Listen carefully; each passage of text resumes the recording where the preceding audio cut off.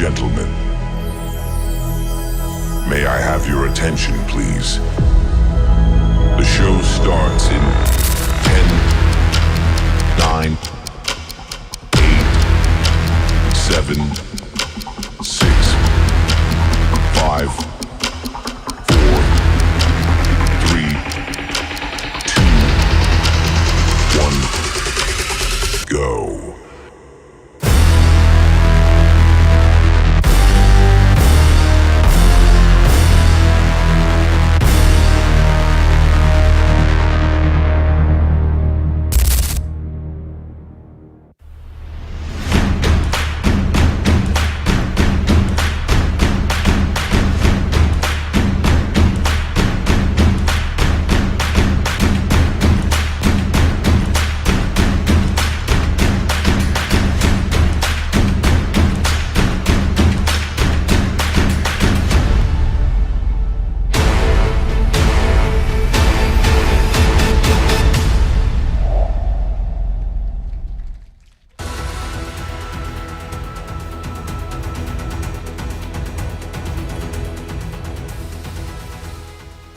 Assalamualaikum warahmatullahi wabarakatuh. Shalom, Om Swastiastu, Namo Buddhaya, greetings of virtue to us all. To the honorable guests, distinguished speakers, moderator, all colleagues and participants who are joining us today, on behalf of the organizing committee, I warmly welcome you to the 5th International Conference of Law, Economic, and Governance, proudly convened under the theme of Progressive Law to Environmental, Climate, and Energy Challenges, Promoting Sustainable and Equitable Law, organized by the Faculty of Law, Universitas Diponegoro. My name is Orlin Kaulika, and it is both an honor and pleasure to serve as your Master of Ceremony for today's event. This year, Icoleg brings together scholars, practitioners, policymakers, and civil society to explore how law can serve as an instrument for transformative change, integrating environmental protection, social equity, and sustainable economic development in the face of today's interconnected global crisis. On this blessed morning, allow me to respectfully extend our warmest greetings to the Honorable Rector of Universitas Diponegoro, Professor Dr. Suharnomo, represented by the Honorable Vice Rector in charge of Research, Innovation, and Cooperation and Public Communication, Mr. Wijayanto, PhD. To the Honorable Dean of the Faculty of Law, Universitas Diponegoro, Professor Dr. Retno Saraswati, represented by the Honorable Vice Dean for Academic and Student Affairs, Dr. Aditya Yuli Sulistiawan, the Honorable Director of Reputation, Partnership and Global Connectivity of Universitas Diponegoro, Professor Dr. Hadianto, to the Honorable Deputy Director of Global Reputation, Universitas Diponegoro, the Honorable Deputy Director of Global Partnerships and Connectivity, Universitas Diponegoro, the Honorable Vice Dean for Resources of the Faculty of Law, Universitas Diponegoro, the Honorable Head of the Bachelor of Law Program, Head of the Master of Law Program, Head of the Master of Notarial Program, Head of the Doctor of Law Program, the Honorable Secretary of the Bachelor of Law Program, Secretary of the Master of Law Program, Secretary of the Master of Notarial Program, Secretary of the Doctor of Law Program. Our distinguished speakers for today's event, Professor Dr. Paramita Prananingtyas from Universitas Diponegoro, Indonesia, Dr. Panagiota Kotsamani from University of Sheffield, United Kingdom, Professor Salawati Mat Basir from University Kebangsaan Malaysia,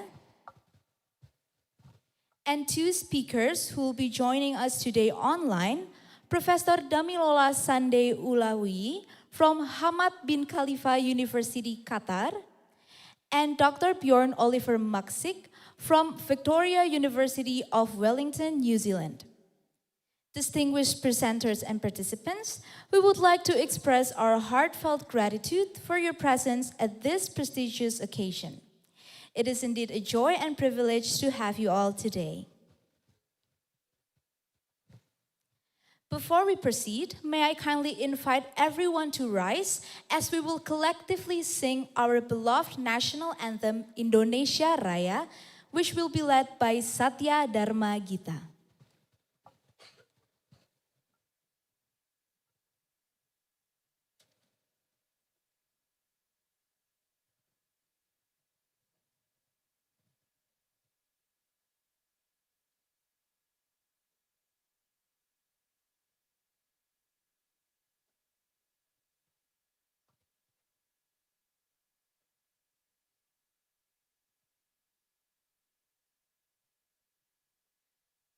Ladies and gentlemen, you may sing together.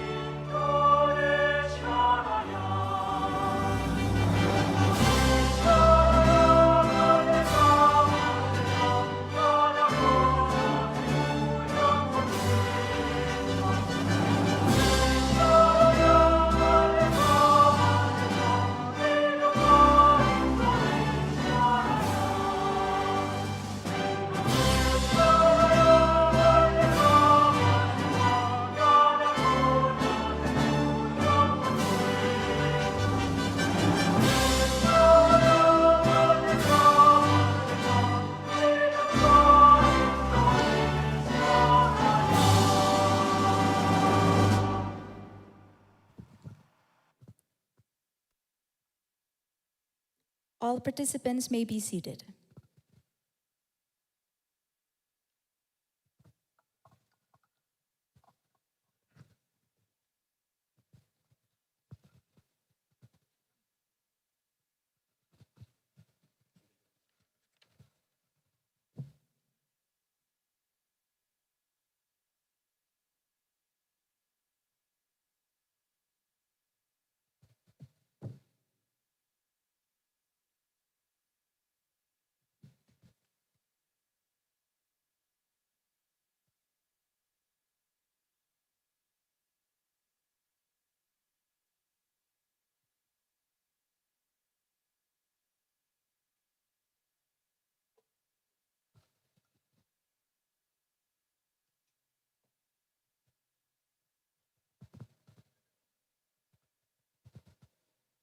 Ladies and gentlemen, let us be grateful for the abundance of blessings and grace that has been given to us, allowing us to gather here in harmony at this prestigious international conference.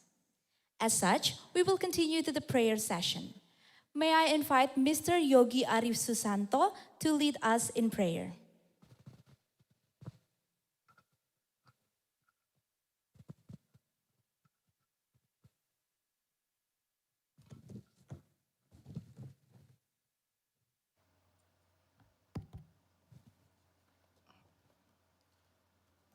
Bismillahirrahmanirrahim. Assalamualaikum warahmatullahi wabarakatuh. Ladies and gentlemen, let's bow our head for a moment. Pray to Allah subhanahu wa ta'ala. I will lead this prayer according to the Islamic faith. A'udhu billahi minasyaitonir rajim. Bismillahirrahmanirrahim. Allahumma salli ala sayyidina Muhammad wa ala ali sayyidina Muhammad. Alhamdulillahi Rabbil Alamin. Hamdan yuwafi ni'amahu wa yukafi mazidah. Ya Rabbana lakal hamdu wa lakal syukru kama yanbaghi li jalali wajhikal karimi wa azimi sultanik. Allahumma inna nas'aluka salamatan fid din wa afiatan fil jasad wa ziyadatan fil ilmi wa barakatan fil rizki wa taubatan qoblal maut wa rahmatan indal maut wa magfiratan wa rahmatan ba'dal maut. Allahumma ya Allah, ya Rahman, ya Rahim. We gather here today for the 5th International Conference on Law, Economic and Governance. May this international conference serve a platform for sharing knowledge and experience that will benefit academic, researchers, policymakers, and students of various disciplines. Ya Allah, Ya Alim, Ya Rashid, bless our effort and guide towards true and beneficial. Allahumma inna nas'aluka ilman nafi'a wa rizqan tayyiba wa amalan mutaqabbalan. Rabbana hablana min azwajina wa durriyatina qurrata a'yun waj'alna lil muttaqina imama. Rabbana atina fid dunya hasanah wa fil akhirati hasanah wa qina adzabannar.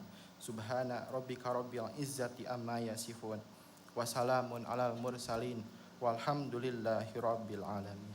Assalamualaikum warahmatullahi wabarakatuh.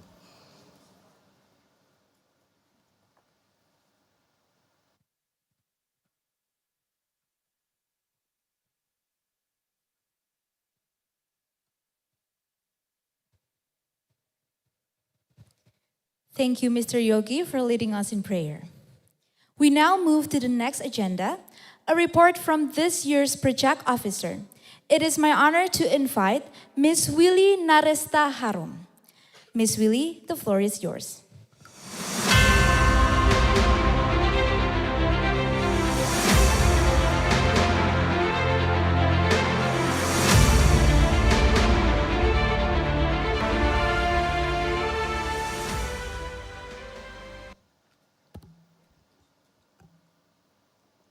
Assalamualaikum warahmatullahi wabarakatuh.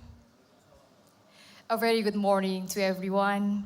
The Honorable Vice Rector for Research, Innovation, Cooperation, and Public Communication of Universitas Diponegoro, Mr. Wijayanto, PhD. The Dean of Faculty of Law, Universitas Diponegoro, Professor Dr. Retno Saraswati. The Director of Reputation, Partnership, and Global Connectivity of Universitas Diponegoro, Professor Dr. Hadianto. The Honorable Vice Dean for Academic and Student Affairs, Dr. Aditya Yulis Sulistiawan. The Honorable Vice Dean for Resources, Dr. Kadek Cahya Susila Wibawa. Our distinguished speakers, Professor Dr. Paramita Prananingtyas, Dr. Kodzamani, Professor Damirola Sunda Olawui, Dr. Bjorn Oliver Maxing, and also Professor Salawati Madbasir. Distinguished presenters and participants, ladies and gentlemen. It's my honor as the project officer of Icoleg 2026 to present a brief report of the organization of the 5th International Conference on Law, Economic, and Governance, or Icoleg 2026, held under the theme Progressive Law to Environment, Climate, and Energy Challenges, Promoting Sustainable and Equitable Law. Since its establishment, Icoleg has been held biennially, bringing together academic, researchers, practitioners, and policymakers to exchange ideas on contemporary legal issues. However, beginning on 2026, Icoleg enters a new chapter as an annual international conference, reaffirming our commitment to advancing legal scholarship and global collaboration.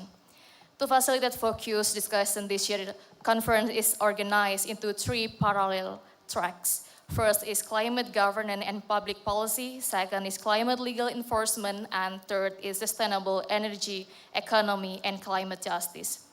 And to enrich this discussion, Icoleg is honored to host 5 distinguished speakers from internationally respected universities.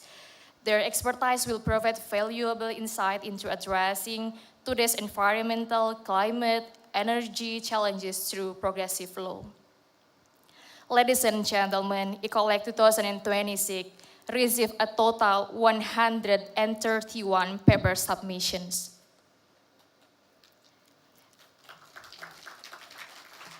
And after a rigorous review process, 104 selected papers are being presented in today's parallel session.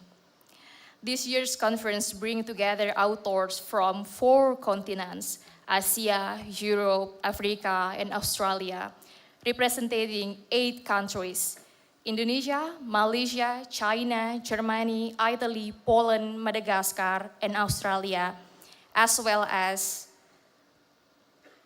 at 27 universities across Indonesia. We are also pleased to announce that selected papers presented in Icoleg 2026 will be published in the IEP conference series indexed by Scopus. As Icoleg begins its journey as an annual international conference, we hope it will continue to contribute to legal solutions that address real challenges faced by society. Finally, on behalf of the organizing committee, I would like to express our sincere appreciation to Universitas Diponegoro, our faculty, presenters, participants, reviewers, supporting institution, and every member of the organizing committee whose dedication has made Icoleg 2026 possible. We wish you a productive conference and enjoyable in Semarang. Thank you very much for your attention. Wassalamualaikum warahmatullahi wabarakatuh.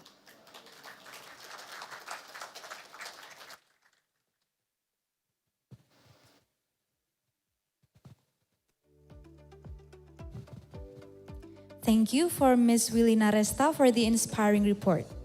Now, it is my honor to invite the Vice Dean of Faculty of Law Universitas Diponegoro, Dr. Aditya Yuli Sulistiawan, to deliver his welcoming speech. Please welcome to the podium Dr. Aditya Yuli Sulistiawan.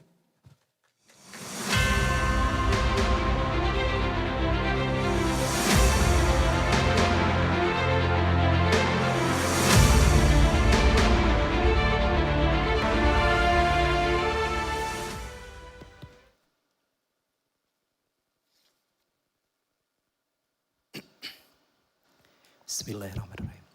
Assalamualaikum warahmatullahi wabarakatuh. To the Honorable Vice Chancellor for Research, Innovation, and Cooperation, Mr. Wijayanto, PhD. Thank you, Mr. Wijayanto, for supporting us. Our distinguished keynote speakers, Professor Dr. Paramita Prananing Tias from Faculty of Law, University Diponegoro, Dr. Panagiota Kotsamani from University of Sheffield, United Kingdom, Professor Damilola Sande Olawuyi, who will join online today, from Hamad bin Khalifa University, Qatar, Dr. Bjorn Oliver Maxik, who will join online from Victoria University of Wellington, New Zealand, and Professor Salawati Mat Basir from University Kebangsaan Malaysia, my fellow Vice Dean for Resources, Faculty of Law, University Diponegoro, Dr. Kadek Cahya Susila Wibawa, Director of Reputation, Global Connectivity and Partnership, Professor Hadianto, Vice Director of Reputation, Vice Director of Global Connectivity and Partnership, Mr. Pulung. Manager of Global Connectivity at Partnership, Head and Secretary of Study Program, Prof. Sukirno, Head of Doctor of Law Program, distinguished guests, members of the organizing committee, and all participants of the International Conference on Law, Economics, and Governance, Icoleg 2026.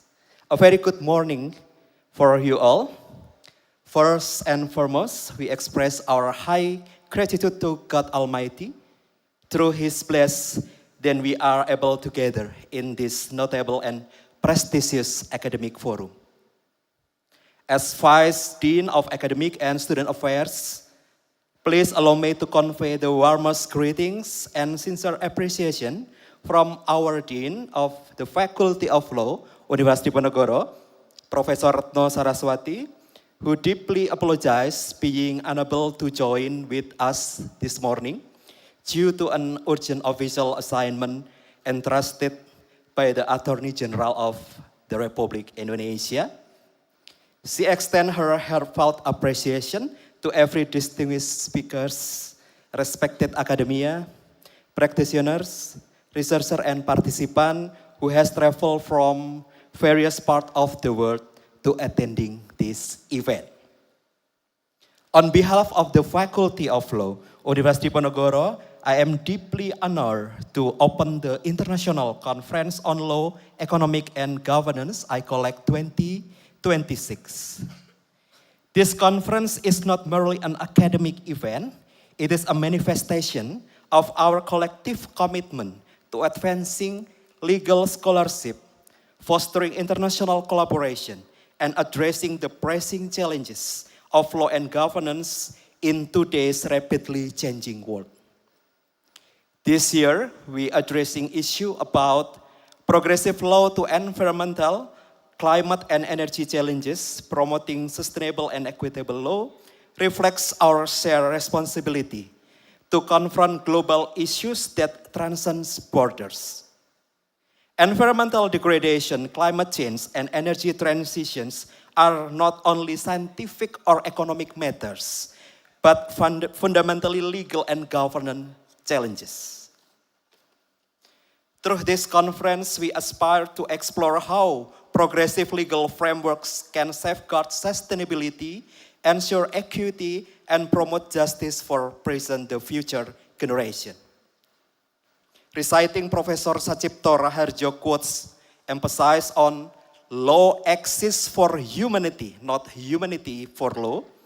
These profound thoughts provide both moral and intellectual foundation for our discussion today, guiding us in shaping progressive legal approaches to environmental, climate, and energy challenges. Icoleg is known for its excellence, serving as a place where ideas come together, different viewpoints meet, and new solutions are created. This year, we are honored to discuss update legal issues are important not only in Indonesia, but also worldwide. Specifically, talks on corporate responsibility, digital transformation, and sustainable governance will show how law is important in creating a fair and equal society. As one of Indonesia's leading educational institutions, we are committed to nurturing critical thinking, integrity, and innovation in legal education. Through Icoleg, we reaffirm our role as a bridge between academia and practice, between local wisdom and global discourse. I would like to sincerely thank the organizing committee, partners, reviewers, and all contributors for their dedication in making this conference happen. Your hard work and vision have turned Icoleg 2026 into a lively academic event. We do hope this conference will foster thoughtful dialogue, encourage interdisciplinary collaboration, and contribute to the development of innovative legal solutions for the challenges of our time together. Ladies and gentlemen, with that, I officially welcome you all to Icoleg 2026. May this conference be fruitful, inspiring, and impactful for every participant. And let us remember, as guardians of justice, we are also guardians of our planet. Together, let us ensure that law becomes a beacon of sustainability, equity, and hope for generations to come. Thank you very much. Assalamualaikum warahmatullahi wabarakatuh.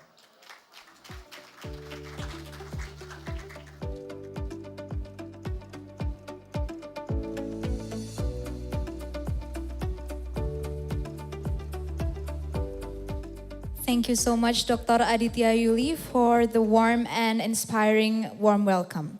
Now, before we proceed to the next agenda, it is our pleasure to invite the Vice Rector of Research, Innovation, Cooperation, and Public Communication, Universitas Diponegoro, Mr. Wijayanto, PhD. Mr. Wijayanto, PhD, the floor is yours.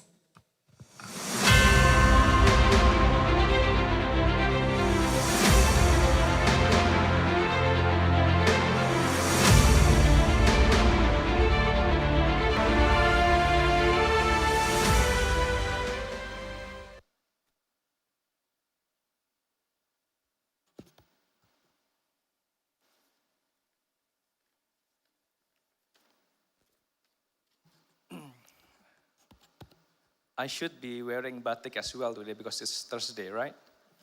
But the organizing committee told me that I have to wear suit, so here I am now. But the good thing is that one of our speakers, Dr.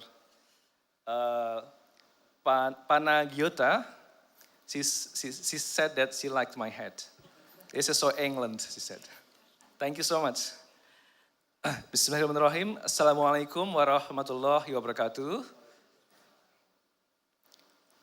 The Honorable Dean of the Faculty of Law, Diponegoro University, Professor Dr. Retno Saraswati, who is sadly, she cannot be with us this morning because there's an invitation from the Attorney General in Jakarta. It reflects that our university is a very big university. We got a lot of invitation from the ministers, from the president, vice presidents, like every day. Trust me.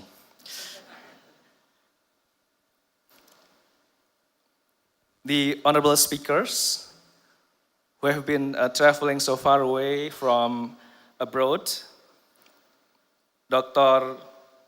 Panagiota Kotzamani, since now on I will always wear this hat. Because of you.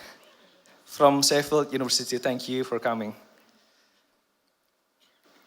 The Honorable Professor Salawati Madbasir from UKM. Thank you for coming. I hope you enjoy your stay here. Is it your first time here? Third time. But for Dr. Panagiota, first time. First of many visits to Semarang. I believe. The Honorable Professor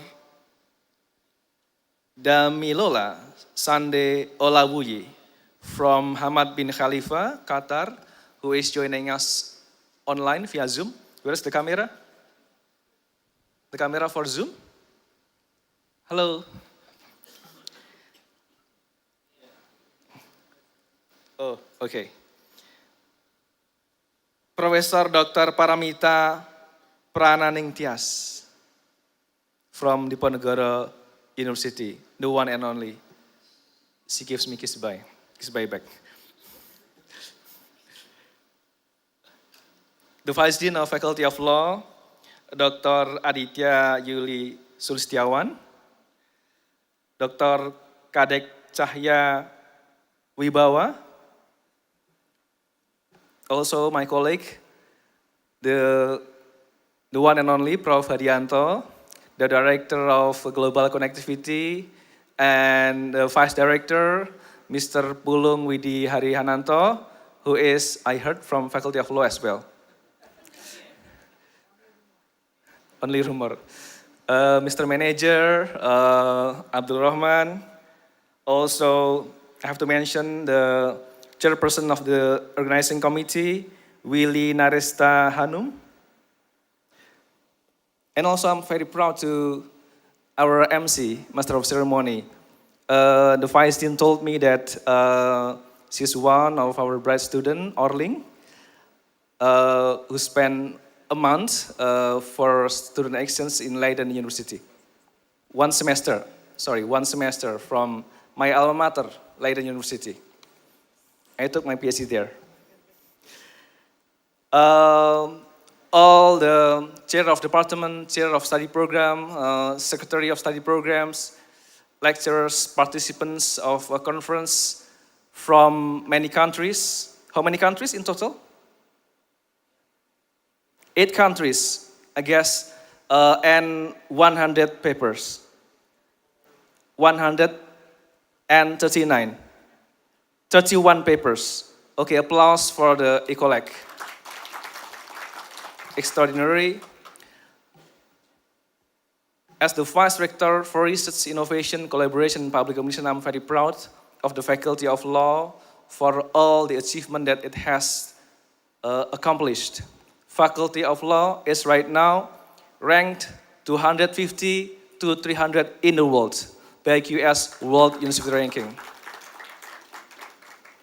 And I'm very proud and I'm very grateful to the Faculty of Law as well because the Dean and her team really helps my work easy because as the Vice Rector of Research, I have a specific task to bring our university to achieve 3,000 index corpus papers in 1 year.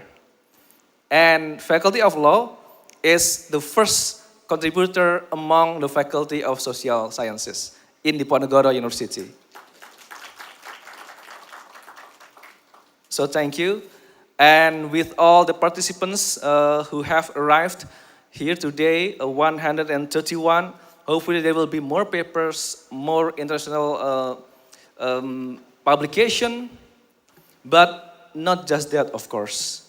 Diponegoro University, we have a new tagline. The video is not played, our company profile here. Maybe next time can be played. But I would like to suggest that our tagline is noble and valuable. Noble means that we are committed to be part of the global epistemic community for the future of humanity. So we want to contribute in the reproduction of knowledge for the future of humanity.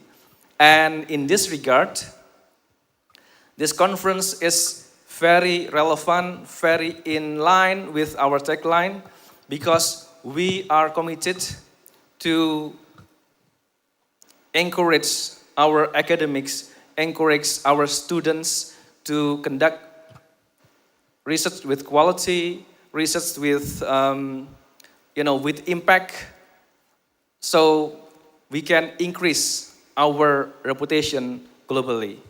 But not just that, we also committed that our research is also impactful to the society. And in this regard, study of law is very important. In my discussion with the director of Indonesian Endowment Fund, the director of scholarship, Dr. Wilarso, he is very committed to support the law education in Indonesia. He provides scholarships for double degree program. He offers to Faculty of Law. And since last year, I believe, I've been coming to Leiden to persuade Prof. Adrian Bedner to have double degree program with the Faculty of Law Diponegoro University. And hopefully the double degree program with Leiden University can happen very soon. Also with all the speakers here and their respective university. And thank you to Sheffield University that we have already on an ongoing research collaboration and also double degree program. Let's make that double degree program successful. Ladies and gentlemen, I would like to also emphasize that our topic of Icoleg today, progressive law to environmental, climate, and energy challenges, promoting sustainable and equitable law is highly relevant to today's global challenges. My research is on disinformation. I conduct research in the last 5 to 10 years about disinformation, about cyber troops, social media propaganda, and I joined a global effort together with UNESCO. And UNESCO released a research that there are two pressing issues of our generations. And climate change is the second pressing issue. Anyone knows what is the first issues? The first challenge? The first pressing issue facing our mankind is disinformation. But together, disinformation and climate change, when it's combined, and this is my research right now about climate disinformation, is combination of catastrophe if it's not prevented and it's not solved by our research, by our society. And in this regard, climate change, which is the topic of our conference today, is very, very important and very timely. And I'm happy to see a lot of young faces in front of me, sitting before me, because the future of our environment, of our earth, belongs to you. I guess the contribution of my generation and the generation before me is destroying it, which is very sad.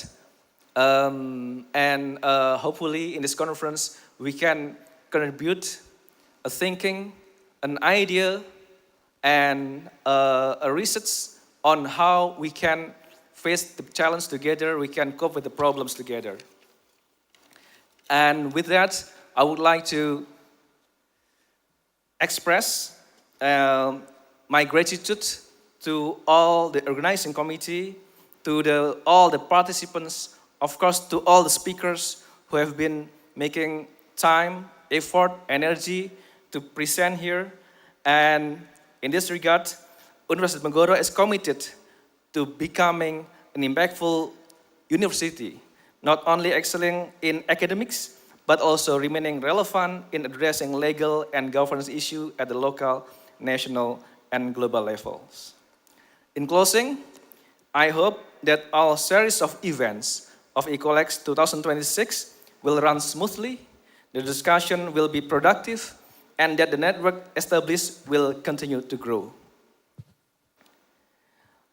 Let us make this conference a joint step towards just law and sustainable governance. And with that, I would like to officially open this Icoleg 2026. What's the... Yeah. Progressive law to environmental, climate, and energy challenge, promoting sustainable and equitable law, Icoleg number 5, 2026, officially open. Undip, noble, and valuable. Thank you so much. Assalamualaikum warahmatullahi wabarakatuh. Thank you, Mr. Wijayanto. May I ask you to remain on stage because now we will be going to the next agenda, which is the opening ceremony. And I would also like to invite our Vice Dean, Dr. Aditya Yuli, to join our Vice Rector on stage as well as our student representative to assist the Vice Rector and the Vice Dean to the screen for the symbolic opening of Icoleg 2026.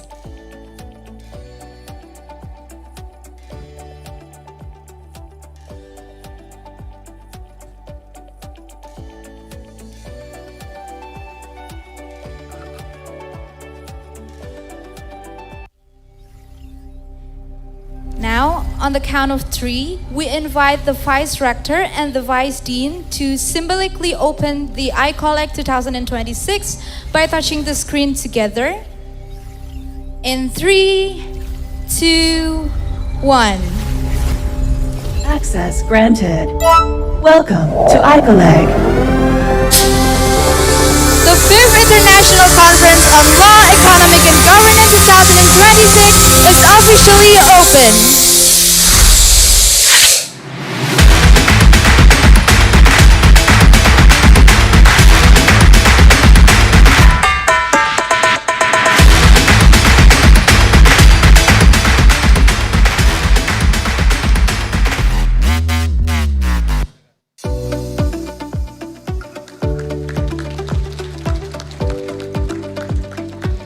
And now may I ask for the Vice Rector and the Vice Dean to remain on stage, because now we will be going to the next agenda, which is token of appreciation. And I would also like to invite our 5 distinguished speakers. Professor Dr. Paramita Prananingtyas, Dr. Panagiota Kotsamani, Professor Salawati Matbasir, Professor Damilola Sande Olawuyi, who will be represented by our Vice Dean, Dr. Kadek Cahya, Dr. Bjorn Oliver Maksik, who will be represented by our Coordinator of World Class University Program, Faculty of Law, Mr. Rahandi Rizki, and Ms. Sartika Nanda Lestari, PhD.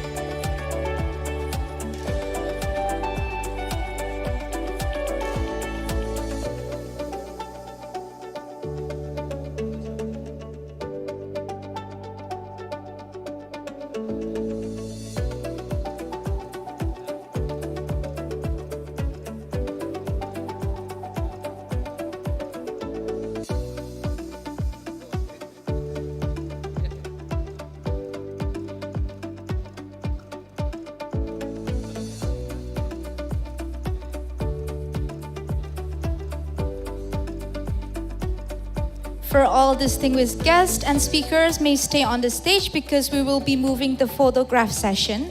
But first, may I invite the Director of Reputation, Partnership and Global Connectivity of Universitas Diponegoro, Professor Dr. Hadianto, to join us on stage.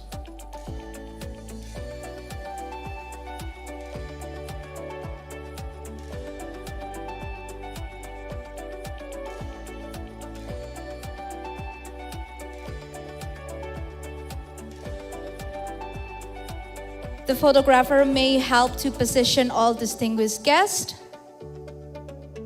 All right, now the photo will be taken on my cue in 3, 2, 1. Once again, in 3, 2, 1. Now we will take 4 photos, each with different pose. The first pose, please put your right hand on your left chest, like this. This is to represent Undip Noble. On my count, in 3, 2, 1. Thank you. Now for the second pose, put your finger into this little heart gesture to represent Undip Valuable. In 3, 2, 1. And for the third pose, please raise your fist to represent Undip Glorious. On my count, in 3, 2, 1. And for our final pose, please raise your index finger to represent Undip the Champion. On my count, in 3, 2, 1. On behalf of the faculty of La Universitas Diponegoro, thank you for our esteemed speakers and moderator for joining us today. Thank you everyone. Let's give them a round of applause once more.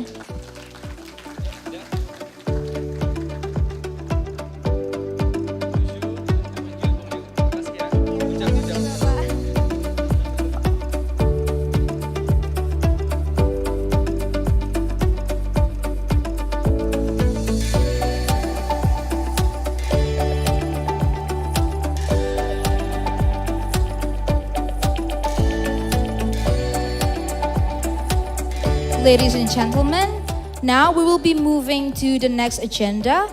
We will now enjoy a special musical performance with the title Earth Song, which will be performed by Noel Arsenio Ken. Please join me in welcoming the performer with a warm round of applause.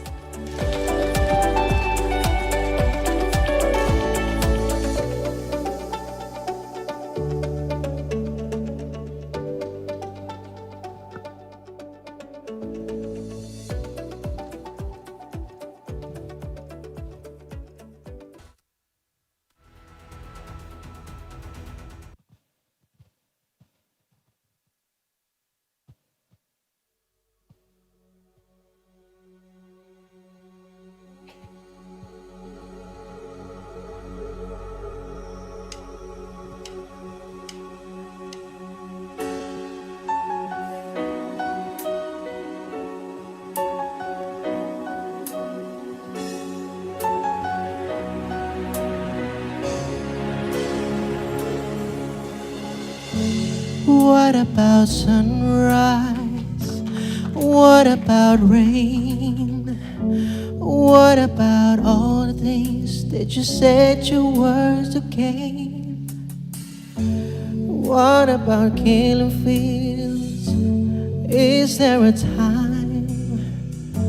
What about all the things that you said was yours and mine? Did you ever stop to notice the crying earth is shared before? Did you ever stop to notice this crying earth is weeping shine?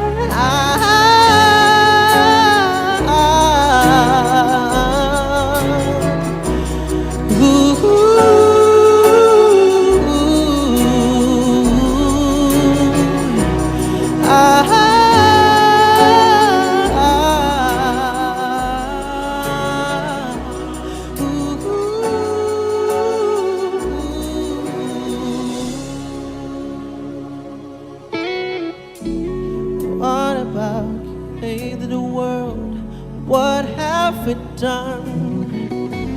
What about all the peace that you pledged your only son? What about the flowering fields? Is there a time? What about all the things that you said is yours and mine?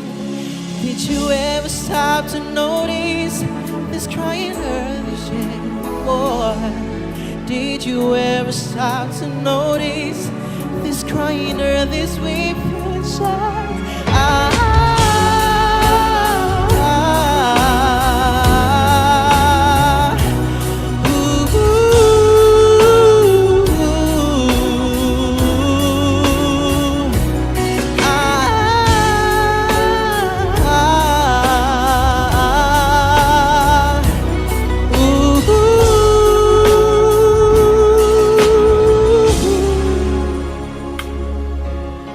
I used to dream, I used to glance beyond the stars.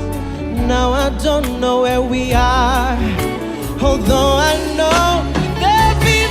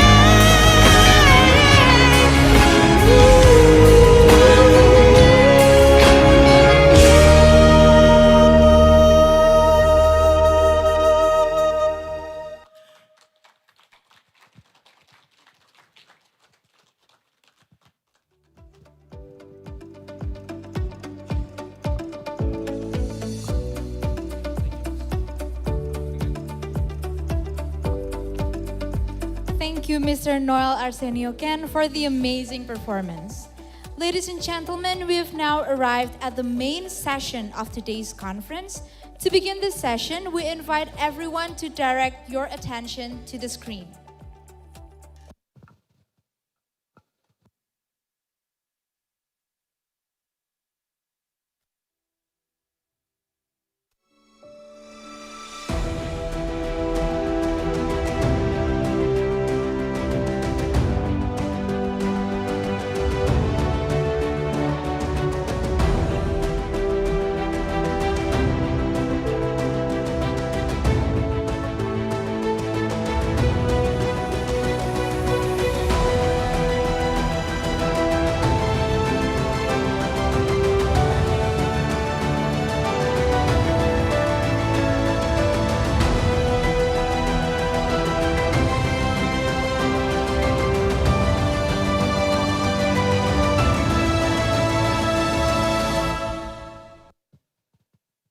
And now it is my pleasure to introduce to you the moderator for today's event, Ms. Sartika Nanda Lestari, PhD.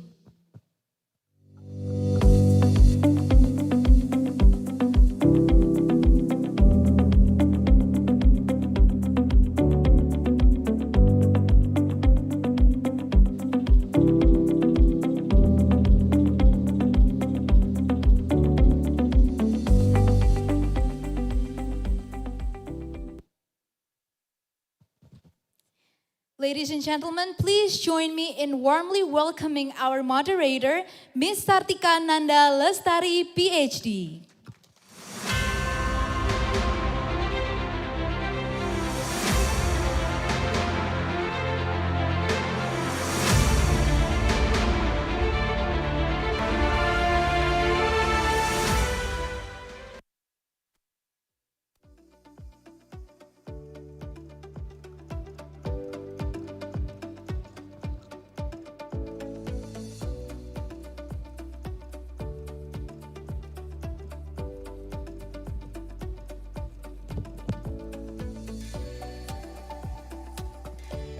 Oke, Assalamualaikum warahmatullahi wabarakatuh. Good morning to all professors, our distinguished speakers, our colleagues, ladies and gentlemen. It is a very great and honored for me to be here with all of you and also serve you to moderate these plenary sessions on the 5th International Conference on Law, Economics, and Governance. Before we start, I might invite to all our distinguished speakers to join me on the stage, especially for all the speakers that here with us in person. When I announce your name, please come forward and take your seat.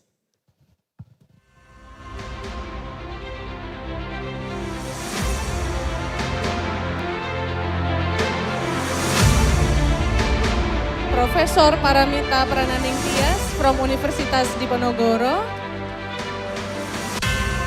Profesor Salawati Mat Basir from University Kebangsaan Malaysia.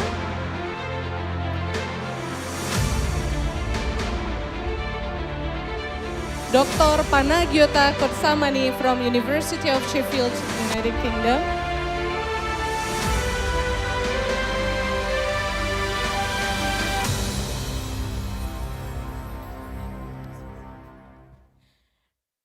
And also to our speakers who joins online, Dr. Bjorn Oliver Maxik from Victoria University of Wellington, New Zealand.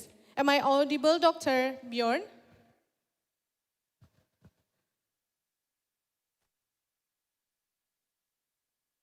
Okay, great. And Professor Olawoyi from Hamad bin Khalifa University, Qatar, that will join us soon. Okay, so that's all our distinguished speakers. All the speakers in here are the experts and scholars that has a significant contribution to the environmental issues, energy issues, and also climate issues. So hopefully in this plenary session, we can get a fruitful informations and also discussions. Okay. Once again, thank you, professors and doctors. We are delighted to have all of you with us today. Before we move to the presentations, I invite everyone to watch a brief introduction, to our speakers.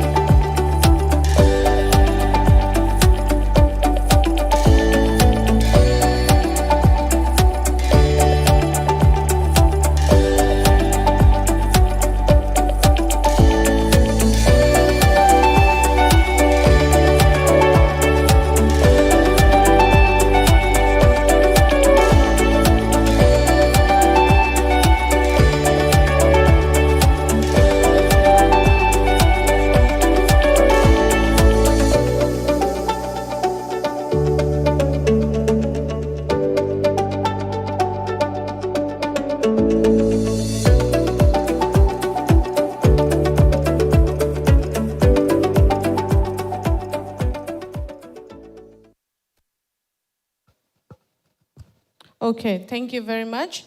Before we begin, let me briefly connect today's presentation with the broader theme of our conference.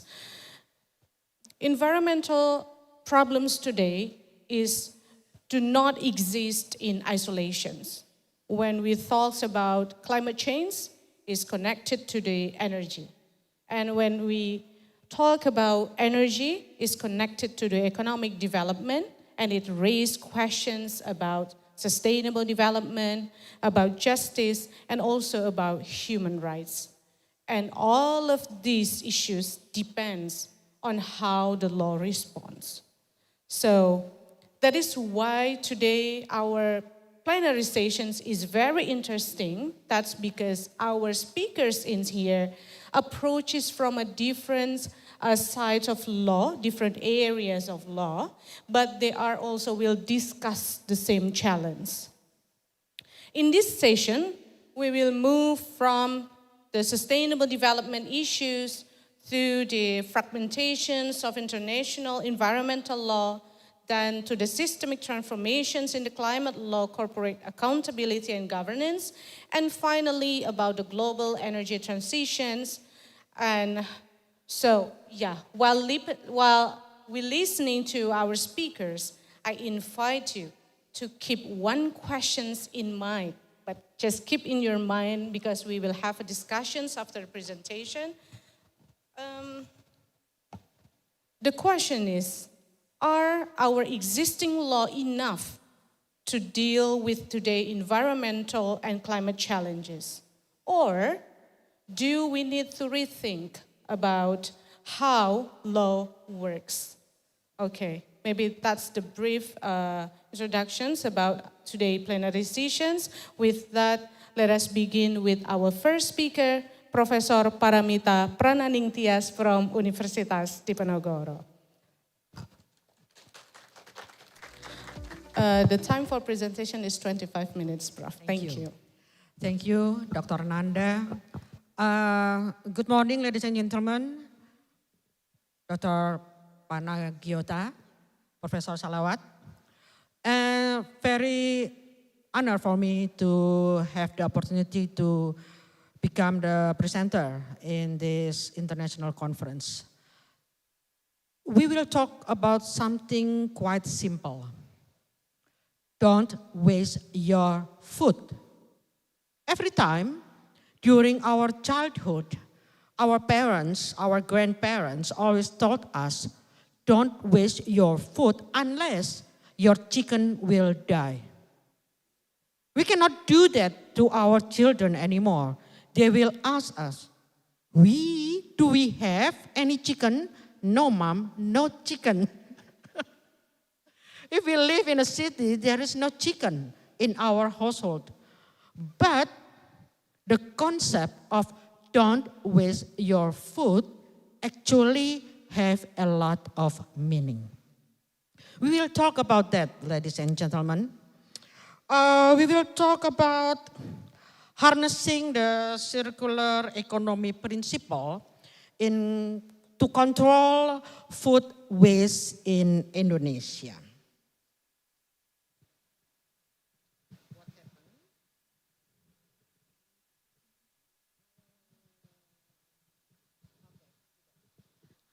Okay, we will talk about the definition of circular economy, about food loss, food waste, and how the regulation, the legal instrument, the policy tools, and the importance why the circular food systems matter.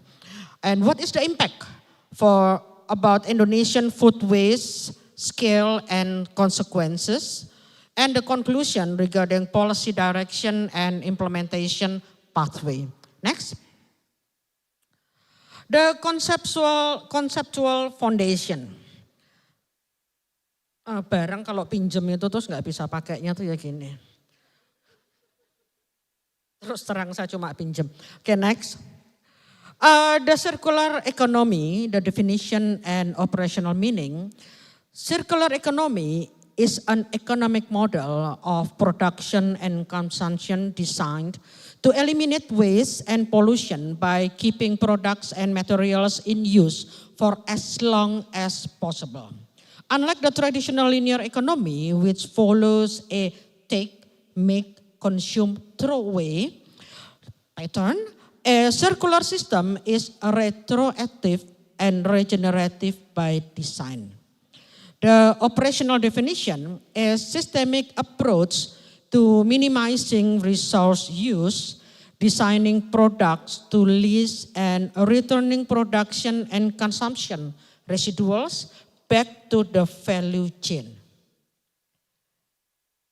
Your rice can be eaten by chicken. Nah, but in modern life, who will give those rice to which chicken? So, how that work for the food loss and food waste should be rethinking. There are 5 priority sectors in circular economy implementation in Indonesia regarding food, retails, focus on plastics packaging, electronics, construction, and textiles. The governance will institutional and regulatory framework ready. The communication from the government to the society. The data management, what types of incentives, how to finance it, and subnational implementation.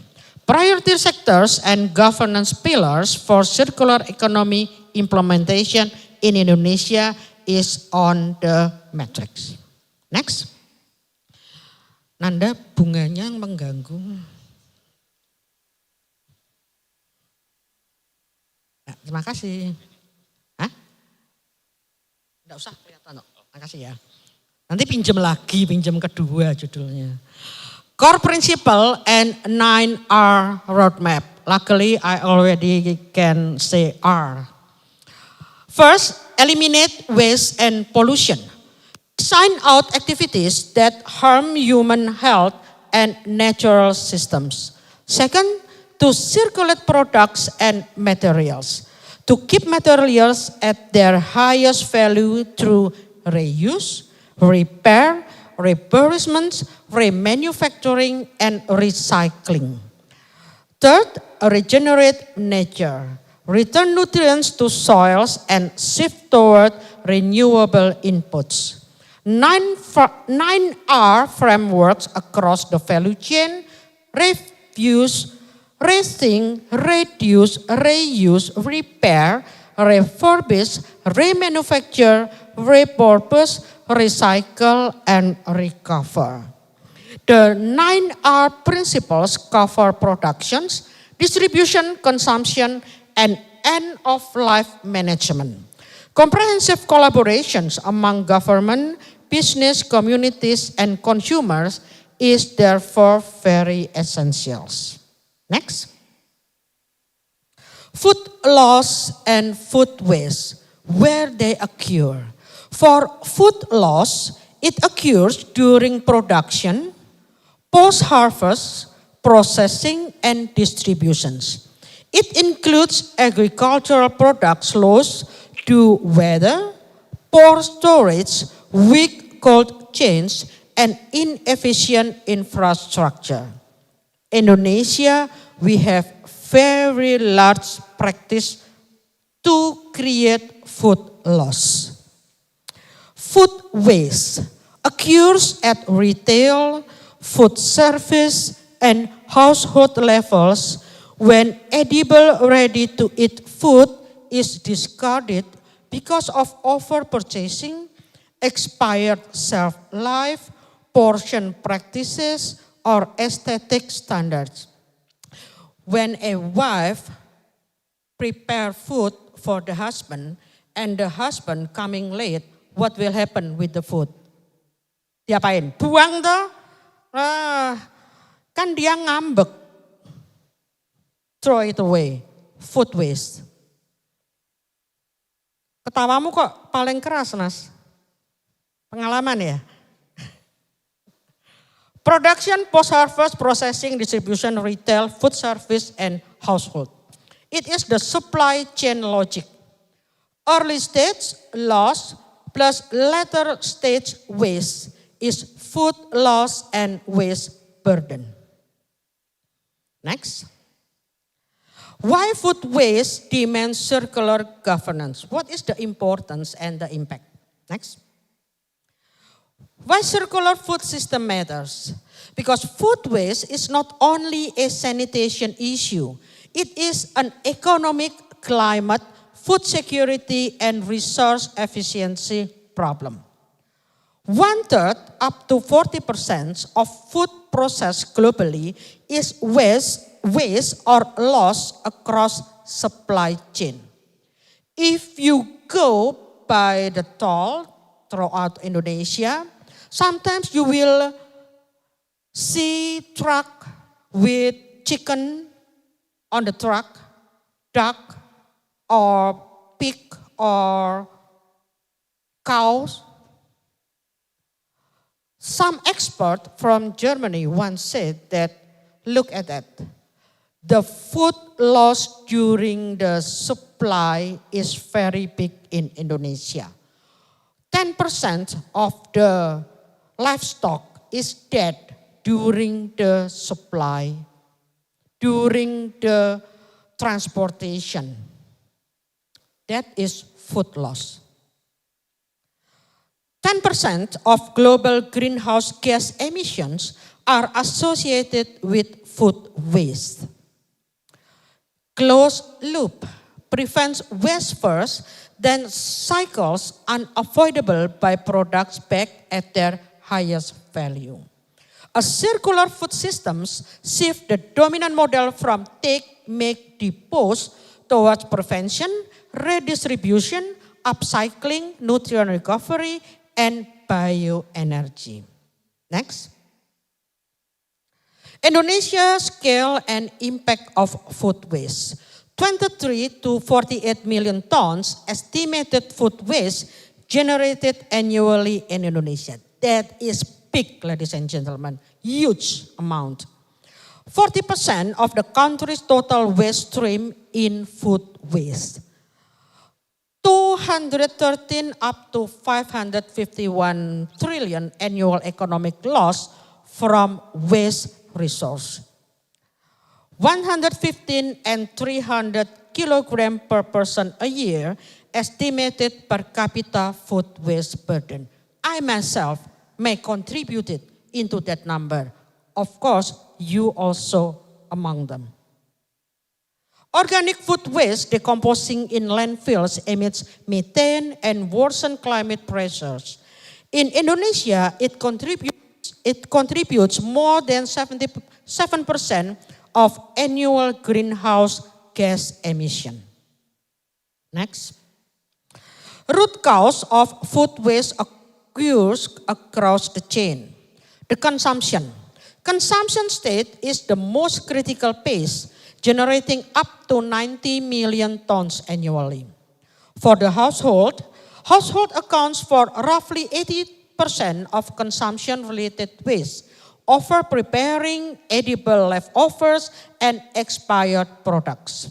For social culture, social and cultural factors include generous portions, dining etiquette, and low awareness of food management. For supply chain issues include loss during harvest, storage, transport, cold chain handling. The implication, policy cannot focus only on landfill management. It must intervene at production, distribution, retail, food service, and household behavior. Next. Regulation and implementation, law, local capacity, and circular action. Next. Law as an enabler of circular economy. Legal frameworks shift the economic from linear take, make, waste rules to life cycle management, resource efficiency, reuse, repair, and waste to resource transformation. For the EPR, producers finance or organize waste management, recycling, or reuse system. Waste for eco-design. Products are designed for durability, repairability, and recyclability. Right to repair. Spare parts and repair information reduce premature obsolescence. Waste to resource. Waste is reclassified and used as secondary raw material. For anti-greenwashing, transparent labels and claims discipline market behavior. And for sector rules, packaging, electronics, textile, construction, and food system receive targeted rules. Next. Indonesian legal basic for circular economic and waste control start from Law Number 32, 2009 on environmental protection and management. When environmental protection, pollution control, waste prevention, and sustainable development are regulated. Second, Law Number 18, 2008 on waste management.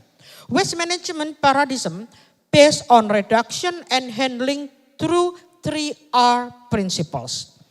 Next is Law Number 18, 2012 on food. Principle of sustainability and efficiency in food management. Every food business operator is required to implement proper handling, storage, and food distribution to maintain food quality, which implicitly requires them to have a system in place to prevent spoilage or expiration that leads to food waste. Government Regulation Number 81, 2012, household and household-like waste, source reduction, and reuse. Government Regulation Number 22, 2021, environmental protection and management, impact control, and waste management, risk-based licensing. Next, Presidential Regulation Number 97, 2017, National Strategy and Targets for Waste Reduction and Handling. President Regulation Number 98, 2021, Carbon Economic Value and Emission Control. Ministry Environment and Forestry Regulation Number 75, 2019, Producer Waste Reduction Roadmap and APR. Ministry of Environmental and Forestry Regulation Number 14, 2021, Waste Banks and Community-Based Circular Economic Participation. The regulatory direction to move upstream from waste handling to waste prevention, producer responsibility, and resource recovery. Next. Local regulation and decentralized implementation. Most Indonesian cities and regencies already have local waste management bylaws covering the segregation of organic and inorganic waste and treatment of food residues. This decentralization regulatory base is crucial for shifting environmental governance toward a circular economic. Food residues should be diverted from landfills and processed into economically valuable commodities. For example, DKI Jakarta, by Governor Regulation Number 102, 2021, drive downstream circularity by requiring major commercial food waste generator to process their own residues, including through maggot bioconversion. In Central Java, Regional Regulation Number 7, 2025 places circularity within macroecological resilience, combining city or regency waste management with upstream agrarian intervention to reduce food loss after harvest. Next. Key circular strategies for implementation: reuse, redistribute, use product again for their original purpose, and channel surplus resources to users. Recycle, process materials back into raw ingredients for new productions. Repair and refurbish, fix or update used goods to extend service life. Product as a service, shift from ownership to access, incentivizing durable design. Remanufacture, use parts of discarded products to create new or improved functions. For food waste, the equivalent sequence is to prevent, rescue, redistribute, upscale, compose, or digest to recover energy and nutrients. Next. Transition challenges in the agri-food sector. Logistical disconnect, surplus redistribution needs real-time coordination for perishable food. Supply chain inefficiencies of losses occurs during harvest, storage, transport, and sorting still happen. Consumer habits, poor meal planning, misunderstanding expiration dates, and low preservation awareness. Regulatory hurdles, food safety liability, and inconsistent incentives for donation, composting, or energy recovery. High processing costs, organic waste separation and purification needs specialized infrastructure, costing money. The core challenge is not the absence of waste, but the absence of a system that keeps food and nutrients at their highest value. Next. Strategic opportunities from liability to value, circular opportunities for surplus food, byproducts, and agricultural soil, upscale foods and upstream innovation by processing byproducts into high-value products such as high-protein flour from spent grains or snacks from suboptimal produce.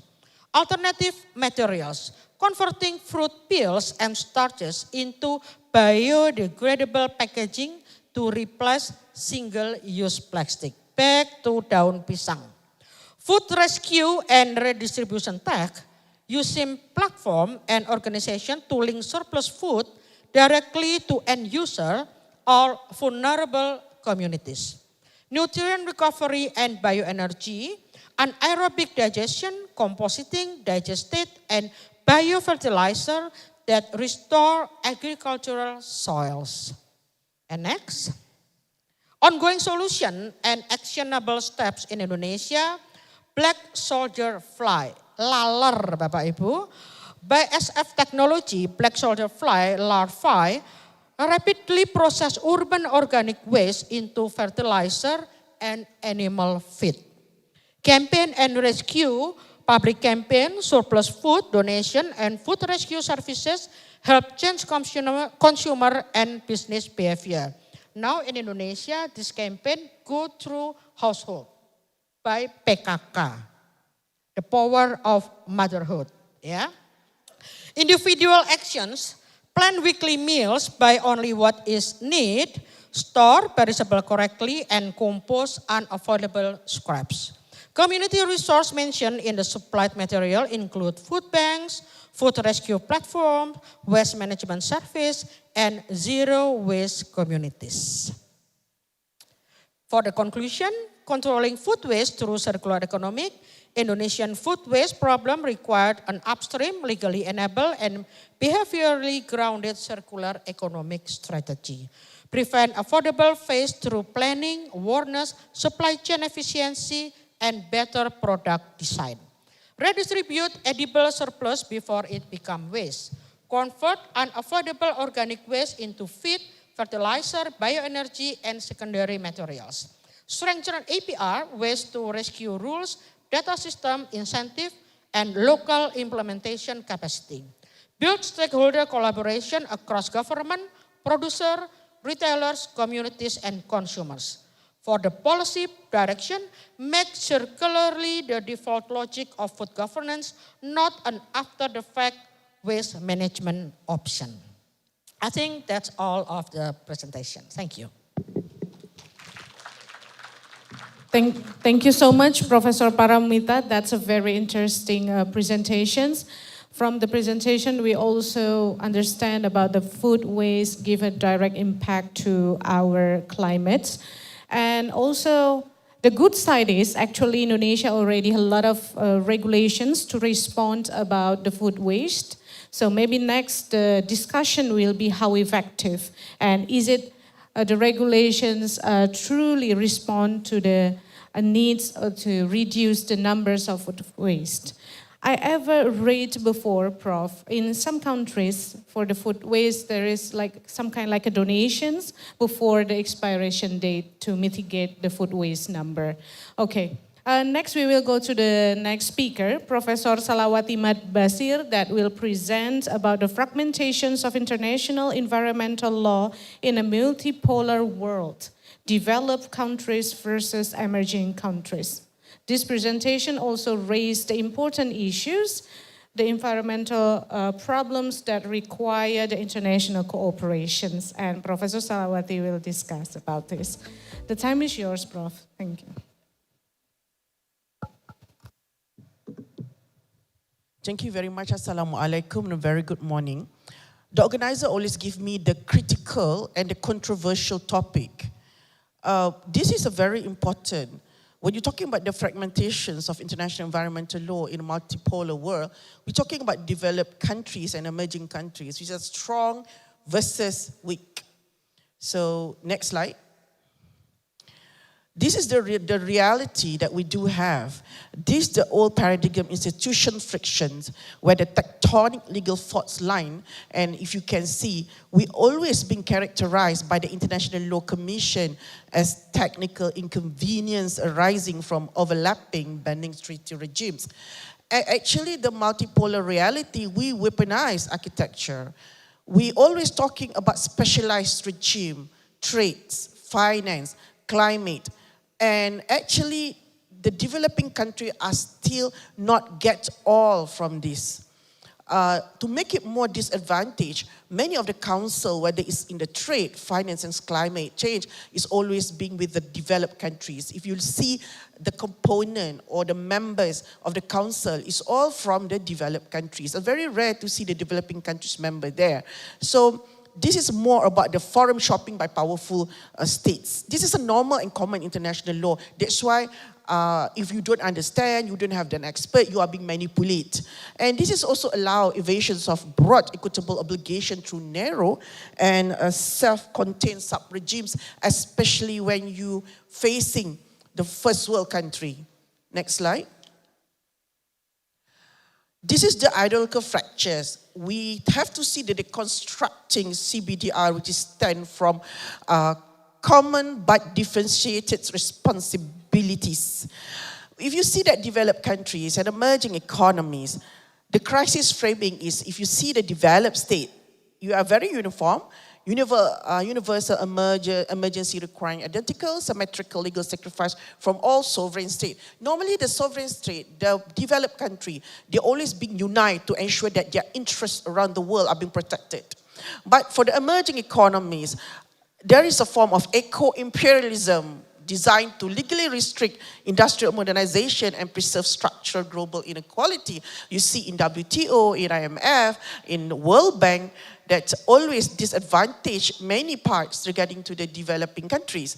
And the issue of emissions metric, we always, the developed countries, they focuses exclusively on current aggregate output to enforce symmetrical mitigation obligation. For example, once upon a time, they already using all those kind of carbon and so on. When they reach developed country, then they start to question developing country, hey, don't do that. You are going to make the greenhouse, blah, blah. But actually they did it already and they are still continuing that. But for their try to restrict and they're put on emerging economies, the per capita realities and decade. Okay, this is a thing, this is what you have done. China doesn't listen. China doesn't care. China expand and US try to stop. US involved in many conflict. So we see this. Not only war, we are talking about the environment. War includes environment. Yeah? And US are talking about this kind of thing, but like to see what Israel use in their weapons to kill the people in Gaza. And also what they are doing to attack Iran. So this is a part of environment that we forget. Remember 2003 when US and France they was attack Iraq. What is the consequences until today? Environment. And no one wants to talk about it because we don't want to be pressured and sanctioned by them. Malaysia is at this moment look like having sanction because of Israelis in Malaysia. And is it concern or is it going to be brought to the issue of environment? We know it already. Superpower will use everything to stop you. That's the reality. Imperialism versus the weak. And also we see the role of the CBDR. We would like to have that view 1992 Rio Earth Summit. Very noble, but it's now not going to be happen. They're seen as obsolete. And also but the emerging economies, we want them to be responsible. As I said to you, you did it already. Now it's our time. Why you stuck there? Why you stop us, prevent us? That's why for the emerging economies like Malaysia, Indonesia, we defend the CBDR as a non-negotiable legal shield against global economic encroachment and also green protectionism. So this is the problem. Lack of expert in this when we go for the negotiation is one thing of the developing country facing. And what else? The poor country. They cannot develop, they cannot talk because they don't know. And if you want to have the capacity building with the first world country, they will cost you million even. I have managed this experience in Africa. I was staying there for 5 years under UNTAC. The many poor country there, they spend nothing for capacity building. Until we came and said that you don't have to spend this kind of thing. And what else the crazy condition when they want to apply for IMF and WTO. You won't believe it, but that happened to many African countries because they are being bullied, and the white imperialists is actually support the authoritarian and dictatorship regime in many African countries. Next slide. The rise of unilateralism. This is a problem because we're bypassing public international law. We have the universal consensus, but it's very slow because we are going for the democratic UN treaty framework, which takes like, UNCLOS, for example, 1982, whereas China claimed South China Sea 1942. So now they are still there. That's a problem. And you see the retreat also. The wealthy nation abandoned universal body for exclusive G7 climate clubs, not interested. And then they go for the extraterritorial legislation, which is they are talking about the external environmental standards internally. Then economic cohesion, standards are unilaterally imposed global via market access. And yet you see at that time where the UN multilateralism and universal consensus. But the core legal issues here is the core legal threat to all the countries like us, which is amazing economies. You know, we really can't fill up the standard that what they want. Like for example, okay, there are certain percentage of greenhouses. We are doing industrial. That's why you see your country, Indonesia, how many times being reported at WTO. Many, 100 plus. Malaysia got 52 since joined WTO. Normally they said the fabric that we use is not environmental standard, the color and everything. Same Pakistan's embroidery and also the things. Why blame us? Why not your production? And like Paraguay against US in terms of banana, you know, the poor country versus retaliation that we don't take your banana. And because of that, Japan come retaliate behalf of Paraguay. Can you imagine that we need someone to behalf of us, but so far Malaysia and Indonesia, we don't need anyone. We defend ourselves no matter what. So we have that pride for our sovereignty. We know we are being bullied at WTO. We know we are being bullied at IMF. We know it. The only thing that we don't want to talk about it. And all our leaders try to keep our sovereignty safe. Okay, by the way, we don't have a real leaders that can say, hey, shut up. We did once. We have Prime Minister Mahathir. After him, no longer. Everybody tried to say, oh, okay, it's all right, it's all right, it's all right. That's it. Okay, next slide. When you're talking environment, you are talking about the regime. That's what I said to you. How far? Because WTO is connected to the industry. IMF connected with the money, and investment. We are talking about money here. That's why we need an excellent and good leadership without prejudice. Substantive regime coalition, the structural vacuum. You see the trade law, WTO. It's about the culture, commercialism, liberalization, non-discrimination is just hallucination. Market access also is hallucination. I saw it in Africa. Very hard for the poor country to go to market access. India cannot export beef to Japan. Japan very choosy, very collective. And even Germany and Belgium very collective about which beef they come, and then the investment. This is an investment law. Many governments in developing countries need investment.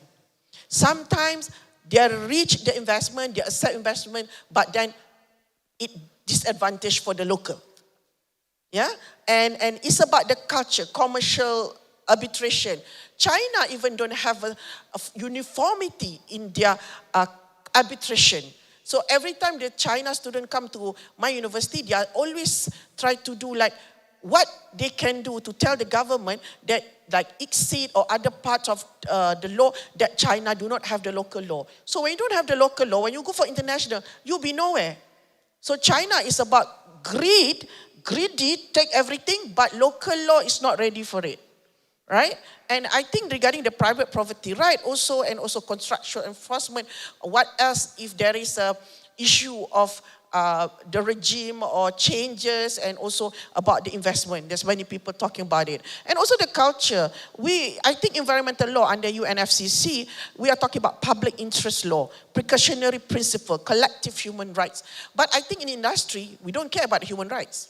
We care about money, how much we have. And many of the government in ASEAN don't care about it as much as the money that we get. I always said just now to Prof, Indonesia pesta babi, Malaysia pesta anjing. Same. And I like to enjoy this thing. And what happened to pesta babi is actually happening now in Pahang. Environment. They cut all those 100,000 trees. So we are questioned today. Me myself from Indonesia, I question, if you want to get that land, you don't respect the indigenous people, that one is against the human right. Second, what's the problem to cut off that thing? What's your problem? What you want to do with that? Even government land, there are so many things. Again, we are talking about environment here.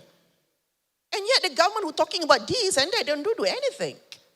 They themselves join together with that. So now, that's why I said to my friend, good, babi and anjing can go together, no problem. Okay, so next slide. Sorry. A coalition one, trade and environment, CBAM. So this is the environmental mandate. EU perspective, they need a carbon border adjustment mechanism, impose carbon pricings on carbon intensive import, defend it as a vital, necessary mechanism to prevent carbon leakage across borders. This is a very nice. But the trade violation, which is always on us, the emerging economies perspective, operates as an unlawful, unilateral non-tariff barriers, directly violates core GATS obligation, Article 1, Article 3, most favored nation, national treatment, exerts illegal territorial jurisdiction over sovereign production methods like Indonesia, being blamed for the haze. Luckily, for 4-5 years, we don't have haze. Even like smell something, they must be from Indonesia. No, nothing. Haze, Indonesia. Are they doing that? Are they doing that? And then Indonesia relax, say, no, I'm not doing that. Check your own country. So always remember the haze. Singapore is really the one. Do not have haze. our economic collapse. Indonesia, do something as if that Indonesia can build the wall to make the haze cannot come. Right? I mean, collective responsibility. Malaysian company also invest. Singapore company also invest. They don't do the things. So don't blame the country. Don't blame the people. Everybody is there.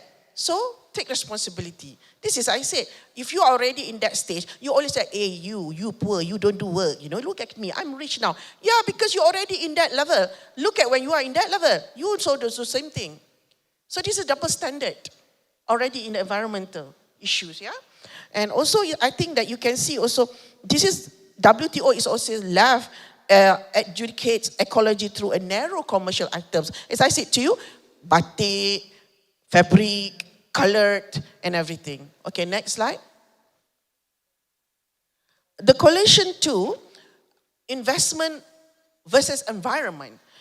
Okay, this is the regulatory chill loops that you can see that sovereign state action. Of course, I think emerging state enact critical domestic law to fulfill Paris Agreement obligation. I think Malaysia, Indonesia, we try to fulfill the Paris Agreement obligation, phasing out fossil fuels.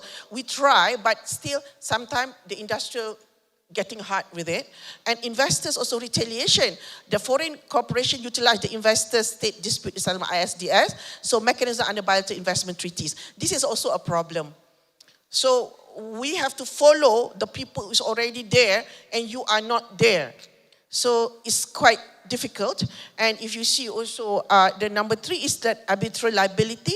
So the state faces billions of dollars in claim within an autonomous private arbitration system completely outside domestic judicial control. This is where you are being summoned or being sued by the first world country regarding what you are doing in your country. And this is, I think, so far, China was the one get this. That's why China is sending so many people doing a PhD in this. So what can help them after that? And the policy paralysis, you see that developing nation permanently delay or dilute critical environmental protection out of fear of sovereign financial ruin. Yes, this is what we are facing. That's why I said sometimes we don't know what's heading towards Earth, but do we have a government or head of state that really can sit down and understand? Not in my country, they don't understand. I can see that. So, and they also don't want to listen to us. If you talk to them, they say, no, you are just lecturing, shut up.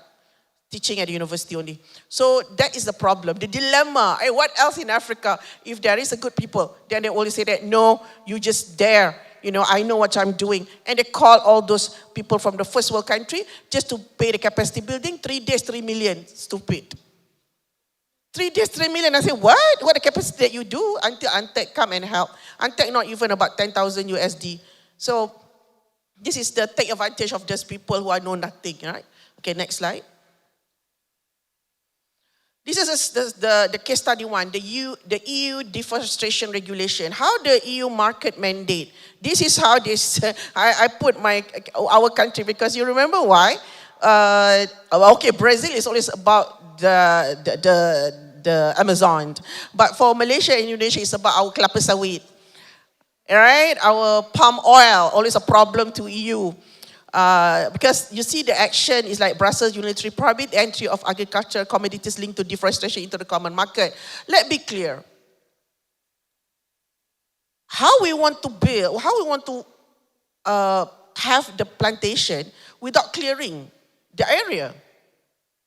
Like Malaysia, we are trying our best that the tanaman getah, we replace it. But tanaman getah, the land is not suitable for the palm oil. And of course we have. Every time we go to WTO, we always, I think Malaysia, Indonesia get the same hack. Like they said, no, your palm oil is not giving a good environment. This one. But we don't have a choice. Palm oil is one of the income for our country. So we have to do it, but we try to follow. Malaysian palm oil, once upon a time, been embargoed by US because of child labor. They claim the Indonesian labor working at the Malaysian palm oil industries have bring up together the children. So the children working together. So Malaysian and Indonesian government sit down together and build the Sekolah Indonesia in Sabah and Sarawak to avoid that. So after we built that school, and then US say, okay, then your palm oil can come. the oil can come. Seriously, I tell you, that's not easy for us to export. There are so many, people try to stop us from making money. And the frictures is that the total risk for local state-backed sustainability certification framework will overtake by emerging markets. So, yeah, EU is already first world country. We are developing. In fact, we are still, not walking. We are still crawling. But they are running already. So this is disadvantage to put, right? But the international law verdict, we can see, violate the fundamental obligation to pursue cooperative multilateral solution before resort to unilateral trade restriction. I mean, I understand that we have to follow, but at the same time, they don't want to give a choice, And the victim is always destabilized agricultural sectors. As I said to you, European Union, they love to have the directive, and the directive is always changed. Once upon a time, this is about the marine product of Malaysia. They have the random check, and only one ship, they said, have a salmonella, so they said all of Malaysian production cannot being barred. When you're being barred for 3 months, Malaysia lost 5 million. And it's really affect about 30,000 people working in the industries of marine product. So that's not simple thing when you have the directive. That's why Malaysian government with the Ministry of Health always keep that very clear and very near to the EU. Once they have the directive, we see, is it effect to us? Because otherwise we're lost. This is how. And also like the catfish of Africa from Tanzania, they also from Rwanda, they say, okay, fine, you can export to us. But once they export, they said, ada salmonella, cacing, so cannot be there. So they send it back. The poor country, when you send back their production, what can they do? They're lost. So this is the environment, Seriously, I'm telling you, it killings actually the emerging country when you don't tap with that. Okay, next slide. Enough time. 5 minutes, okay. All right. So this is the Energy Charter Treaties. I have 5 minutes, don't worry. Okay. All right. This is the Energy Charter Treaty. This is, I think, you can see from developed European states and emerging economies. Not so much. It's just on the way to see the charter. Next slide. Next slide. Okay, this is the loss and damage fund. I think the COP27. You can see that, again, like I said, the calibrated diplomacy breakthrough meant to systematically compensate vulnerable states for unavoidable environmental destruction. I think this is how they try to do, and World Bank still, being the sources for that. Next slide. Okay, this is the study case for climate advisory opinion. This is, I think you can see clear the strategy, the action, the goal, and the significance. We want to have the institutional being clear that the global south need to face, at least to be fair to everyone. Next slide. Okay, this is the synthesizing the architecture of power. As you can see that this unilateral, the market, the equity state control, and also see that actually we are living in whether the unilateral or multilateral, whether you have damage and how is it's still going for the market and corporate control because it bring monies. Next slide. Okay, this is the structure remedies, reintegrating the law. If you can see that this is a systematic integration. For me, is the reform number 2 is hard law technology transfer. How we aspirational to enforceable, that is very important. We are trying in every part of the WTO TRIPS agreement and everything, try to actually not to victimize the developing countries or emerging economies. Next slide. Okay, this is the structural remedies to reconstructing fiscal space. I think this is a mechanism A, that debt for climate swap. This is a very important that we are compliant in terms of mathematical impossibility without fiscal restructuring, where how we have to, because when you fail to fulfill, you are being summoned or you are being sanctioned on certain issues, but how actually the developing country can go for it. This is how we do, whether it's debt for climate swap or climate resilient debt clauses that can exclude us from paying so much. Next slide. This is the last slide. So the reform 4 is a return to universal multilateralism. I think reject exclusionary militarism and unilateralism, domestic mandate as CBAM, UDR. This is important, and prohibit the weaponization of environmental standard for trade protectionism, and subject all proposed trade measures to rigorous, inclusive, multilateral review. And I think as a conclusion, ecological survival cannot be decoupled from economic justice. That I mentioned earlier. So by pursuing structural international renewal, the global community can transform international environmental law from fragmented battlefield into a unified framework where the right to development and ecological integrity coexist in legally binding harmony. Thank you very much. So much, Professor Salawati. Actually, your presentation just reminds us that environmental law do not operate in vacuum. It's also shaped by the politics aspect, economic aspects, and the positions of each state, which is the Professor Salawati presentation also still connected with Dr. Bjorn Oliver Maxik. That his presentations is about rethinking climate law for systematic transformation. Dr. Maxik joined us online from Victoria University of Wellington. Dr. Maxik, thank you very much for joining us online. So the floor is yours for 25 minutes. Thank you.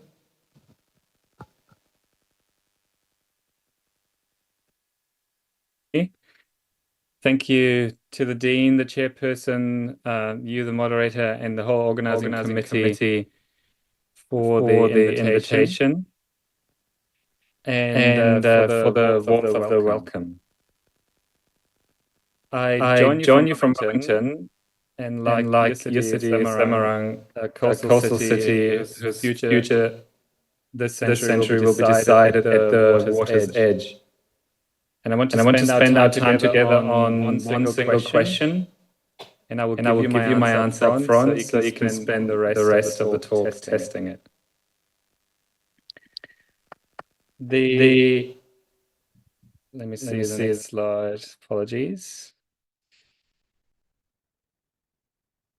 We do have a paradox, and this is what the question flows from. So climate law has never been more abundant. We have the Paris Agreement ratified almost universally, even though some prominent countries are pulling out from it. We have more than 2,500 climate laws and policies on national statute books. We have around 3,600 climate cases filled in over 60 jurisdictions. We have net zero pledges covering almost 80% of the global economy. And yet the system all of this law regulates has barely changed. So 2025 was another record year for global emissions, and the infrastructure being financed today assumes a future the science has already foreclosed. So this is why the question is whether that is a failure of implementation or failure of design. And the answer to that question matters greatly, because if it is a failure of implementation, the prescription could simply be more climate law, more treaties, more targets, more compliance machinery. But if it's a failure of design, if the legal architecture itself cannot deliver transformation, then the prescription is different climate law, not more. So my argument this morning is that the answer is design. And two halves: first, a diagnosis, 3 design flaws, and then more constructively, 2 moves that point the way out. One comes from the courts. The other comes from another one of my fields, international water law, and it connects directly to a legal tradition born at your very faculty. So the diagnosis of the flaws. We have 3 flaws. The first one is that climate law is built on consent and applied to a problem that ignores consent. The second is that it's built in silos and applied to a problem that is a nexus. And the third, and probably least discussed, is that it sits inside a wider legal order that protects the old system even while it regulates it. But let's go through them in more depth now. So the first one, the consent trap. International climate law inherited its DNA from general public international law. Of course, it's embedded in it. But with trade law and arms control being particularly good examples for this trap.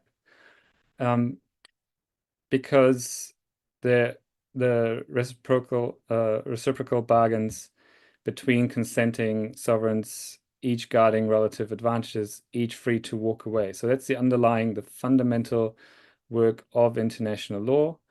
And that architecture made sense for tariffs, maybe. It made sense for missiles, but climate change is not reciprocal. It's not a reciprocal problem. The atmosphere does not care about consent, and notice who the consent architecture actually protects. The power to withhold consent belongs to the largest emitters, while the harm falls on those who were never asked at all. Small island states, coastal cities, future generations who were never at the table. So the Paris Agreement is definitely the most sophisticated instrument this architecture could produce. And I want to be fair to it. Paris did buy universality, but it bought that universality at the price of ambition, because a consent-based instrument has a structural ceiling. So nobody can be required to do more than they have offered. And we have hit that ceiling, even with the ratcheting up approach that was trialed at Paris. Now I can hear the reply. Some colleagues in this room might make it at 11:30, or now we're running a bit late during the Q&A. That Paris was never meant to act alone. It's a framework for domestic action, and that's a fair point. But notice what that then concedes, that the transformation question simply moves down a level from the international to the domestic, and where the same design flaws reappear: invested rights, administrative silos, and the contracts I will come to in a moment. And we're struggling in New Zealand currently because our government is backtracking several climate laws and policies. So you can see that the domestic system does not work much better than the international, at least not at the moment for us in New Zealand. The second flaw, and yet we have 4 different legal regimes governing that one dam, with 4 different logics, 4 different sets of lawyers. And the watercourse regime asks about equitable use between riparians. Investment law asks about the security of the investor's expectations. The climate regime counts the avoided emissions. And trade law prices the lost catch of the fish, if it sees it at all. And nobody, no regime, no court, no ministry is legally responsible for the whole picture. So that's the nexus: water, energy, climate, food. One physical system, 4 legal silos. And I think your city, Semarang, is just one of the many places around the world where this is the reality. The city is negotiating land subsidence, groundwater extraction, coastal flooding, rising energy demand, all at once. And that's what the nexus means. Wellington facing similar problems. So the problems we face do not arrive sorted by legal regimes. And a body of law that can only see one silo at a time is a body of law that cannot see our cities. The third flaw, and as I said, I think is the one that has been discussed least, maybe because it's so uncomfortable for us lawyers, is that the law does not merely underregulate the fossil economy. In important respects, it actually protects it. Investor state arbitration has been used to claim compensation for phased out coal plants, cancelled pipelines, and whatever one thinks of individual awards, the aggregate effect is a chill on regulatory ambition. And the regulatory chill loop was aptly explained by my colleague on the stage just before I started my presentation. So I don't need to go into detail, but the licensing regime converts the yesterday's energy policy into today's vested rights. enforceable entitlements in the very asset that must be retired.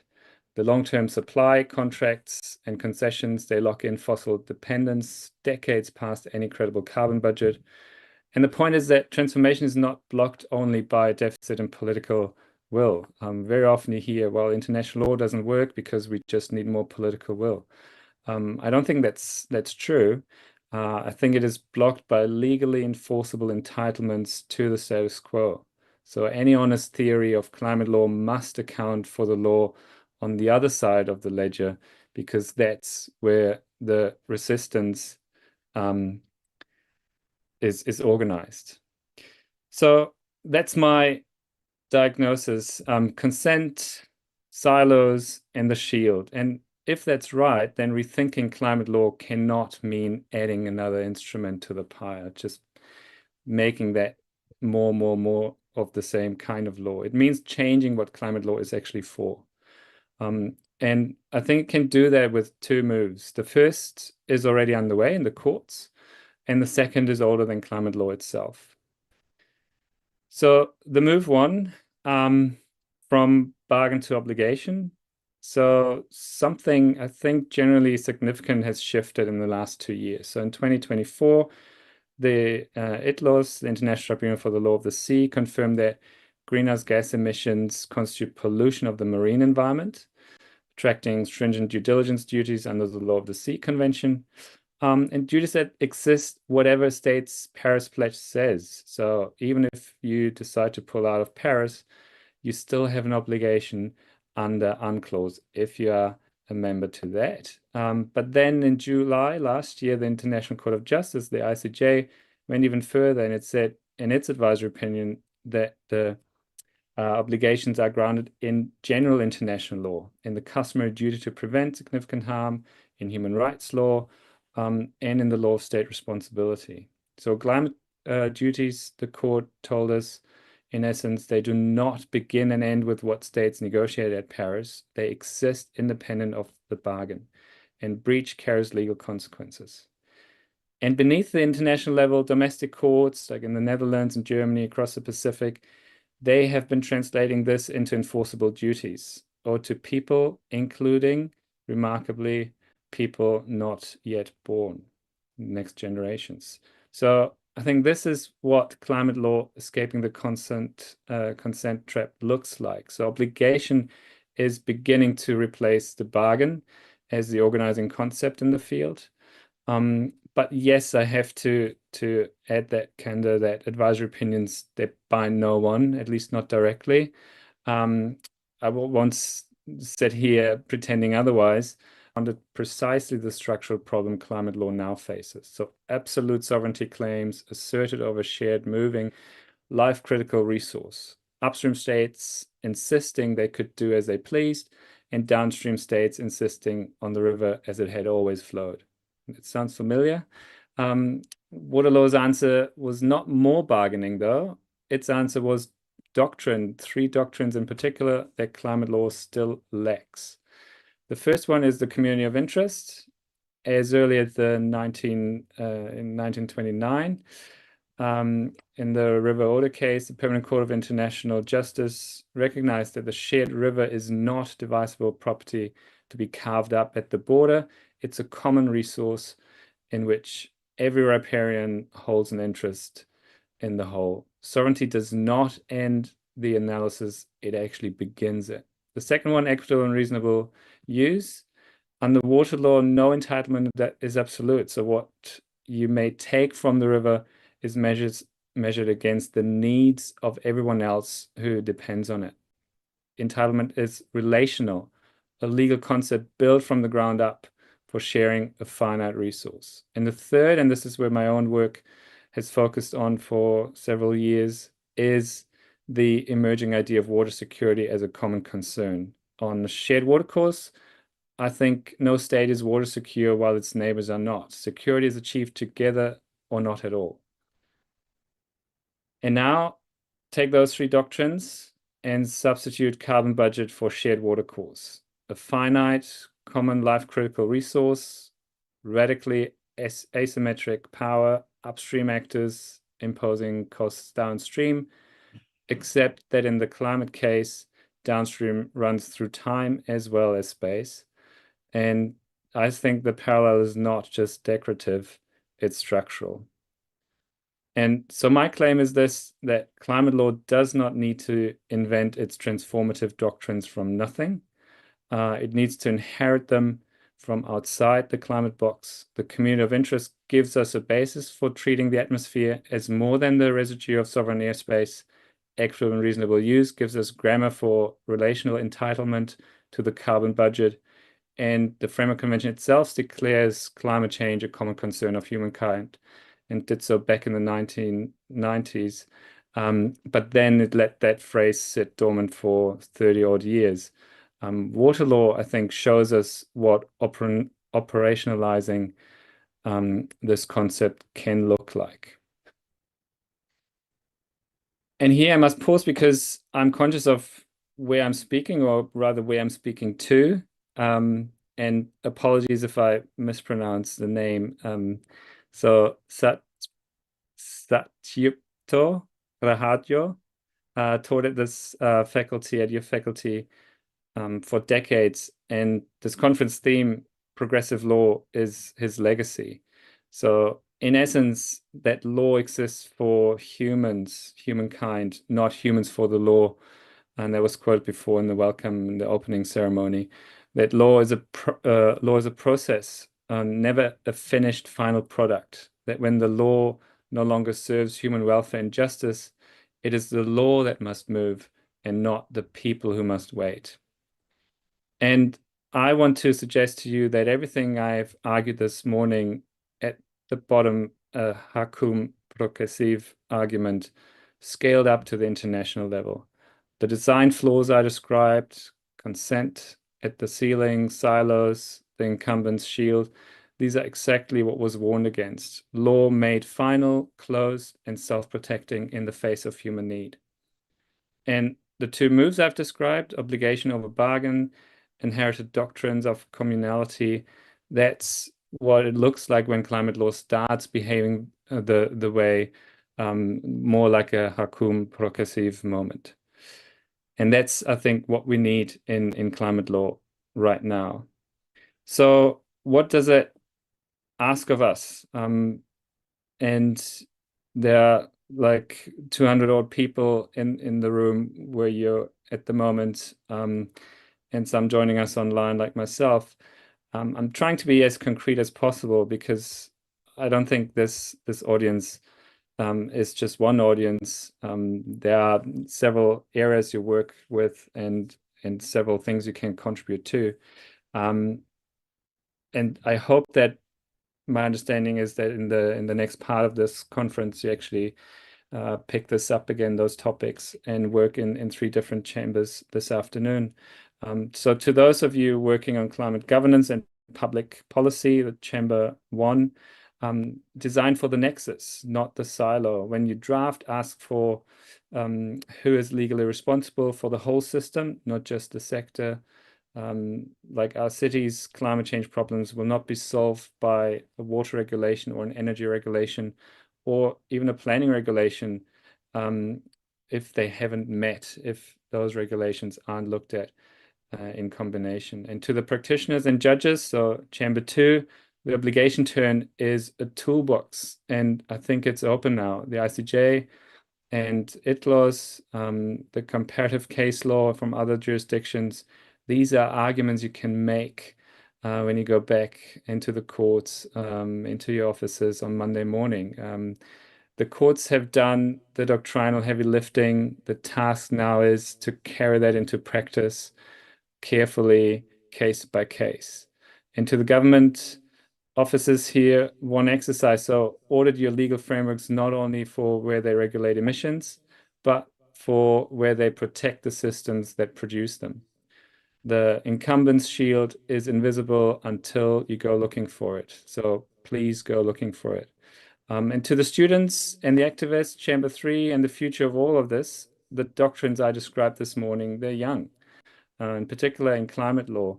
In other areas like water law, maybe not so young.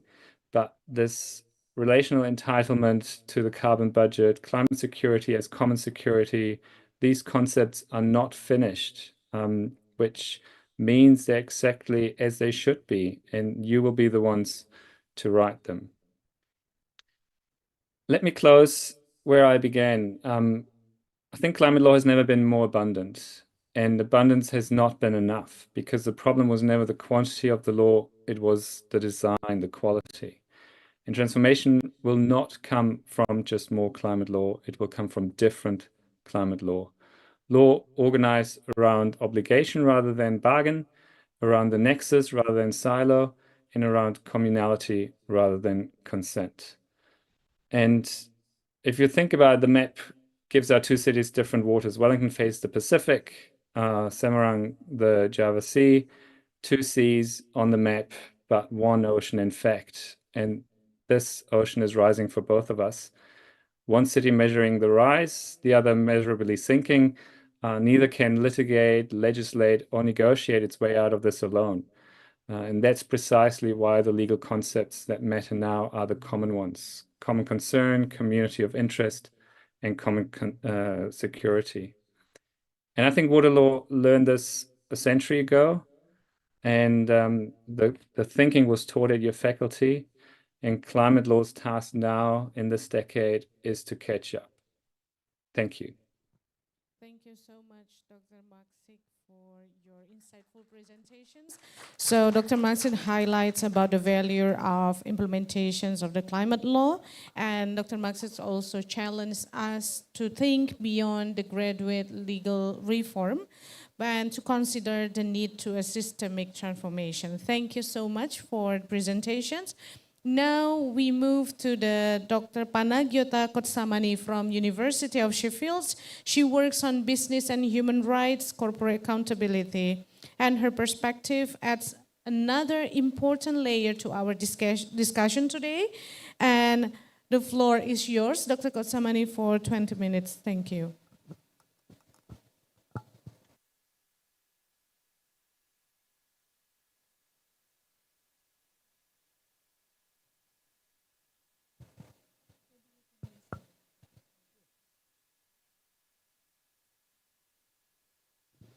Doesn't work? Yeah. Now it works, okay. Thank you. I only have one slide, so this makes our life easier. And I wanted to include the title of the presentation into the slide, but for some reason I failed. So let me read it to you. So it's the evolution of corporate obligations, progressive law, human rights due diligence, and the green transitions. It's a pleasure to be here today. I would like to thank the organizers for the invitation to speak at this conference. So the theme of this conference is progressive law to environment, climate, and energy challenges. At first glance, this appears to be a topic primarily for environmental lawyers. My own work, however, has focused on business and human rights, corporate accountability, human rights due diligence, and more recently, corporate obligations in relation to the green energy transition. Rather than seeing these as separate fields, I would like to suggest that they are becoming increasingly interconnected. Indeed, one of the most significant developments in recent years is that the boundaries between environmental law, corporate law, and human rights are becoming increasingly difficult to maintain. And this is the argument I would like to develop today. My central proposition is straightforward. The green transition is not simply transforming our energy systems. It is transforming the legal obligations on corporations. For many years, discussions about corporate responsibility developed along parallel tracks. Environmental law focused on pollution, biodiversity, emissions, natural resources management. Business and human rights concentrated on labor rights, community impacts, supply chains, and access to remedy. Corporate law, on the other hand, remain primarily concerned with governance, investment, and corporate activity. Today, though, these conversations are converging. This convergence is not accidental. It reflects a broader change in the way we understand the role of corporations in society. Corporations are no longer viewed simply as economic actors producing goods and services. They are increasingly recognized as institutions whose decisions shape environmental outcomes, influence the enjoyment of human rights, and affect the lives of communities across multiple jurisdictions. As legal expectations change, corporate obligations are also changing. The question is no longer whether companies should behave responsibly. I think that few would dispute that proposition today. The more important question is what responsible corporate conduct requires as a matter of law. This question deserves careful consideration because the legal landscape has changed considerably over the past decade. So for much of the 20th century, corporate responsibility was largely framed through voluntary initiatives. Companies adopted corporate social responsibility programs, they published sustainability reports, they introduced codes of conduct, ethical commitments. Some of these initiatives undoubtedly contributed to improvements in corporate practice. However, others became little more than public relation exercises. The difficulty was not simply that some companies acted in bad faith. Rather, voluntary initiatives depended largely upon corporate discretion. There was often no legal obligation requiring companies to identify or prevent adverse impacts arising from their operation or business relationships, especially extraterritorially, so outside of the country they domiciled. However, as global supply chains became more complex, the limitation of this approach became increasingly apparent. Factories could pass social audits. Nevertheless, workers remained exposed to unsafe conditions. Mining operations could satisfy environmental licensing requirements while creating serious conflicts with local communities. Large infrastructure projects could contribute to economic development while displacing indigenous peoples or undermining traditional livelihoods. These examples, I think, demonstrate an important point: that corporate impacts rarely fit neatly within a single area of law. Environmental harm frequently produces human rights consequences. Human rights violations often arise from decisions concerning land use, resource extraction, or environmental governance. The law, however, continues to regulate these issues through separate legal frameworks. That separation, is my argument, is becoming increasingly difficult to justify. One of the most important developments in this respect has been the emergence of the Business and Human Rights Framework. The United Nations Guiding Principles on Business and Human Rights marked an important shift in legal thinking. Although the guiding principles are themselves not binding, they established a framework that has significantly influenced legislation, judicial reasoning, and corporate governance around the world. Perhaps their most important contribution was to redefine the nature of corporate responsibility. Previously, companies were often expected to respond after harm had occurred. So this is usually when tort law or civil law comes into place to offer damages to harmed individuals. Nevertheless, the guiding principles introduced a different approach. companies were expected to identify potential risks before harm occurred, take reasonable steps to prevent those risks, monitor their effectiveness, and communicate how they address adverse impacts. In other words, responsibility became preventative rather than purely reactive. This development fundamentally changed the purpose of due diligence. Traditionally, legal due diligence was designed to protect companies. It sought to identify financial risks, regulatory exposure, and potential liability. Human rights due diligence, however, asks a different question. Instead of asking what legal risks does this activity create for the company, it asks what risks does this activity create for people. And this is a profound conceptual shift. The focus moves away from protecting the corporation towards protecting right holders.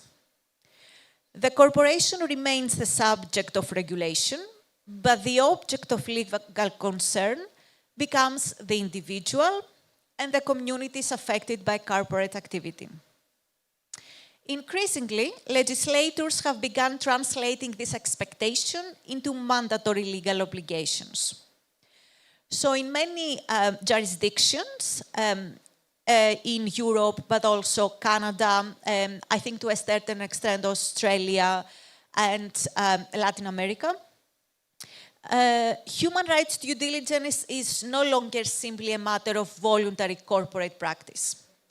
It is gradually becoming part of the ordinary governance obligations of business enterprises. And at almost the same time, a different development was taking place. Environmental law was also changing.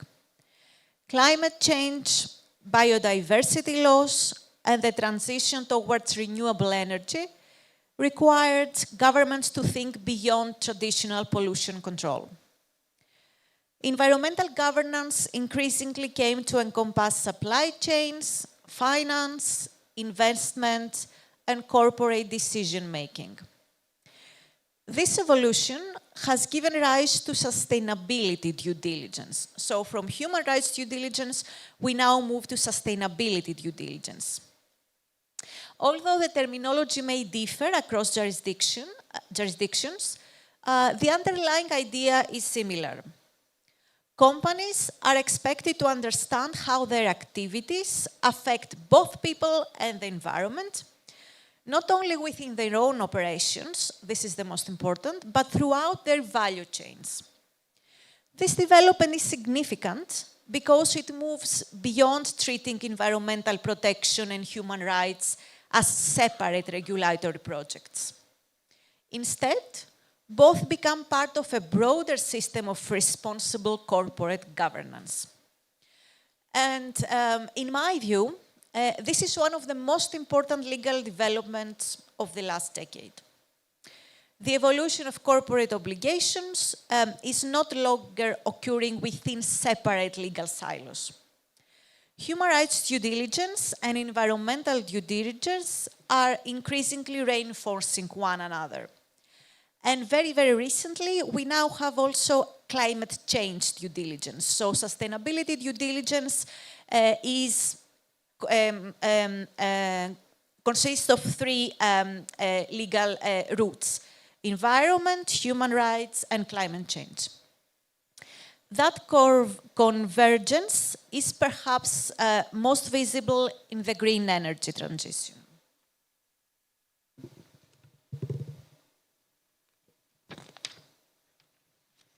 And I have 5 minutes to talk to you about green energy transition. So, the transition to low-carbon economy has become one of the defining policy objectives of our time. We know that governments have committed themselves to reduce greenhouse gas emissions. Investors increasingly direct capital towards sustainable activities, and corporations are restructuring their business models in response to changing regulatory and matter expectations. So from a legal perspective, this raises a set of questions. The debate is how the green transition should be governed. Renewable energy infrastructure requires land. Electric vehicles depend upon complex supply chains for critical minerals. Battery production increases demand for nickel, lithium, cobalt, and rare earth elements. Each of these developments creates opportunities. They also create the possibility of adverse impacts, though, on workers, local communities, and indigenous peoples. The law, therefore, faces a difficult task. It must support the transition towards sustainability without, nevertheless, assuming that every project labeled green is necessarily socially just. And this is where I believe that business and human rights has an important contribution to make.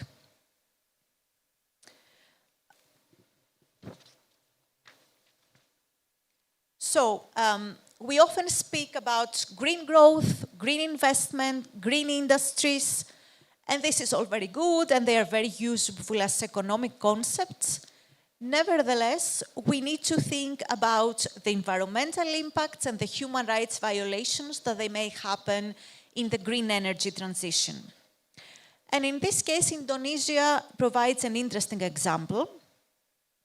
It occupies an increasingly important position within the global transition towards renewable energy. Its reserves of nickel and other critical minerals have placed it in the center of global supply chains for electric vehicle batteries and related technologies. This places Indonesia within a rapidly evolving legal landscape. International markets are no longer concerned solely with the price or the quality of products. They are also concerned about how those products are produced. And this is where the law must answer some difficult questions concerning environmental performance, labor conditions, community engagement, supply chain governance. And this brings me to the idea of energy justice, which would be my last remark for this presentation. Energy justice asks that the system is fair. So, who gains access to affordable and reliable energy? Who participates in the decision-making processes? Who has access to remedies when violations occur? These are important legal questions.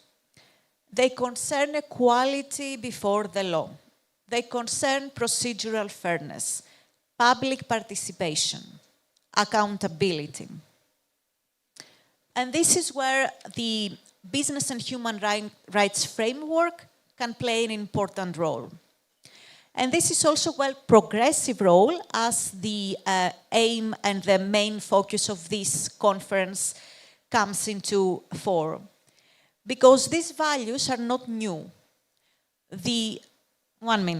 So the challenge is how to implement the laws that we already have in order to create a new legal framework that gives power to the people, that provides justice, and mostly it provides remedies. It provides to the local communities the opportunities to fight against injustice and human rights violations.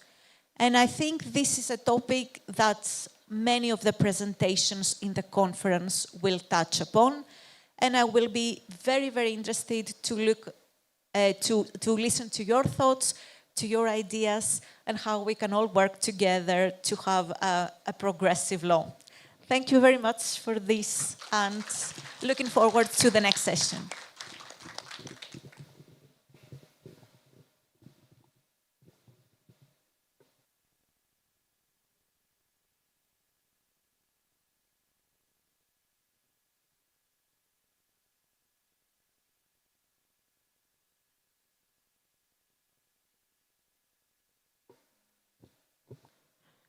Thank you. Okay.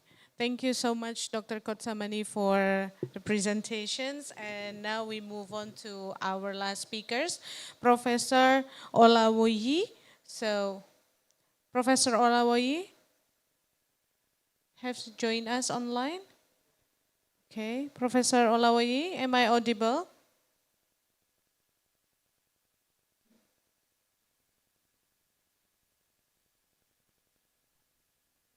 Okay, maybe we are still waiting for Professor Olawoyi. So far we have discussed about the climate issues and then about the fragmentations. Okay, Professor Olawoyi, am I audible?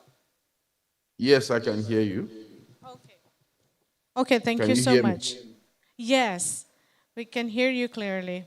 Okay, our final speaker is Professor Damilola Sande Olawoyi from Hamad bin Khalifa University, Qatar.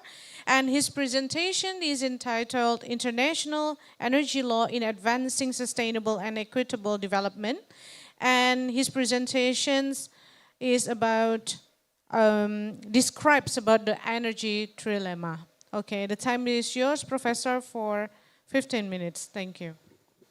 Thank you very much, and it's a pleasure to join this important conference today. I would like to congratulate the Universitas Diponegro de Faculty of Law for this milestone conference that provides us an opportunity to examine the role, the progressive role of law in addressing some of the complex challenges of our time. Over the last few months, we've seen how increased geopolitical tensions have threatened access to energy, whether we're talking about power, the clean energy transition, as the last speaker highlighted. Yet, we know that without energy, we cannot sleep well, we cannot eat well, we cannot do a lot of things well. So energy remains crucial and important to human life. The key question, therefore, is how can we address barriers to energy development? How can we ensure greater solidarity and cooperation in the production, distribution, and use of energy? More so, how can we achieve greater cooperation in the exploration of critical minerals needed to power the green transition? These are questions I've been considering in my research for many years, and I thought I would share some highlights and insights within the few minutes that I have. Of course, one key issue is that over years, for many decades, energy law has developed mostly as a domestic law. Many countries have their own energy law frameworks and regimes. That approach worked for many years, in which a country exercises permanent sovereignty over its natural resources, produces its energy as it wishes. But we see that with global problems, such as the problem of climate change, we see global challenges such as energy access issues, for example, the closure of the Strait of Hormuz. This show that energy law can no longer be seen as domestic law. There is a need for international energy law that will be able to then, there's a need for that progressive development of international energy law that will enable us to achieve that cooperative, equitable, and sustainable energy development. I'll provide a little bit of overview of what of the energy sector, just for those that have not been working in this field for years, like I have been. Then the debate on international energy law. Is there really a body of law known as international energy law? If not, how can we develop it? How can we even teach international energy law beyond just teaching domestic energy law? How can we begin to prepare the next generation of thinkers to see international energy law as a discipline of itself? What will be the nature and scope? What are the recent trends? And then I will highlight what the future research agenda in international energy law can be that can support that equitable and sustainable development that we like to see. Just by way of introduction, energy refers to any form of fuel that that propels or powers commercial activities. So As I mentioned, energy is linked to all aspects of human life, our ability to work, to feed, to execute tasks. And we see the different types of energy. It is described as renewable if it is in infinite supply. The energy we receive from sunshine, for example, is renewable because it will never, as long as the earth exists, there would always be sun and there would always be solar energy, wind energy, hydropower from water, then geothermal, biomass from plants. Those are all renewable. And then you then have the non-renewable, which for many years have propelled our economies. The likes of oil, coal, nuclear, and natural gas. Of course, we are now beginning to see, as the last speaker noted, a transition away from non-renewable energy, from extractive to much more renewable that are seen as cleaner and less damaging to the environment. Now, this development showed the need for international framework, like I've mentioned, but there are debates. Is energy law international? Is it regional? Is it national? Do we really have international energy law, or is it international law of energy? Do we need a separate system of law called international energy law? Will international energy law be seen as public or private, given the transactional nature of energy itself? When you want to sell your energy resource to another country, you maybe oil or even green hydrogen, for example, you need contracts. So is that really public or private? These are some of the debates, and should international energy law focus on clean and low carbon sources only? Zero carbon versus net zero debate. These are the many debates that I wish I had time to go through, but there's no time. So, but of course, it shows areas whereby research will always be needed to clarify this whole idea of international energy law. And of course, the key question again is, what is the role of energy law in advancing sustainable development?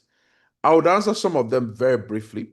International energy law is a subset of international law, and as we know, international law is the law of states. It governs relations between states. So international energy law simply thinks of the relations between states when it comes to the commercialization, the transfer, the use of all energy resources, whether it's renewable or non-renewable. And the aim is to prescribe rules and norms to ensure the sustainable management and use of all energy resources. And by sustainable management, one thinks of the three pillars of sustainable development: economic, social, and environmental.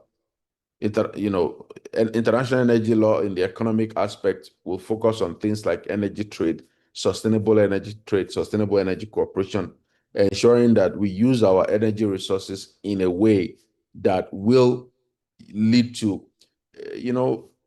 significant increase in wealth, income, jobs through open and non-discriminatory energy markets. Then, of course, the social pillar relates to issues of ensuring energy security. The three A's: availability, accessibility, and affordability of energy. So ensuring energy security, ensuring that there are no disruptions to our supply of energy. So many of the geopolitical tensions I've discussed earlier today are issues of energy security, issues that affect energy security, raising questions of, can we really achieve sustainable energy development when supply is being disrupted? Then there is the environmental aspect, which some of the previous speakers have touched on a lot, ensuring that the use of energy does not create environmental problems, ensuring a safe, inclusive, and orderly energy transition that will ensure that we move towards renewable and cleaner sources in a manner that leaves no one behind: energy efficiency, pollution prevention, and control. What are the sources of international energy law? Article 38 of the Statute of the International Court of Justice is often seen as the authoritative statement on what the sources of international law are: conventions, customs, general principles, judicial decisions, and then publications and teachings of highly qualified publicists and scholars. Those are the sources of international law, as Article 38 tells us. And of course, on this chart, I've highlighted how these sources are well present in the energy sector. So it shows you that international energy law has really existed over years. We've probably just not realized that. And we continue to treat energy law as a domestic discipline. More than 200 treaties on energy. More than, you have International Convention on the Prevention of Pollution from Ships. You have the ASEAN Energy, the 1986 Agreement on ASEAN Energy Cooperation, which, of course, you'll be very familiar with. You have the UNCLOS, the UNFCCC. These are all treaties that have one or two things to say about either energy security, energy transition, energy cooperation, and the likes. You have customary norms, such as the permanent sovereignty over natural resources norms. You have general principles, the principle of sustainable development, which is part of, it has gained increased recognition by civilized nations. So it is by community of nations. So it is indeed part of international energy law. And you have landmark cases, landmark decisions over years that have shaped how we resolve energy disputes, whether we're talking about the landmark case between Cameroon and Nigeria on the disputed Bakassi Peninsula, the Democratic Republic of Congo and Uganda, US and Iran case in 1996, Belgium and Spain. Then you have publications and teachings of highly qualified scholars, reports of the International Law Commission. You have committee reports of the International Law Association, for example, the Committee on Sustainable Resource Management, which I co-chair. Some of the reports that we release have been often cited by the ICJ, by tribunals, showing their increased relevance. You also have the Academic Advisory Group, which I chair, of the International Bar Association, which releases books and publications on energy. And you have the Journal of Energy and Natural.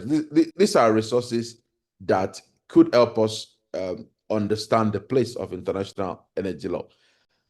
And you have other soft law instruments like the the United Nations Sustainable Development Goals. Of course, SDG 7 talks about energy for all. You have the International Energy Charter. And you have key international energy institutions like the International Energy Agency, International Atomic Energy Agency, IRENA, the OPEC in Vienna, gas exporting countries in Doha, Qatar, and the likes. I think this aspect of my presentation just seems to reinforce that international energy law indeed has come of age and could help us solve some of the key challenges of our time. What are those key challenges? And I would describe those key challenges. I've mentioned some of them, but I would describe it as the impossible energy trinity, the attempt of trying to strike a balance between energy security, sustainable energy, energy sovereignty.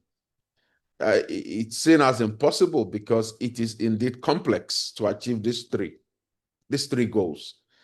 You want to transition, but you also want to ensure that you have sustainable supply of energy. You want to transition, but you also want to keep control over your domestic energy decision making, which is energy sovereignty. How then can countries achieve this impossible energy trinity? Well, international lawyers thrive in impossibility. So the fact that it seems impossible means we need more international energy lawyers that can help us clarify how we can remain just in this middle where we can achieve these three goals in one. I will highlight some of the recent trends and hot topics that you will be interested in this area as you go on. Energy transition. The previous speaker has mentioned it a lot, so I would not dwell too much on it, but we see increased disputes as countries are trying to enact climate laws. We are seeing increased dispute and conflict. We are seeing more arbitration, more cases on how those new laws may affect energy investment. So we're seeing businesses claiming, oh, well, when you gave me this contract for 40 years, you did not tell me that you are going to enact the climate law. Now it is an expropriation of my investment. That is an area that international energy law will be crucial to resolve. And business and human rights, of course, what is the responsibility of a business when it comes to sustainable energy development? You have the UN guiding principle, UN principles on responsible investment, and there's a legally binding treaty ongoing, so this will be an area of interest going forward on how to address the obligations of businesses. Again, this has been covered in the last session, so I wouldn't dwell much on it. A third question or a key trend that requires that international energy law will be crucial for is this issue of decommissioning. In international energy, in energy law generally, we know that many of the contracts. Professor Olawoyi? Yes. Yes. I want to say that you have 5 minutes for the presentations. Thank you. Oh, 5 minutes. Oh, that's good. Thank you. So you have issues of decommissioning, more than, you have normally contracts that exist for 30 years, and we now have structures that are about to reach their end of life production. And this raises the question on how can we ensure that those platforms and wells are sustainably decommissioned to avoid pollution, such that when companies finish their operations, they do not just simply leave. That is another area that international energy law will be useful for. And of course, there are issues of energy cooperation, as I've mentioned, which is of great interest in the ASEAN region. For example, you have the attempt in the region to ensure greater cooperation, like the development of the ASEAN power grid. These are transboundary projects that aim to promote energy cooperation, the sharing of energy infrastructure. International law will be crucial to ensure that those cooperation and those cooperative projects progress. Issues of project approval, impact assessment, dispute resolution. These are some of the questions that have delayed the realization of the ASEAN power grid in the region over years. And we do hope that international law can help address them going forward. Issues of sustainable digitization, energy financing, raising financing for large infrastructure projects, and of course, promoting solidarity. These are complex questions that require progressive interpretation of law, that require progressive research that highlight how international law can unpack a sustainable energy future. So the energy trinity raises a question for all of us, and I do hope that as we begin to think of energy law, international energy law, as a distinct discipline that has come of age, we will then begin to look for those nexus approach, like the previous speaker mentioned, the need to move away from the silos and think of a nexus way of addressing these issues, especially when you're dealing with the trinity, then you need a nexus approach. There is also a need to ensure that international energy lawyers are part of national planning and sustainable development discussions. There should be no discussion on sustainable development without international energy lawyers, given the intersection and cross-cutting nature of international energy law that cuts across water, energy, food, and all sectors. That nexus cooperative approach that blends international energy law will be crucial. And I do hope that this conference will enable us to think of that nexus framework, as well as to evolve a comprehensive research agenda that will move these discussions forward. Thank you very much. Thank you very much for Professor Olawoyi. Now, once more, please give a round of applause for all the speakers today. Actually, it's a very interesting issues. If I may to sum up that Prof. Paramita touched about the climate issues today, about food loss and also food waste. And then Professor Salawati also touched about the fragmentations. And Dr. Maksik also trying to figure out what is the problems in environmental law. And also Dr. Kozamani brought into questions about green transitions, corporate liability and human rights. And also the last Professor Olawi showed us of all these questions, very real when we talk about the energy transitions. So perhaps the key issue is that our problems actually are interconnected, but our laws often separated into different fields and different legal regimes. So this leads me one question actually to all the speakers.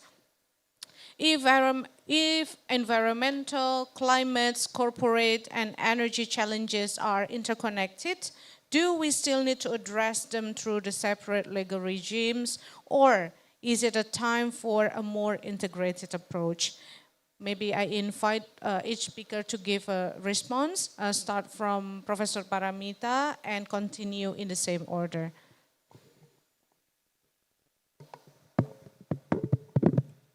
Okay, thank you, moderators. In my opinion, segmented regulation still needed because if we going to address several issues with only one remedy, not always give a good result. The government should understand which part of the problem and then regulate it perfectly by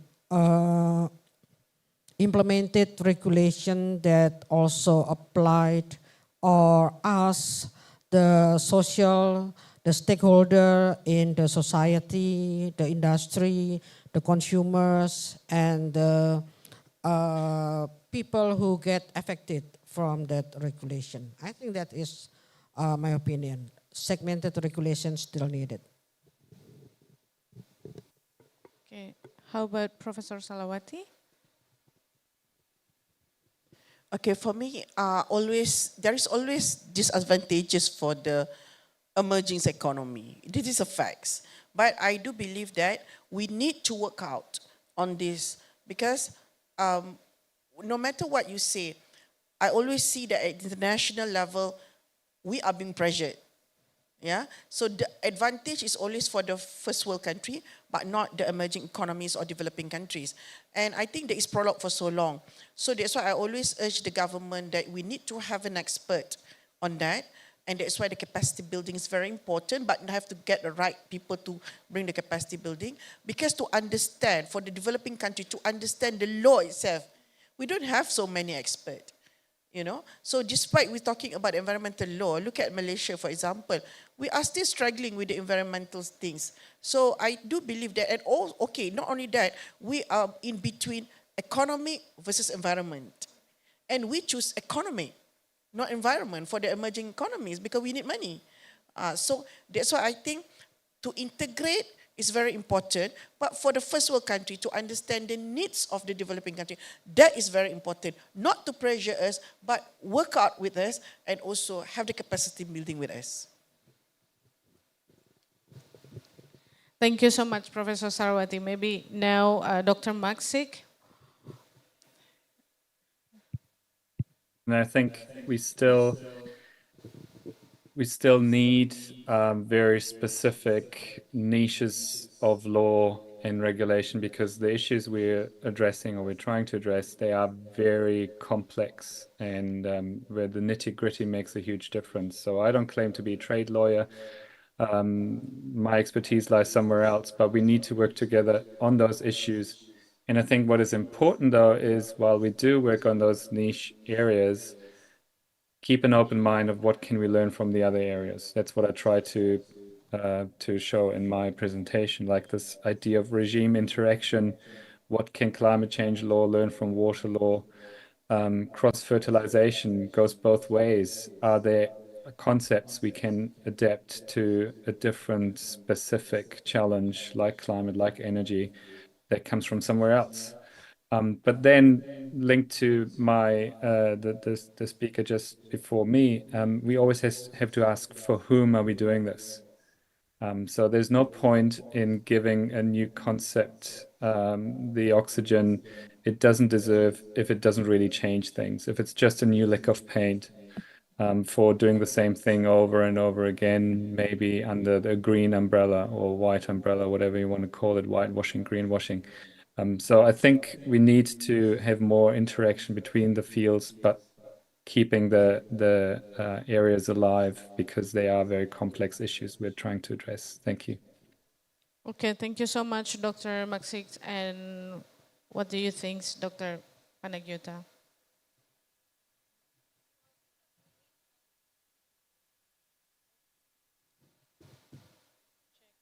Check.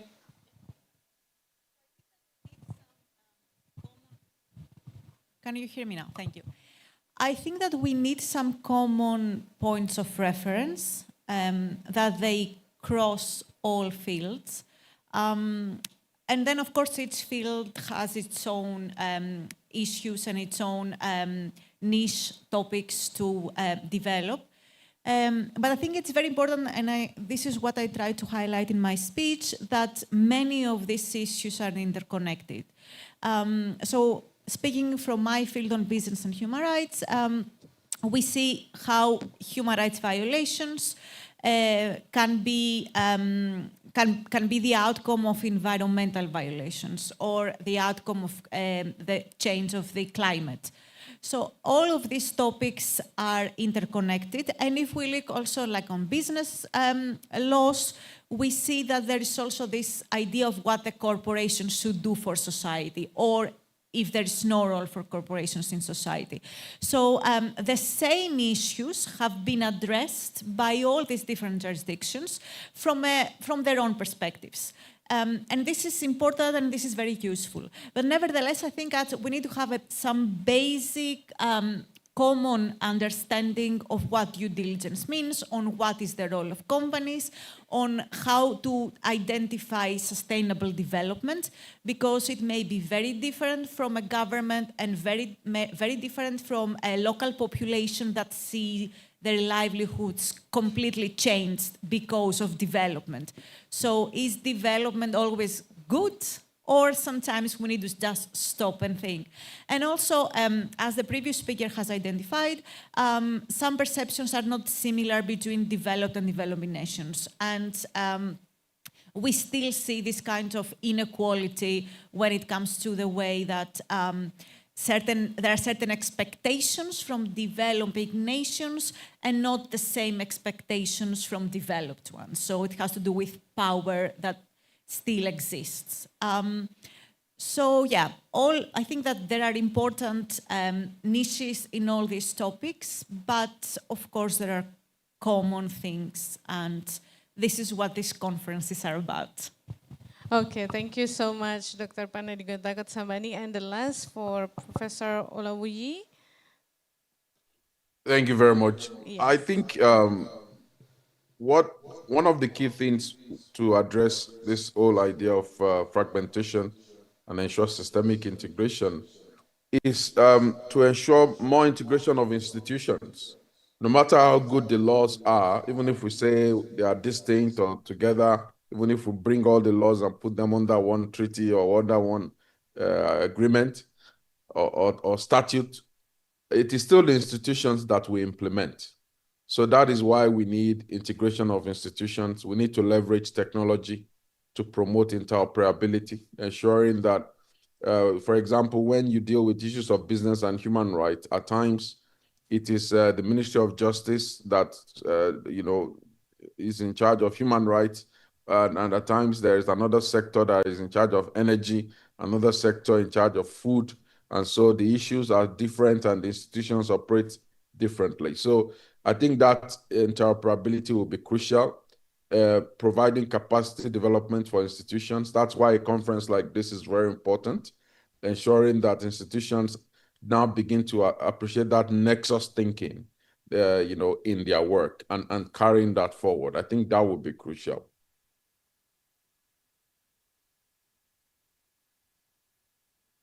Thank you so much, Professor Olawuyi, and all speakers for those reflections. Now I open to the floor. Do you have any questions? Okay, 1, 2, 4. Okay, there are 4 questions. Please mention your name and to who the question is specific for, or is it for all the speakers today? Thank you. Assalamualaikum. Terima kasih. Thank you. I would like to address my question to Dr. Magsik. I am Santi Pandanwangi from Universitas Bandung, Unisba Bandung. Dr. Magsik, in your concluding remarks, you're encouraged to design the nexus rather than the silo and to translate legal obligation into practice. In your view, what should be the first priority for governments to achieve the transformation, particularly in administrative decision-making from for spatial planning? Thank you, Prof.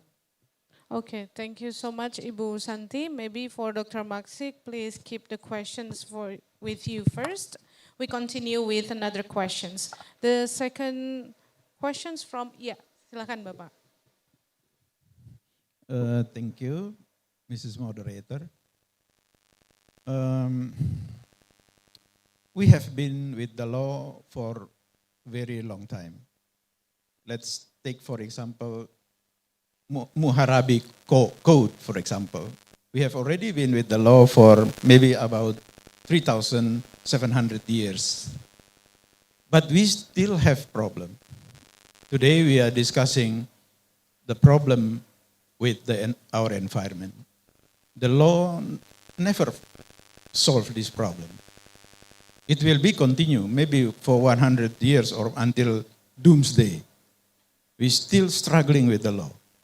My question to all of the speakers is, I think, especially Professor Salawati, Professor, well, I agree with you that the problem is between the rich and the poor. We are still struggling to look for money. But I think our problem is in the human heart. Human heart is the source of evil, especially whether those in the rich country or in our country. And particularly human heart in our elites. This is the problem. That's why Professor Sachipto Raharjo said, I would like to make a context in this discussion, that we need to make the law for humanity, for a human being. We have to transform the human being before we can solve our problems. Especially Mrs. from Sheffield, I think if we look for the common ground, let's solve the human heart, I think, before we solve this law. Thank you very much, Mrs. Moderator. Okay, thank you so much. So may I clarify some points, Bapak? May I clarify some points? So actually the question is why the law is never truly adequate to protect or to answer the environmental problems. We still have the problem. Yes. Even it has already been 3,700 years since the Code of Hammurabi. All right. I think. Okay. Thank you so much, Bapak. And the questions also addressed to all the speakers. Oh. Okay. Okay, maybe the third questions? Yeah.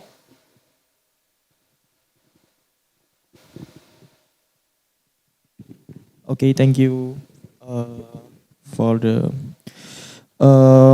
Before I will read my question.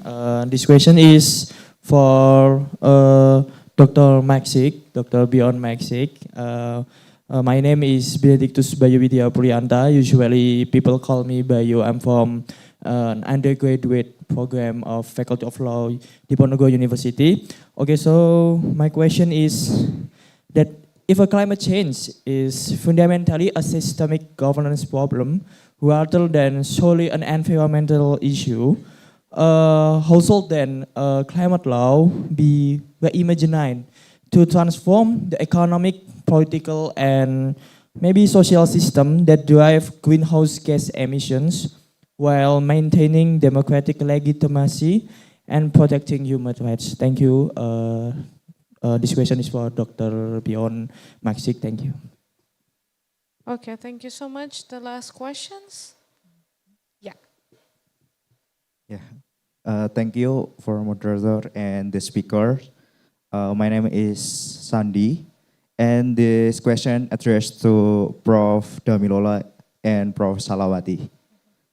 To what extent does the current global legal framework for the energy transition reconcile the imperative of rapid decarbonizing with the human rights of communities in the global south? Or does it instead perpetuate new form in inequality, resource extraction, and ecological injustice under the banner of climate action? That's the question. Thank you.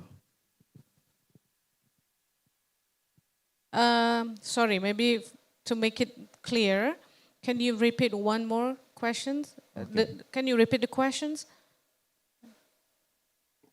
To what extent does the current global legal framework for the energy transition reconcile the imperative of rapid decarbonizing with the human rights of communities in the global south?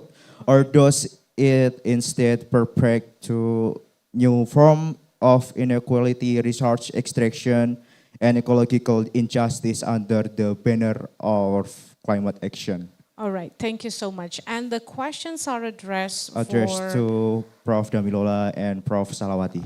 Okay, thank you so much. What a wonderful question from all participants. Now it's time for the speakers to have a time to answer the questions. Maybe we can start to Dr. Maxik. The time is yours to answer the question. Go with the first question first. So the question about, if I got it right, if we want to develop a more nexus approach, where should or how should governments focus in terms of going about this, achieving the shift from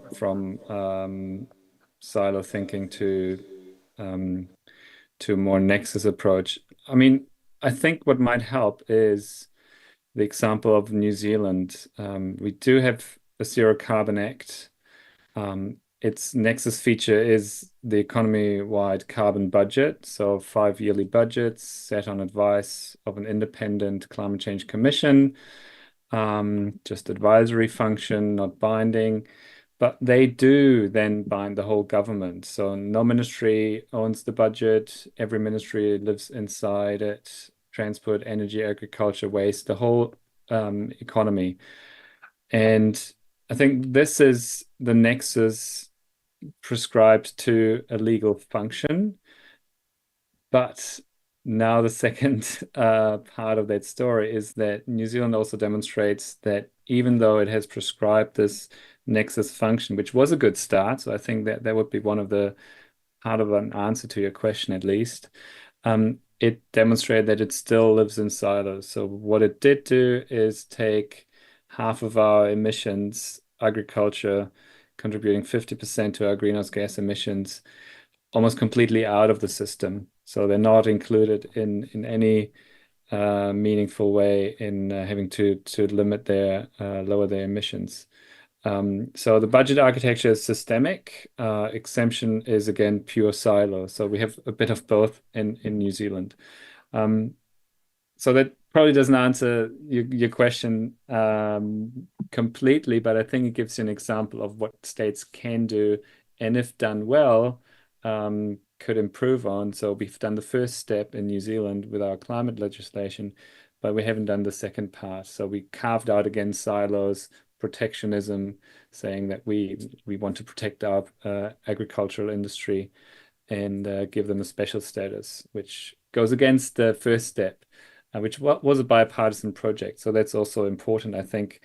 And maybe that links me to the next question, is that bipartisan across the aisle support any of those big climate change, systemic changes need? Like if you have a government that is pushing through things where they can't get support from the opposition, on fundamental issues, not on the nitty-gritty that's always going to happen, but on the fundamental issues, like setting up an emissions trading scheme, like having those 5-year budgets, having climate change commission that looks into all the areas of the industry.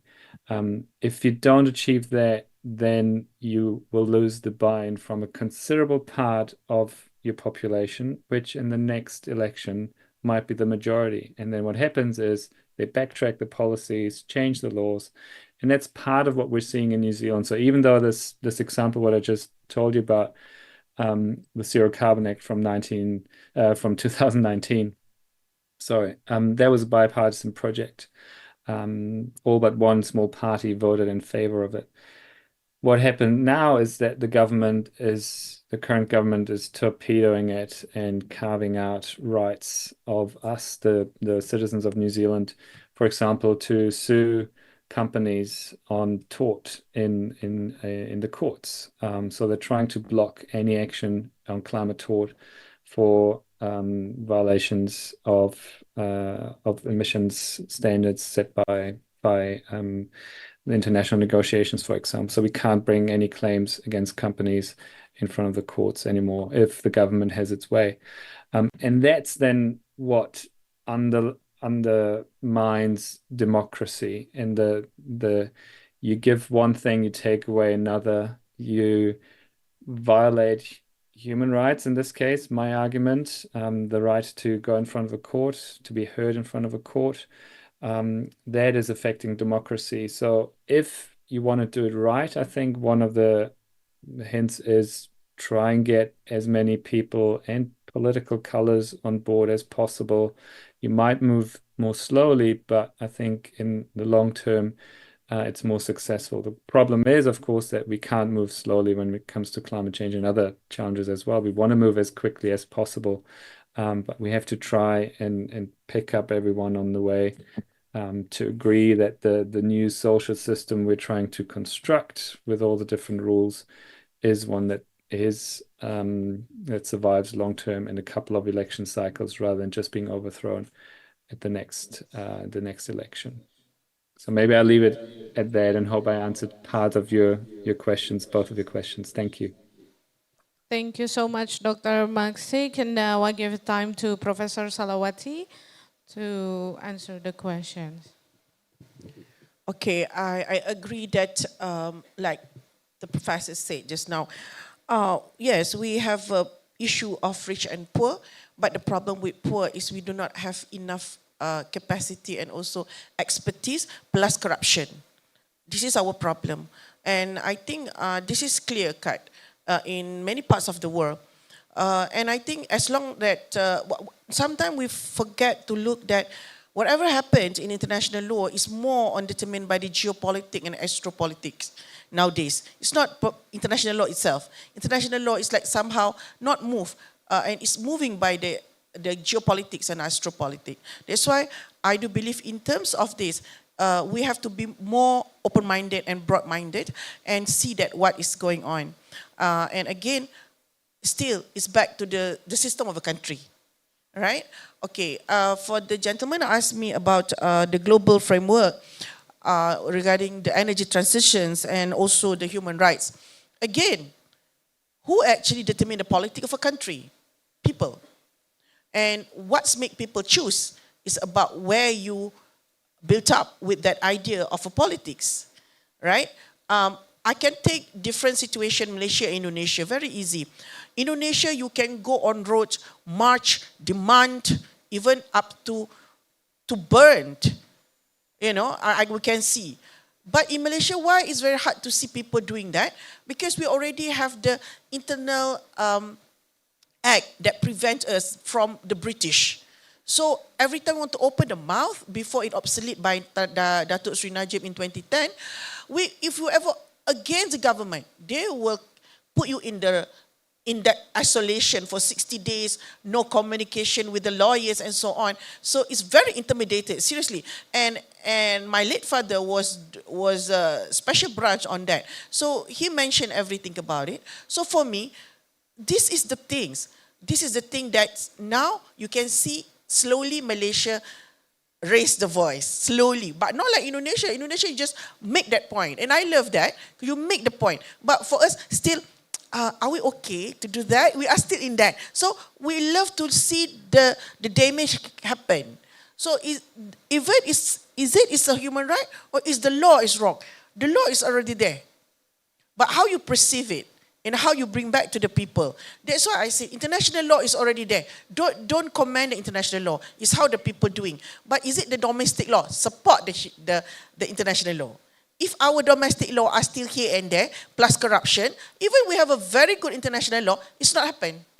So especially when you're talking about the energy issue, carbon, gas, even palm oil. So that's again, I think I love to bring back to the situation of the people. That's why in many parts of the world, many UN organs try very best to make sure the people understand what's going on, right? Without prejudice to the religion and the upbringing. That's all. Okay, thank you so much. Now Professor Olawuyi to answer the questions from our audience before. Yes, thank you very much. It's a great question on the issue about whether the energy transition may be creating even more problems at the local level. Especially, we've had people express concerns that those in the extractive sector are losing their jobs, and they may not be, which may affect their right to subsistence and all of that.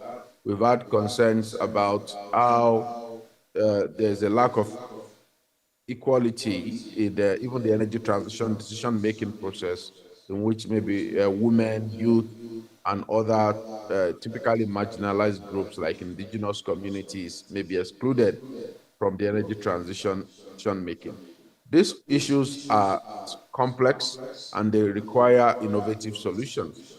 You may already know that in my capacity as chairperson of the UN Working Group on Business and Human Rights, I did make a presentation to the UN General Assembly titled Extractive Sector, Just Transition and Human Rights. And I would encourage you to download that. It's available on our website of the UN Working Group.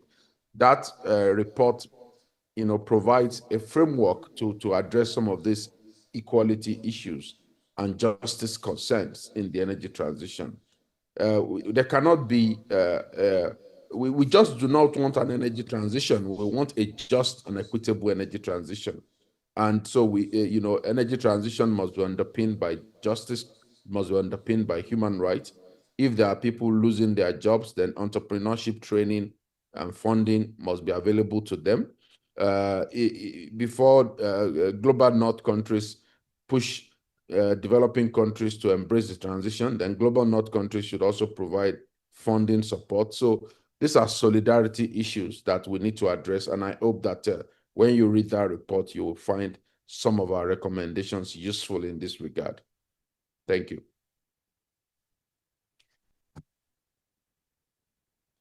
Thank you so much, Professor Olawuyi. I totally agree with you. And now, Professor Paramita, do you have any reflections? Okay, thank you so much.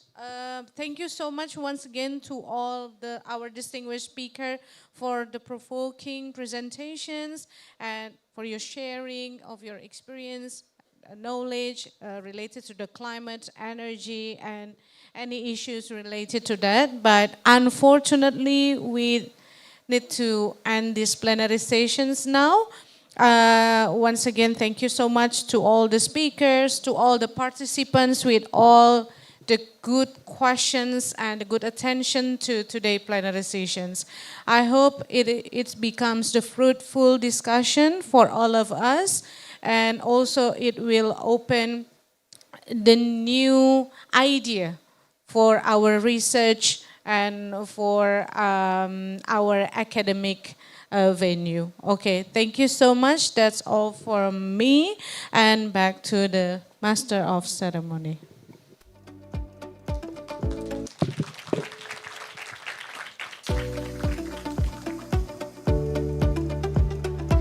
Thank you to our moderator and our all 5 speakers for such a rich and thought-provoking discussion this morning. All speakers and moderator, you can return to your seat. Thank you.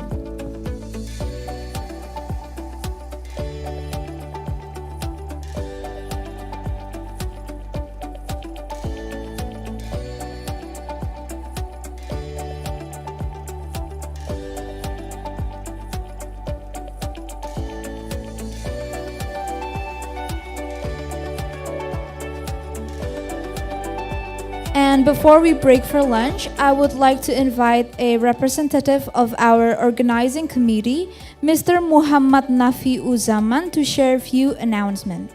Mr. Nafi, the floor is yours.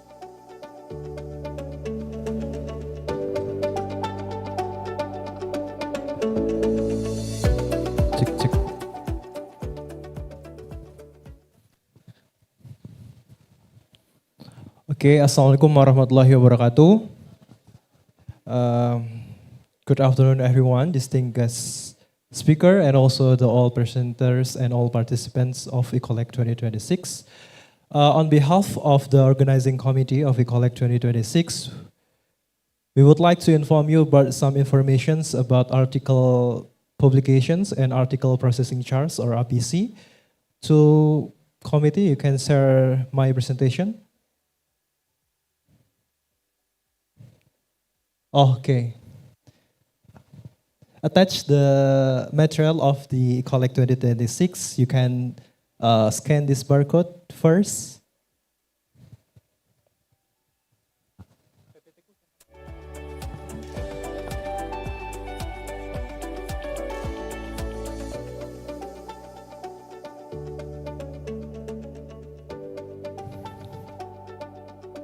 I think it's enough.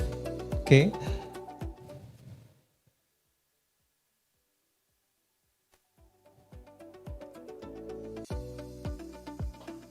Would like you to share our presentation.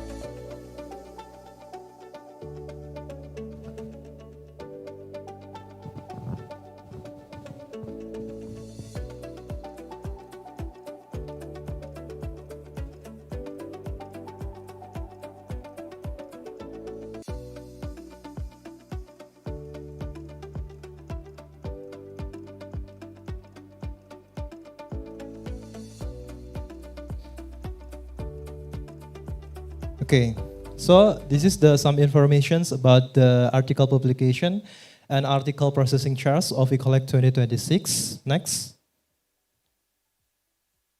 Before all presenters starting the conference in the afternoon, this is the author responsibility on publisher authority. You can see the first is authors are fully responsible for the content of their submitted articles, including accuracy, originality, and compliance with publication standard.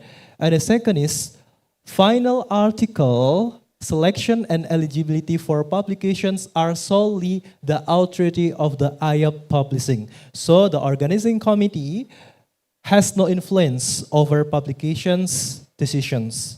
So the all authority is depend on the IAP Publishing. The third is the committee's role is limited to guiding the revision process after oral presentations at this conference. So the publication decisions are entirely beyond the Icoleg committee's control. Next slide. So this is the information about the APC, or article processing charge. The first is APC is a fee charged by IO Publishing to process to proceed or process articles. The fee amount is 108 euro per article submitted for processing publications. Payment instructions will provide officially by the Icoleg 2026 committee after the revision from this conference, and authors are invited to await of official announcements, maybe through your email, corresponding email. And the third is important payment of APC does not guarantee article publications because the article publication is depend on the authority from the EOP Publishing. Only articles selected by EOP Publishing will be published. Next. Post-conference schedules after this conference afternoon. Author must complete all required revisions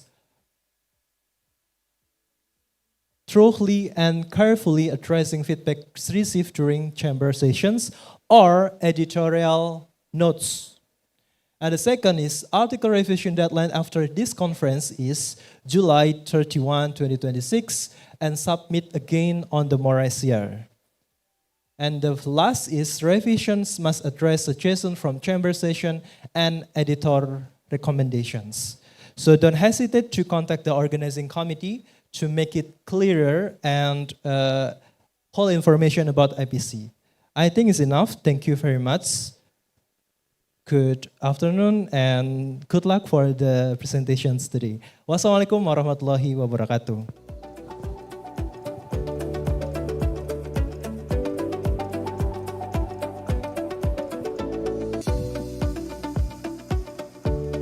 Thank you, Mr. Navi. And on that note, we now come to the end of our morning conference session. On behalf of the Faculty of Law Universitas Diponegoro and the entire organizing committee, thank you for your wonderful participation this morning. And we will now break for lunch and prayer. Lunch is available on the second floor of this venue, and for the Muslim guests, prayer facilities can be found at Al-Hakam Mosque. And after the break, we will continue with our scientific chamber sessions, which will begin at 1:30. So before we conclude today's conference, we would like to remind all participants to join us again this evening in the gala dinner for closing ceremony and for the awarding session. For participants who are bringing luggage, a buggy service will be available to transport you and your luggage to the PKM building. Thank you, and we look forward for welcoming you this evening. Enjoy your break, everyone.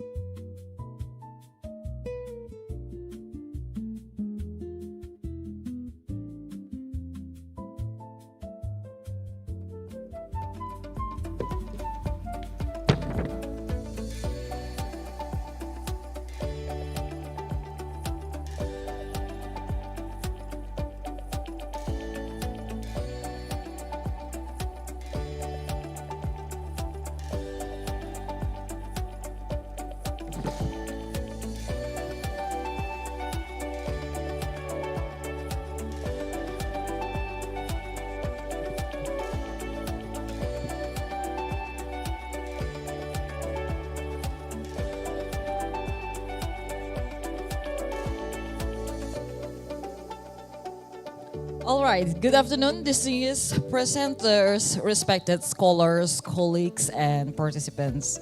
Welcome to the parallel chamber session of the 5th International Conference on Law, Economics, and Governance, Icoleg 2026, organized by the Faculty of Law, Universitas Diponegoro. My name is Dr. Anggita Doramia Lumanraja, and I'm honored to serve you as the moderator for this session. This year's conference theme is Progressive Law to Environmental, Climate, and Energy Challenges Promoting Sustainable and Equitable Law. This theme reminds us that law can no longer remain reactive. Environmental degradation, climate change, and the global energy transition require legal systems that are innovative, adaptive, and capable of promoting not only economic development, but also sustainability, justice, and intergenerational responsibility. Today's chamber brings together scholars from various jurisdictions and disciplines to contribute their perspectives on these pressing challenges. I am confident that our discussions will enrich our understanding and inspire future collaborations. Before we begin, I would like to conduct a brief attendance check to ensure that all presenters are present and ready for their presentations.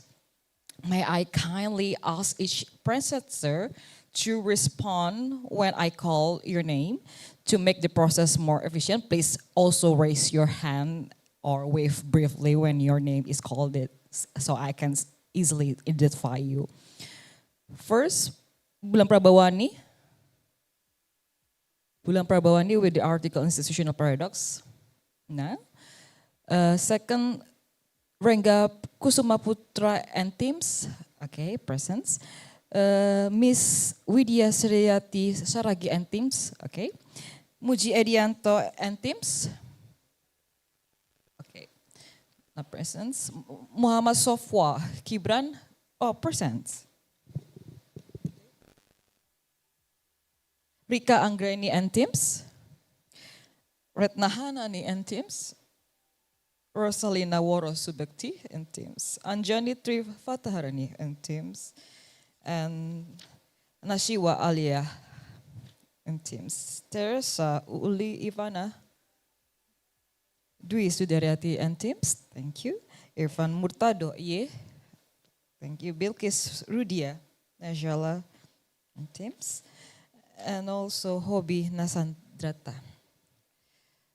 All right, thank you for your cooperations. Now, before we proceed, allow me to briefly explain the presentation's format.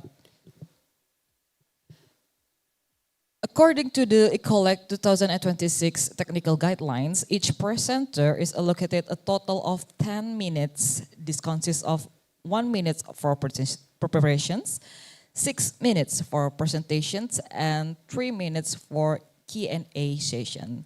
To ensure fairness for all presenters, a first warning will be given when 1 minute remains. A second warning will be given when 30 minutes remain.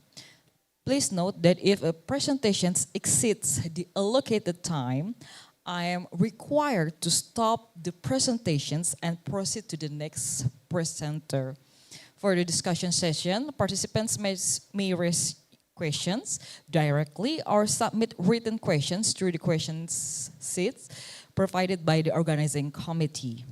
May I also kindly remind everyone to keep mobile phones on silent mode and maintain a respectful academic atmosphere throughout the session. Before we begin, I would like to share an important announcement from the organizing committee. 3 presenters have not completed the attendance confirmation process by signing the attendance list. Therefore, the committee will regard their absence as a withdrawal from the presentation session. Furthermore, there are still 2 presenters who have not submitted yet the presentation slides. We kindly request the following presenters to upload their slides immediately through the designated link or contact the committees as soon as possible. Okay, they are Dwi Sudaryati and Irfan Murtado. Please immediately to contact the committee. As the presenter originally scheduled to present first is considered withdrawn from the session, we will proceed directly with the second presenter, that is Mr. Rengga Kusuma Putra and teams, to ensure that the session remains on schedule and runs smoothly. So, we will now begin the presentation sequence according to the order determined by the organizing committee. So may I kindly remind the second and third presenters, which is Mrs. Widya and Mr. Muhammad Sofa, to prepare themselves after the first presenter.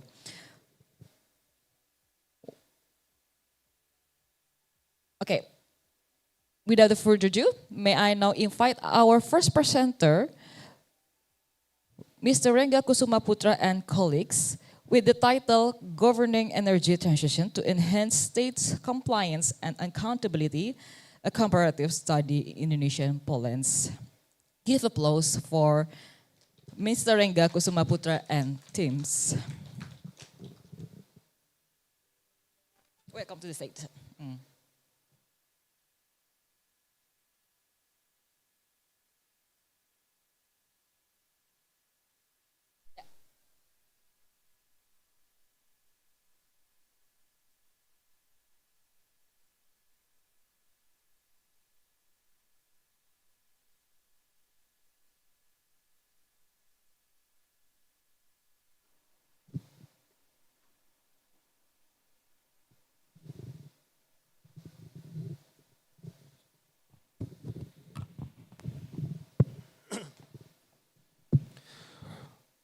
Okay, thank you.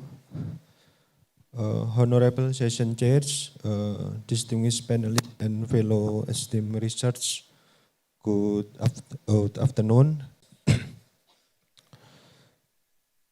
At the heart of environmental governance lies what we term the scale of state dilemma.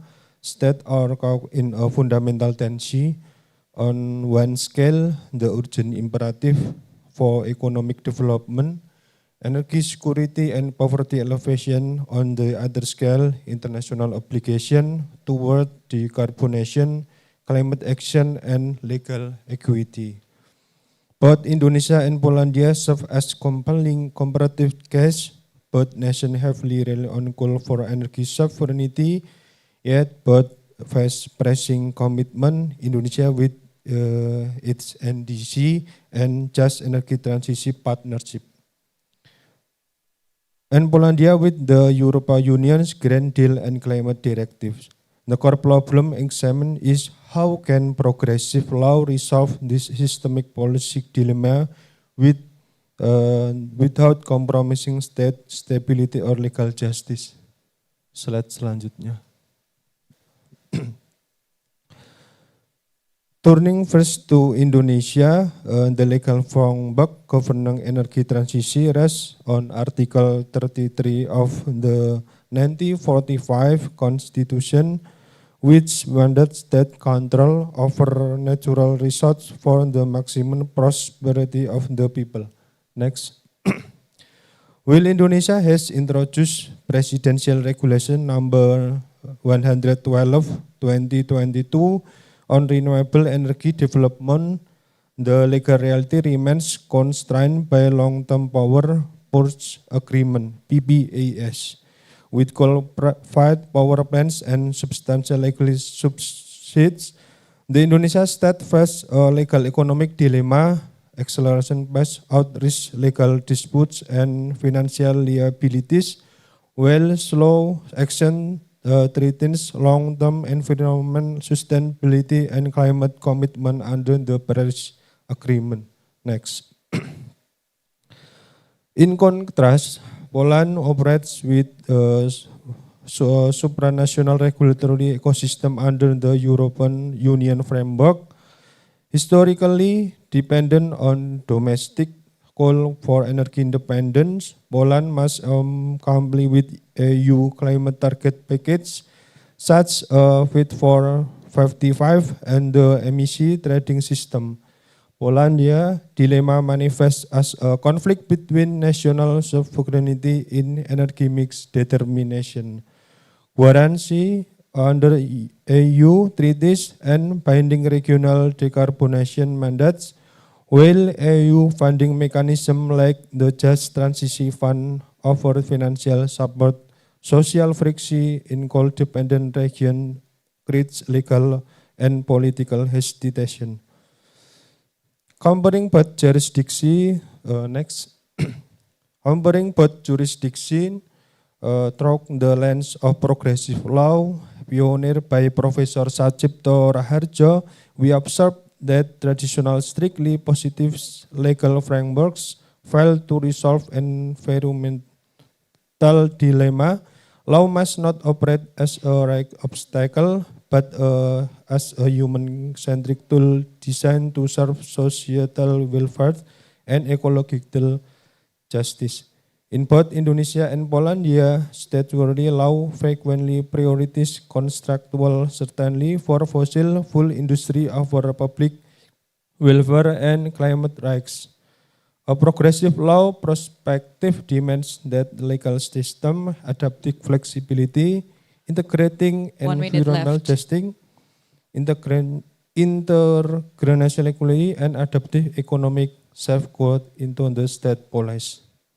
To conclude our study purpose, a three-pillar framework for progressive environmental law. First, legal flexibility and contractual restructuring enable states to renegotiation legacy fossil fuel agreement without punitive arbitration risk. Second, 30 seconds remaining. Okay. Okay. Next. And third, harmonizing voluntary governance alike national development goals with climate commitment. Okay, thank you for very much for your kind attention. We welcome any question, comment, and valuable feedback. Okay, thank you very much for your presentations. We have reached the allocated presentation time, so we move into the Q&A sessions. Is there any question for our participants in here? Maybe you may deliver directly to our presenter.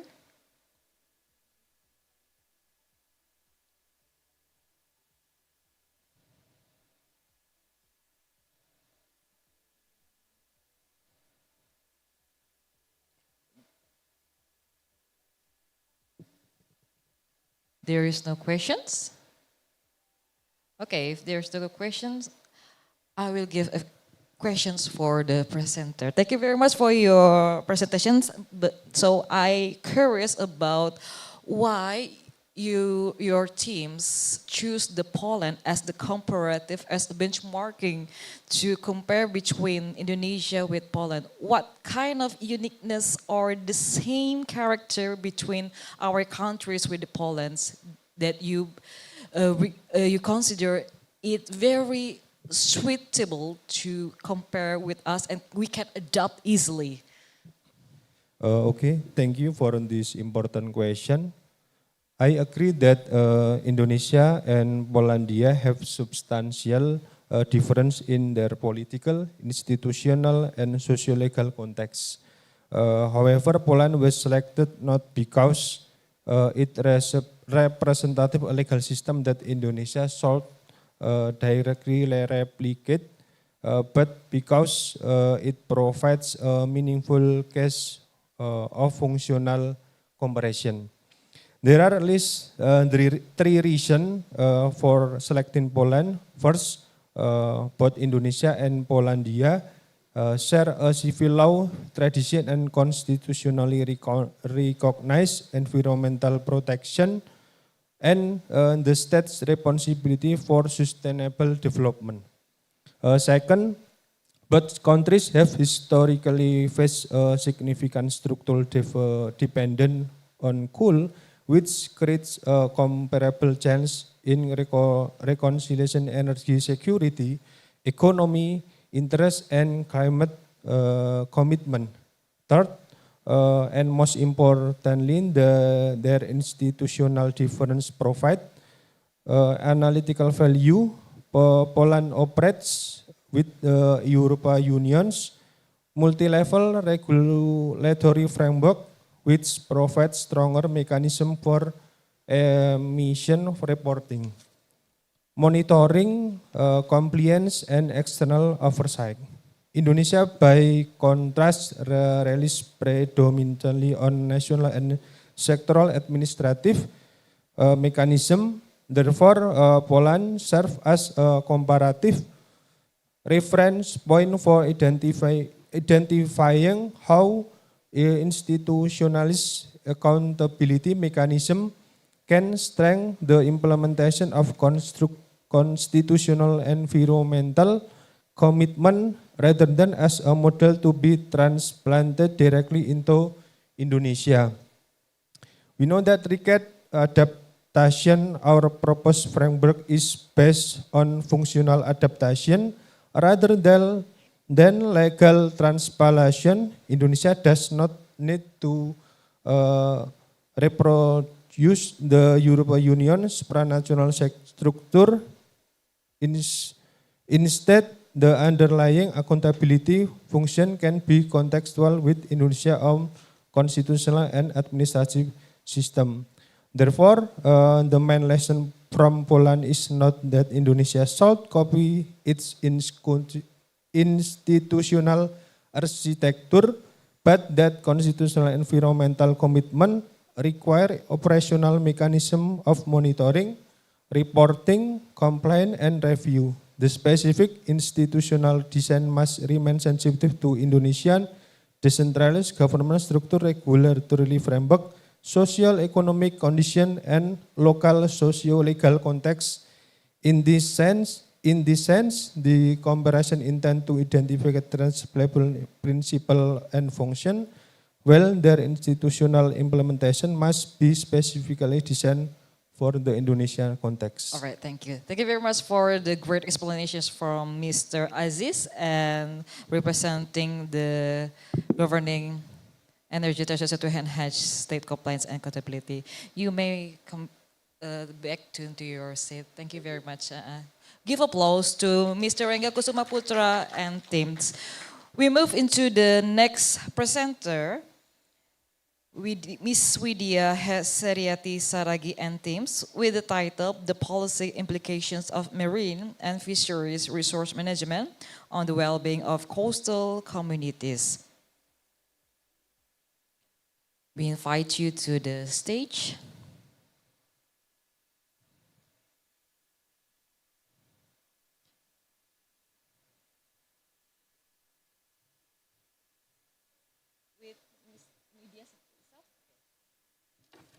Give applause for Miss Widya Seriati Saragi. Okay, I would like to remind you that your 6 minutes will be commenced by your first word. And during your presentations, please occasionally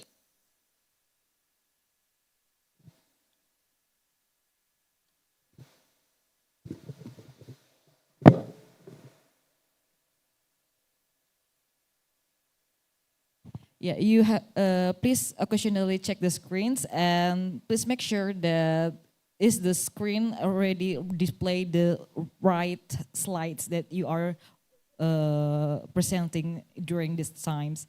So you may directly signal to the operators by saying the next slides. Okay, you may proceed right now. Okay, thank you. Good afternoon, everyone. It is my great honor to be here today. First of all, I would like to express my sincere gratitude to the organizing committee for providing us with this valuable opportunity to present our research. My name is Widya Seriati Saragi, and together with Professor Viviana Wisnaini and Endrakal Fari Saragi, I am pleased to present our paper entitled The Policy Implications of Marine and Fisheries Resource Management on the Well-being of Coastal Communities. Next. Before discussing our findings, let me briefly outline today's presentations. These presentations consist of 4 main parts. First, I will explain the background and context of our study. Second, I will discuss the policy implications of Indonesia's current marine and fisheries management system. Third, I will explain our analysis using John Rawls' theory of justice. Finally, I will present several policy alternatives that we propose to improve the welfare of coastal communities. Next. Next. The oceans plays a fundamental role in sustaining human life. Globally, approximately 600 million people depend on marine resources for their livelihoods, particularly small-scale fishing communities. However, despite this extraordinary natural wealth, many Indonesian coastal communities continue to experience poverty and economic vulnerability. These situations create a paradox. The country's marine resources are abundant, yet the people living closest to those resources often receive the fewest benefits. Next. Our research identifies four interconnected policy failures that contribute to this structural injustice. The first is licensing centralizations. Second is technological disparity. Third is the transfers of authority. And finally, ecosystem degradations. Next. Okay. Although Indonesian fisheries new emphasize justice, sustainability, and community welfare, its implementations often produces different outcomes. Next. In practice, current policies tend to prioritize industrial growth over the protections of coastal communities. As a result, there is a significant gap between legal ideals and policy implementations. This gap is the central issues addressed in our research. Next. Okay. Law number 23 of 2014 transfer maritime management authority from district governments to provincial governments. Later, Law number 6 of 2023, commonly known as the Job Creation Law, centralized all licensing authority under the national government through a risk-based licensing system. While the reform improved administrative efficiency and legal certainty for investors, it stimulously reduced meaningful participation by local governments and coastal communities. Next. Next. Another significant issue is the imbalance between industrial operators and traditional fishermen. Our research highlights several examples. In Gresik, industrial port development displaced fishermen from their traditional fishing grounds. In Bali, conflict emerged between tourism development and local fishing activities. Next.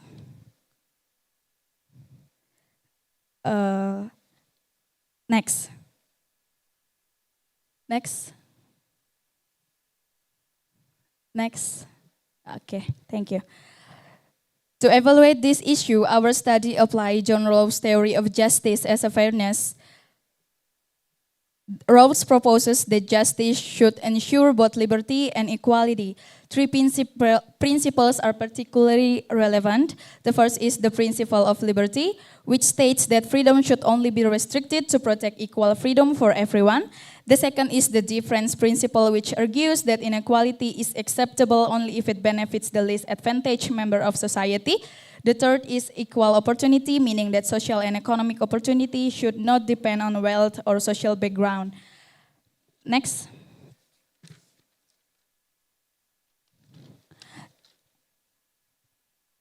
Next. Okay. Our research introduced the concept of blue justice. Unlike the blue economy, which primarily emphasizes economic growth, or blue growth, which focuses on technological advancements, blue justice prioritizes social justice. It seeks to empower coastal communities while respecting their traditional knowledge, 1 minute left, cultural identity, and sustainable relationship with marine resources. In other words, blue justice balances economic development with social inclusions and environmental sustainability. Next. Next. Okay. Based on our analysis, we propose several policy recommendations. First, establish exclusive fishing zone reserved for traditional fishermen. Second, prioritize 30 fishing seconds quotas for coastal communities. Third, strengthen community-based co-management, allowing local communities to participate directly in marine governance. And fourth, empower local cooperatives through financial assistance and capacity building programs. In addition, we recommended implementing a resource rent tax, ensuring that revenues generated from marine resources are reinvested into coastal communities. Okay, I think that's all about my presentation. Thank you. Okay, thank you very much. We have reached the end of allocated presentation time. So I would like to allow you to deliver the questions for our presenters. Is there any questions? Okay. Is there any microphone for the participants? The committees?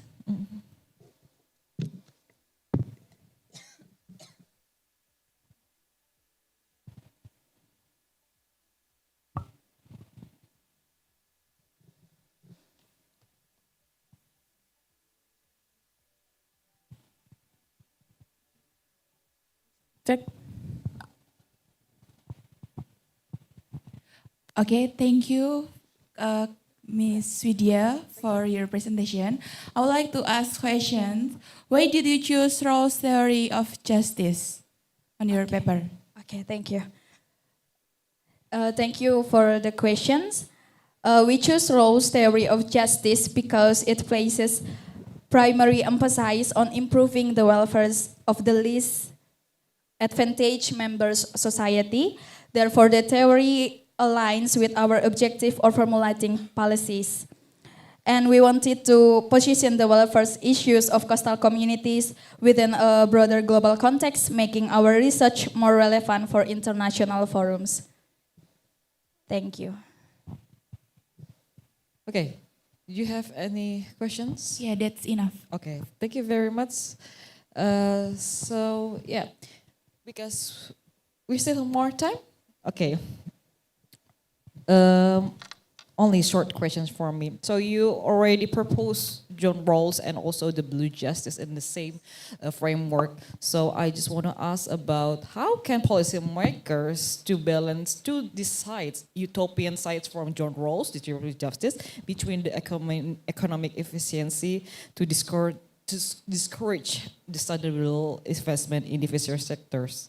So how the policymaker can balance between these dichotomies between the John Rawls distributive justice and the economic efficiency, because this like a very different sides if we have to merge in the one policy. I think it's very hard to policymakers to balance it, but how about your opinions? Is possible? Thank you, ma'am. Okay. I think, in my opinion, policymakers can make fair and impactful decisions in marine resource management by shifting away from poorly growth-oriented models and using John Rawls' theory of justice as an evaluative framework. The process is the first, apply evaluative parameters of Rawlsian theory. And the second, shift focus from blue economy to blue justice. As I explained before, that blue justice rebalance priorities instead of focusing strictly on macroeconomic growth and industrial efficiency. Policymakers must prioritize human rights. Okay, I think, thank you very much for the brief answer. So give applause for Ms. Widya Suryati. You can. Okay, we move to the next presenter is Mr. Muhammad Sofwa Kibran Abari with the title From Offenders to Earth Stewards, Ecological Rehabilitations and the Green Prison Model in the Indonesian Correction Systems. Mr. Muhammad Sofwan, you may come to the stage. Okay, I would like to remind you, your presentation's times will be counted by your first word, and you please occasionally check the screen to make sure the slides match with your content that you are delivering, and please give us directly signal to say next page. Okay, you may proceed right now. Okay, thank you, moderator. Assalamualaikum warahmatullahi wabarakatuh. Good afternoon, esteemed researchers, ladies and gentlemen. My name is Muhammad Sofwa Bernabari, and today my team and I are honored to present a groundbreaking approach to justice and environmental resilience, and contained in the paper. The title is From Offenders to Earth Stewards, Ecological Rehabilitation and the Green Prison Model in the Indonesian Correction System. Prepared by Rizky Disas Prabawani, Hibatullah Habil Waskito, and Muhammad Sofwa Bernabari. Next slide. To understand why this model is necessary, we must look at the dual crisis currently facing in Indonesia system. First, on the left side, as you can see, we can see a correctional crisis. Indonesian closed prison face so chronic, compounding overcrowd projected to exceed over 150% capacity by 2024. And then, on the right side, as you can see, an ecological crisis. Climate change is recognized by the IPCC as the critical disruptor of 21st century, causing rapid soil degradation and directly threatening our national food availability. And then we ask ourselves, can the solution to one crisis help solve the others? Next. This idea, not only just a utopian dream, it is directly supported by our legal and political framework. First, Law number 22, year 2022 on corrections fundamentally shift our national paradigm from retributive deprivation of liberty to restorative justice. And second, this is aligned also with the Asta Cita mission, which elevates the food security and the green economy in the whole of government defense and sovereignty strategy. And finally, a recent directive from the Ministry of Correctional Affairs explicitly mandates the optimizing abundant state land with prison compound in the productive and ecological area. Next. Okay, let us compare the traditional approach with our proposed model. The retributive model focuses heavily on punitive isolation, creates a massive ecological burden through high waste, and also high-stress psychological environment where inmates fulfill sentence as lawbreakers. And in this stark contrast, the green prison model is focused on therapeutic environment and social reintegration. Next. And of course, one size does not fit all. Prison have the different special of realities, so we adapt into two main categories. The first, of the open prison with minimum security, which possess expensive land and the late-stage reintegration inmates, we apply the macro agriculture. And second, for overcrowded closed prison with medium to maximum security and the spatial limitation, we introduce the micro-ecological innovations. Next, please. The execution of the green prison model stands firmly on three core pillars. Pillar number one is the integrated food security, and pillar number two is circular economy. In pillar number three is civic ecology. Next, please. Okay, let's take closer the pillar number one. The core mechanism here is the assimilation of the education facility, which acts as a socio-legal transition bridge for inmates approaching release. Next. For pillar number two, focus on creating zero waste loop, and we already have proven fields in Indonesia. In the domestic loop, inspired by the Brebes prison model, chronic overcrowding normally creates the massive organic kitchen waste. By introducing the black soldier fly or BSF bioconversion, maggots rapidly decompose hundreds of kilos of daily waste. In the industrial loop, exemplified by the Nusa Kambangan prison model, inmates process the fly ash and bottom ash from nearby coal-fired power plants. Next. For the pillar number three is address the social fabric of rehabilitation. The true rehabilitation is not only linear or solitary, it requires the co-production of the systems. Next. And then we ask ourselves, why does this model, the green prison model, is so deeply work in the psychological level? We base this on attention restoration theory. The rigid, the monotonous environment of traditional prison cause profound cognitive fatigue, and the drive of powerful behavior shift from egocentric mindset to biocentric one.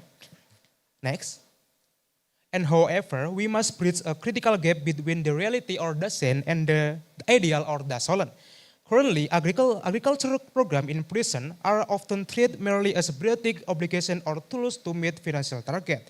We cannot just teach inmates how to farm, but we must teach them why ecosystem preservation is matters.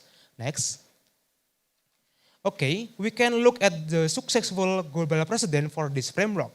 In the United States, the Sustainable in Prison Project Our SPP used the embodied learning where inmates breathe in digital spaces and cultivate local plants, transforming prison space into center of citizen literacy.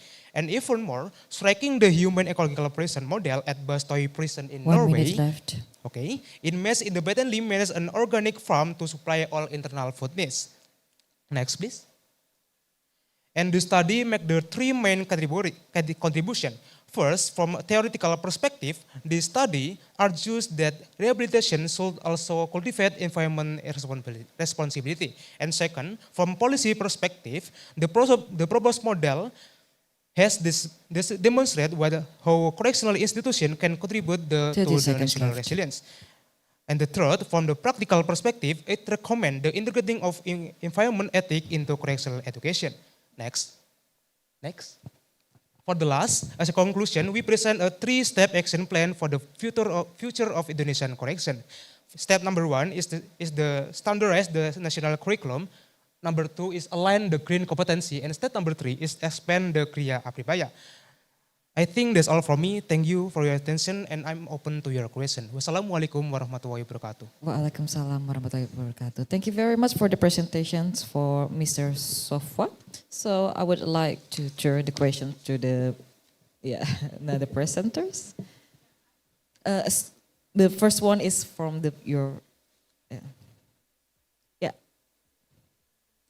Please introduce your name and then you may deliver your questions.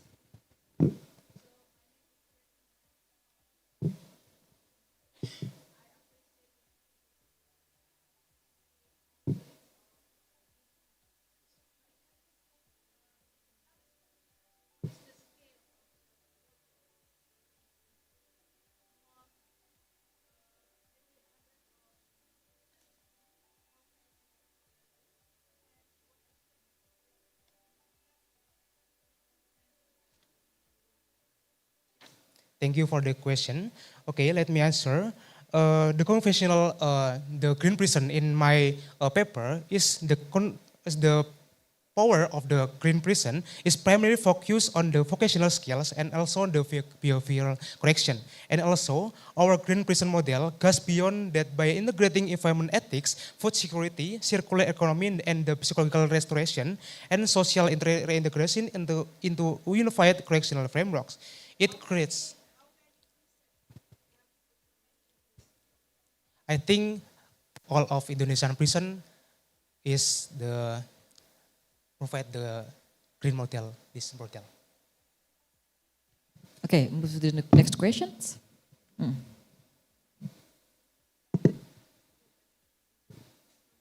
No more questions, thank you very much. Yeah. Maybe the next participants want to deliver the questions. Thank you. Check. Considering, excuse me, my name is Tara Solivana Simarmata. Considering the present challenges faced by Indonesia correctional system, such as prison overcrowding, limited rehabilitation programs, environmental degradation, and the government's commitment to sustainable development, why is the green prison model considered a sustainable approach for implementation in Indonesia? Thank you. Okay, thank you for this question. Indonesia provide a highly sustainable context for implementing the model because some reason. First, the country has abundant natural resource and many correctional facilities with underutilized area or land that can be transformed into productive agriculture. Number 2 is the model aligned with Indonesian national priorities, as you can see, Asta Cita Agenda. And number 3 is consistent also with Law number 22, year 2022. And finally, this model also designed to be adaptable to open prison and closed prison in Indonesia prison. Thank you. Okay, thank you very much for the brief and short and very clear answers. You may come back to your seat. Thank you very much. Please give applause for Mr. Sofa Kibran and the teams. Okay, since Mrs. Rika Anggraini isn't present right now, so I would like to move into the next presenter is Mrs. Retna Hanani. With the titles of the article is Progressive Law or Development Regulations, Equity and Sustainability Tensions in Lake Toba Governments. We welcome you to the stage. once again give applause for Mrs. Reta Hanani and teams. I would like to remind you your first word will be counted and then sorry, your percentage time will be counted by your first word, and then you occasionally please check the slides is suitable or not with your presentations that you are delivering, and then you may give the signal please next to the operators if you need it. You may proceed right now. Yeah, thank you very much. Good afternoon, everyone, colleagues and fellow scholars. So my name is Retna Hanani from Faculty of Social and Political Science, Universitas Diponegoro. Today I'm going to present the regulation framework in the Lake Toba Tourism Authority. We are examining whether this law has progressive tendencies or it is a developmental regulation. Next. As we know that Lake Toba is one of the tourism destination, is one of the national priority tourism designation in Indonesia. So Lake Toba is a plan to be the next Bali for the national government. So as such, there are many regulations that try to promote the Lake Toba as a tourism destination. One of the important regulation is the national regulation of the presidential decision number 81, 2014, which is amended into the president regulation number 49, 2016. Based on this peraturan presiden, then they decided to have a local regulation, which we are going to examine in this presentation. If we want, the next slide, please. So if we want to examine the existing regulation, my background is from public policy, so I don't trust that implementation is bad but the regulation is good. Good regulation will connect it with good implementation. So therefore, I examine the regulation not as a neutral, as a technical and administrative regulation only, but it represents the competing interest, the competing political competition among the actors. So therefore, the article asks whether the regulatory framework lean into progressive law or it just represents the developmental agenda of the actors. Next. If we look at, this is our theoretical framework. We use the environmental governance as the main theoretical framework of this paper. We use governance because we look at the various actors involving in this regulation. Policy mix, meaning that there are not only one regulation to govern the Lake Toba tourism. There are at least 3 regulations that govern this area, and therefore there are policy mixes in this context. And in order to look at the fairness of these regulations, we use environmental justice to look at the recognition and how the participatory, and more importantly, how the distributional impact of this regulation. Next.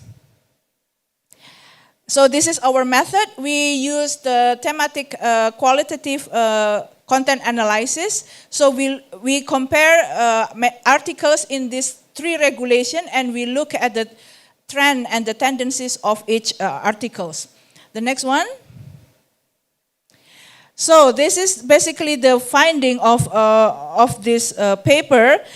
The policy objective of this regulation truly we can see that the developmental agenda is far more important than the environmental justice.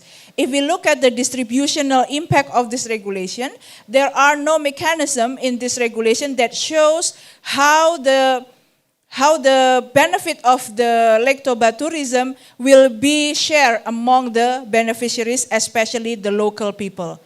And also, there is no mechanism in this regulation that shows how local people can influence the implementation of the program. So with that discussion, we see that there's also no ecological threshold that the regulation try to protect in Lake Toba. There's also no enforceable safeguards, especially in terms of environmental safeguarding. And there is also no indicator of activities that should be limited within the Lake Toba tourism destination. So for example, if there are investors want to build different kind of tourism activities, there are no restriction of what they can do, and there is no restriction of what they cannot do. So this kind of yeah. So this kind of loose regulation shows that the main interest of this regulation are to promote Lake Toba as one of the development engine in North Sumatra. Next one. So if we look at the participation of the actors, we can see that local communities, they have very limited agency. There's also very low recognition of the indigenous community as well as the local fishers. The high authority coming from the central government as well as local government. But in this regulation, local government can only implement what the central government has decided. I think that's all for my presentation. Thank you so much for your kind attention, and I'm looking forward for your comments. Thank you very much. Thank you very much, Mrs. Retna. Give applause for Mrs. Retna. And I would like to allow you to deliver questions for our participants, our presenters. Is there any questions for Mrs. Retna Hanani regarding about the tourism in Lake Toba? Okay.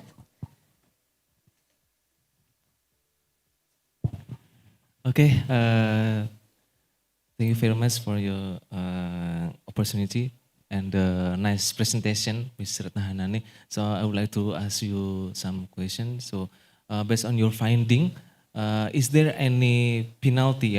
Because I believe, I mean that the development is come from the capitalization or not coming from the participation of public.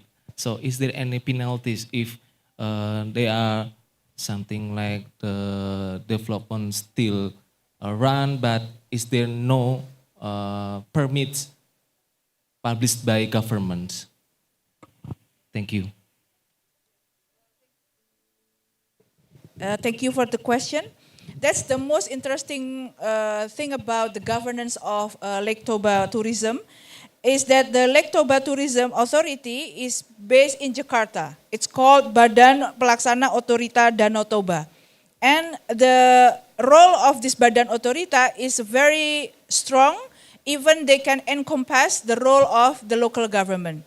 So if the local government doesn't give any permission to the investor, but the Badan Otorita give permission, then this investor, they can invest in Danau Toba. So that's one of the problem in the governing system of the Lake Toba tourism, because all of the decisions are basically made by this Badan Otorita. Yeah.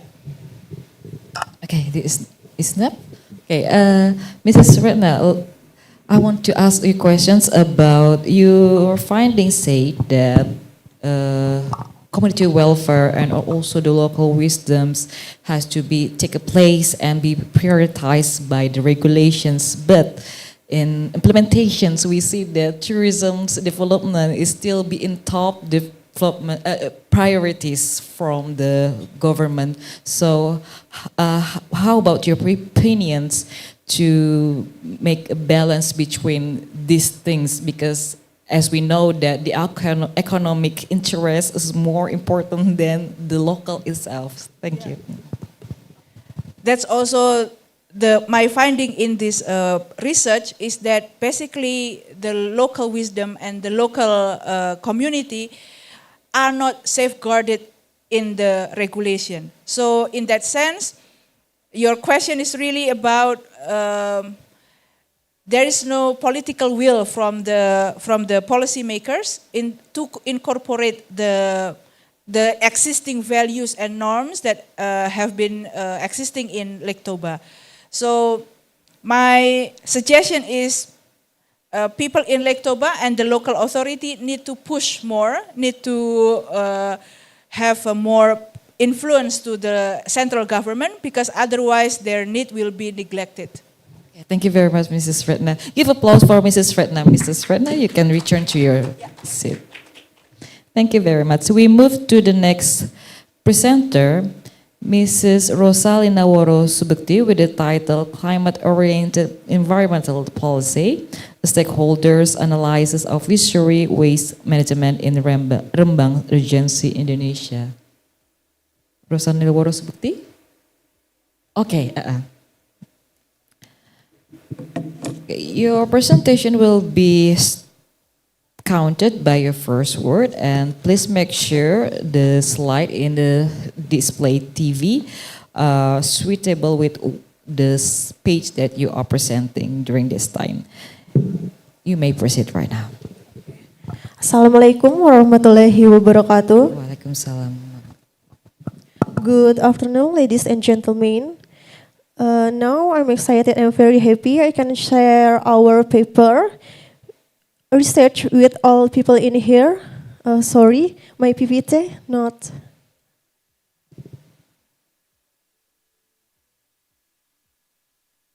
Yes, thank you.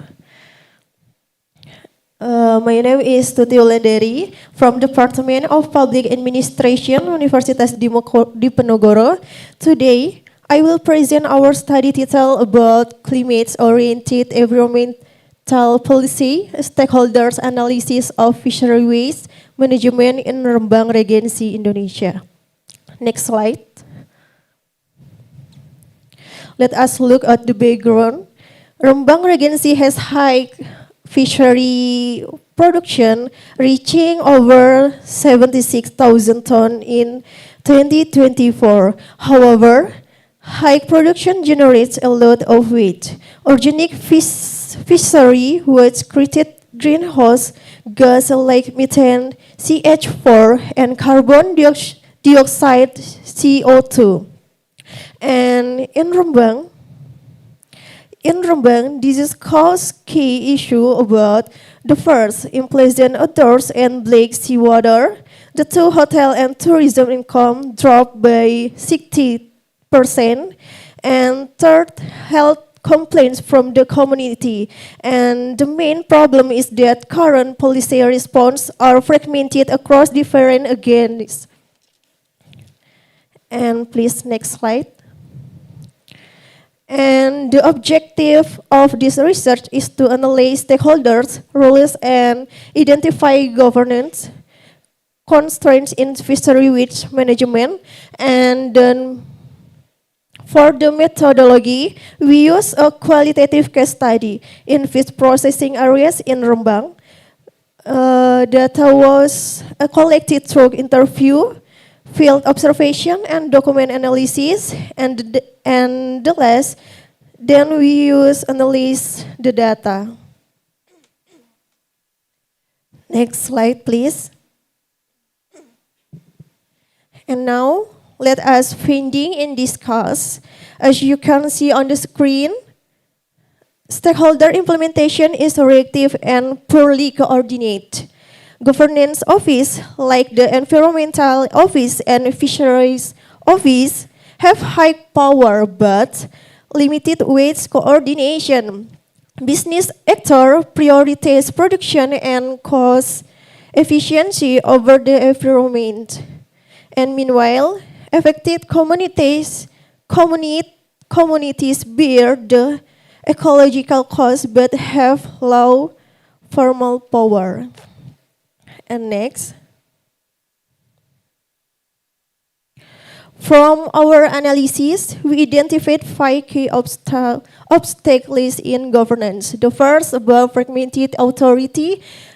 The second about weak post licenses monitoring. The third about low business complaints. And then inconsistent sanction and the less limited coastal resilience orientation. In short, governance fall because rules, actor, researches, monitoring, and complaints are not well connected, producing a reactive system unable to address cumulative impacts. And next.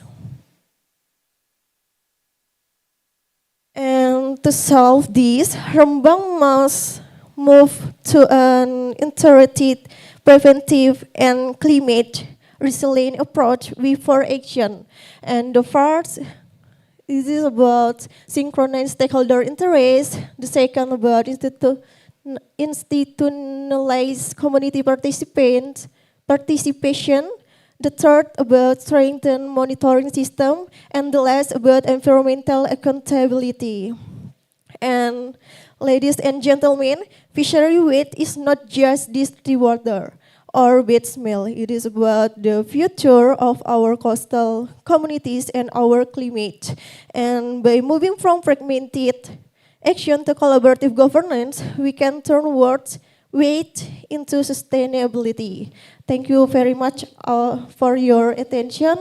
Wassalamualaikum warahmatullahi wabarakatuh. Waalaikumsalam warahmatullahi wabarakatuh. Wow, thank you very much. You have already finished before the allocated times. Okay, we move to the Q&A sessions. Is there any question for the participants? You may proceed for now.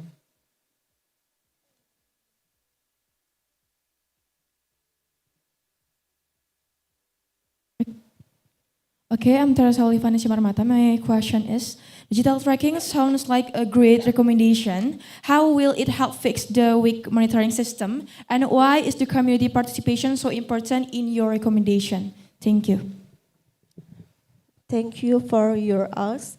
I think post-licensing monitoring is very weak. Digital tracking will help strengthen monitoring system and hold business actor accountable continuously. And why community participation so important? I think because affected communities bear the ecological cost every day, and institutionalizing their participation in monitoring ensure their voice and heart and governance becomes more preventive. I think so. Okay, is it enough? Is there any following questions? Nothing? From the other participants? Okay, I have a questions regarding the same question actually, but I cannot find any exact idea from you how the local communities can have a meaning participations when the policies are arranged by the government, because you know that somehow and sometimes the local communities only the attributes to be involved into the policies making. So how about your opinion or maybe recommendations, how the very, very exact step that can take to make the very meaningful participations from the local governments, they can be influenced? Okay, thanks. My opinion, I think fishery waste is not just dirty water or bad smells. It is about the future of our coastal communities and our climate. And I think communities is important because can with into sustainability. Okay, because the time is up, you may return to your place. Thank you very much, Miss Alan. Okay, thank you. Okay, we move to the next presenter. Is Mrs. or Miss Anjani Trivatarini with the title Rethinking Illegal Wildlife Trade in Southeast Asia from the Framework of Transnational Environmental Crimes. You are welcoming to the stage and give applause for Miss Anjani and teams. Your presentation time will be counted by your first word, and please occasionally check the screen to make sure that your slides are exactly what are you explaining, and please give a next slide signal to the operators, okay? You may proceed. Thank you. Good day, everyone. My name is Naila Amelia. I'm from the Department of International Relations, Faculty of Political and Social Science, Universitas Diponegoro. So today I would like to present our research entitled Rethinking Illegal Wildlife Trade in Southeast Asia from the Frameworks of the Transnational Environmental Crimes. And together with my co-research, we examine why the illegal wildlife trade in Southeast Asia still continues to grow. Meanwhile, we have another regulations or international regimes that already exist. Next.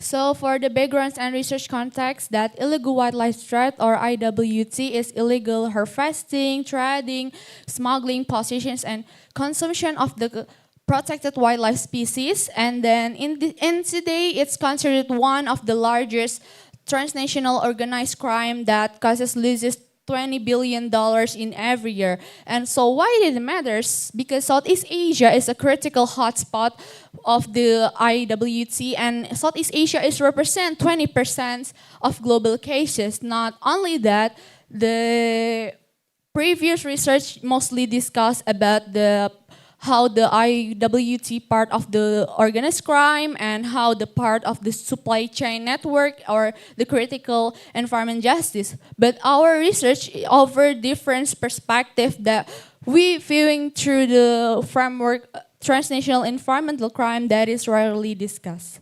Next.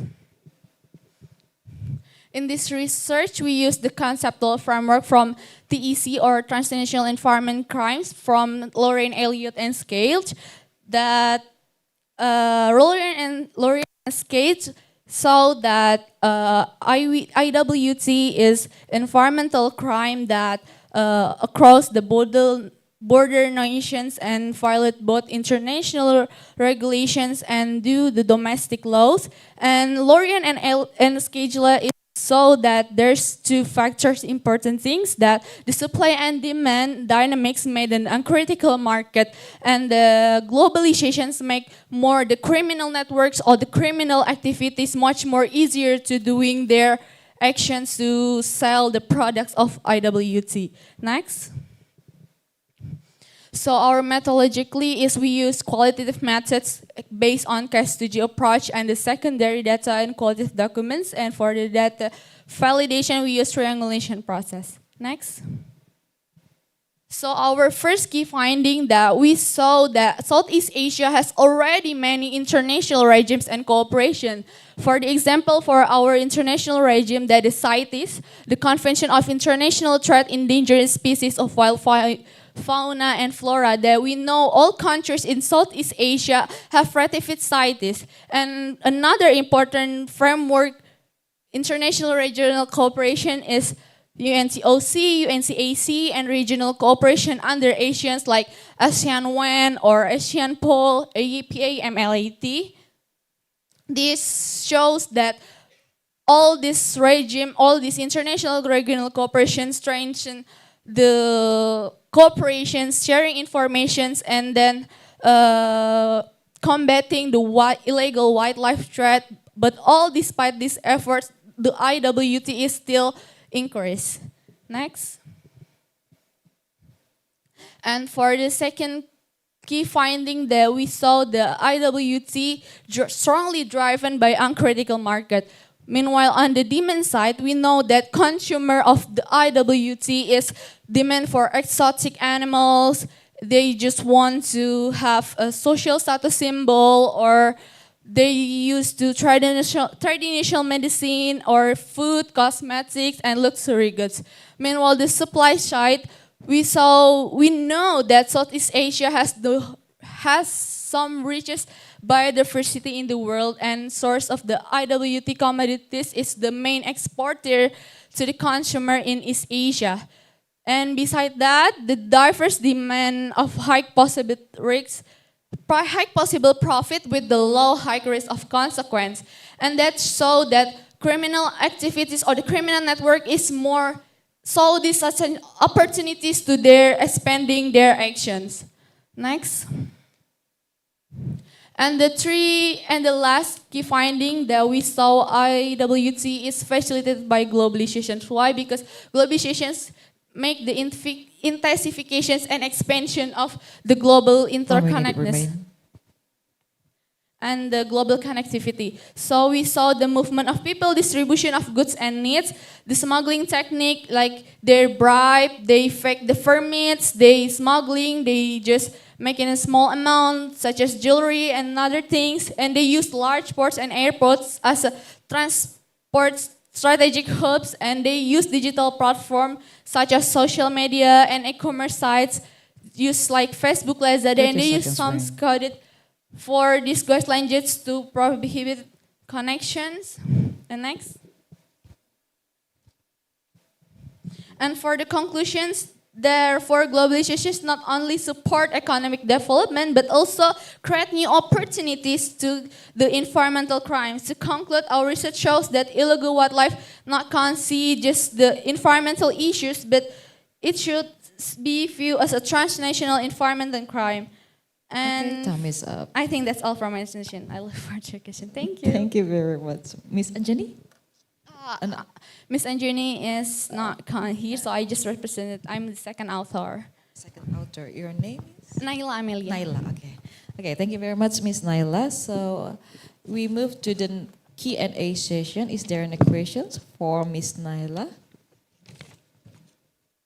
Is there any questions regarding about the wildlife trade in Southeast Asia? Because I think this is very quite interesting topics actually.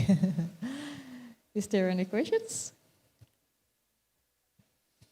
Okay, if there is no question from the participants, I would like to deliver my questions, my own questions for you, Miss Naila. Okay, you already list several international legal regulations and cooperations, international instruments, regulations, and instruments we have. I think it's more than enough to prevent this wildlife trade. So, why do you think the main problem is because the inadequacy or the lack of legal frameworks, or it is because the legal enforcement and governance capacity, or maybe the political wills from the government or the countries in Southeast Asia states that makes this becomes huge barriers? Okay, for my opinion, that it's not only the government, it's the human itself. So animals, like, because it's not we can do what we do.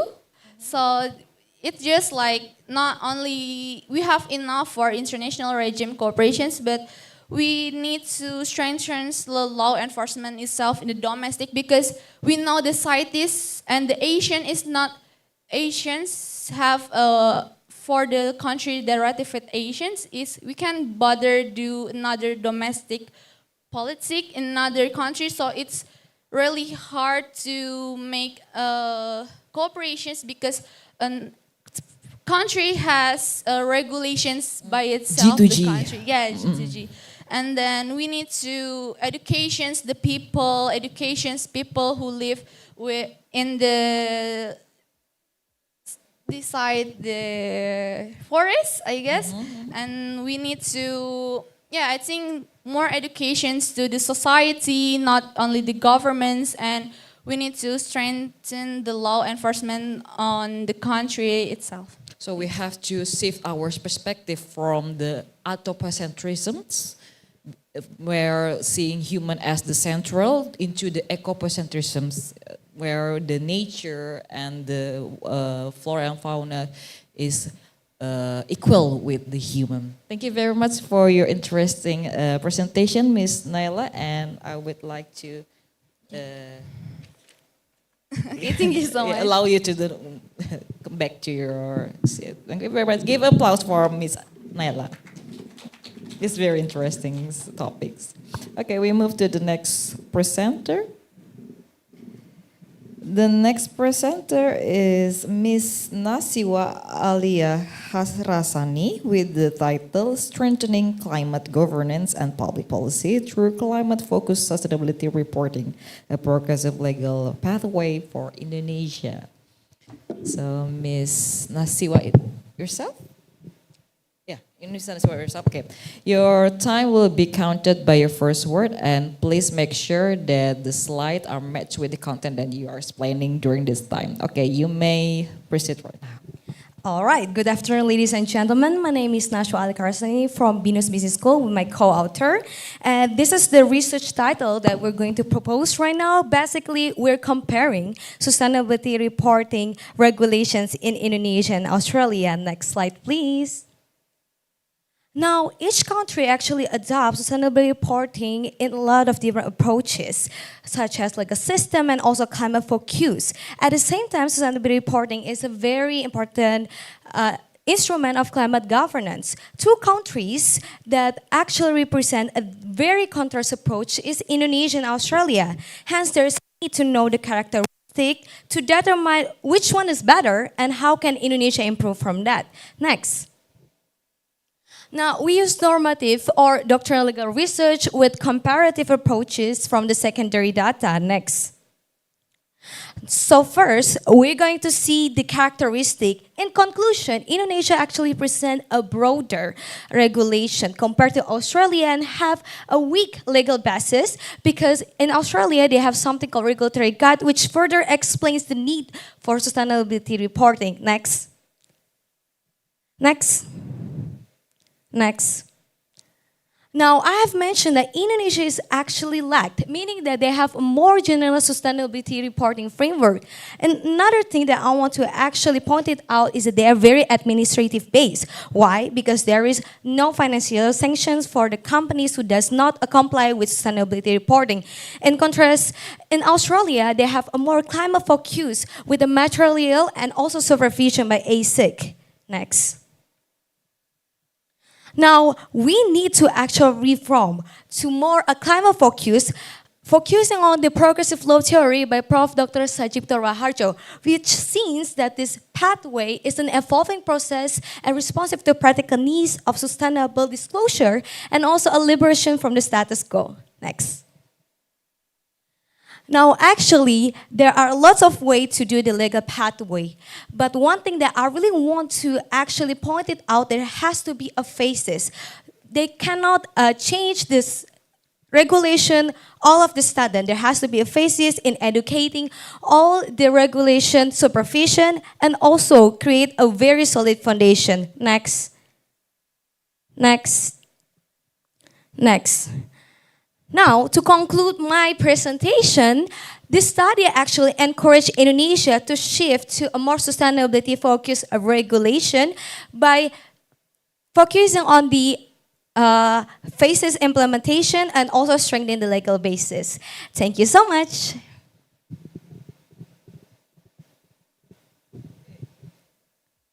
Well, you already reached your end presentations before the allocated times. Okay, we move to the Q&A sessions. There are any questions for Mrs.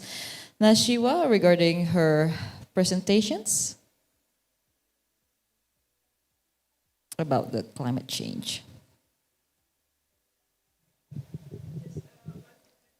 Oh, comment. Yes.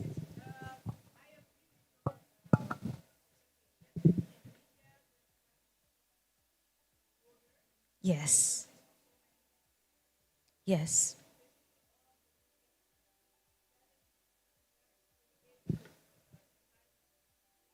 Yes, that's so true.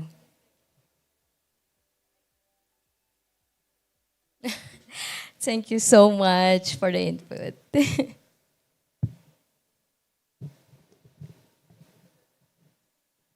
So is there any questions? Maybe just a comment or just response regarding about the presentations?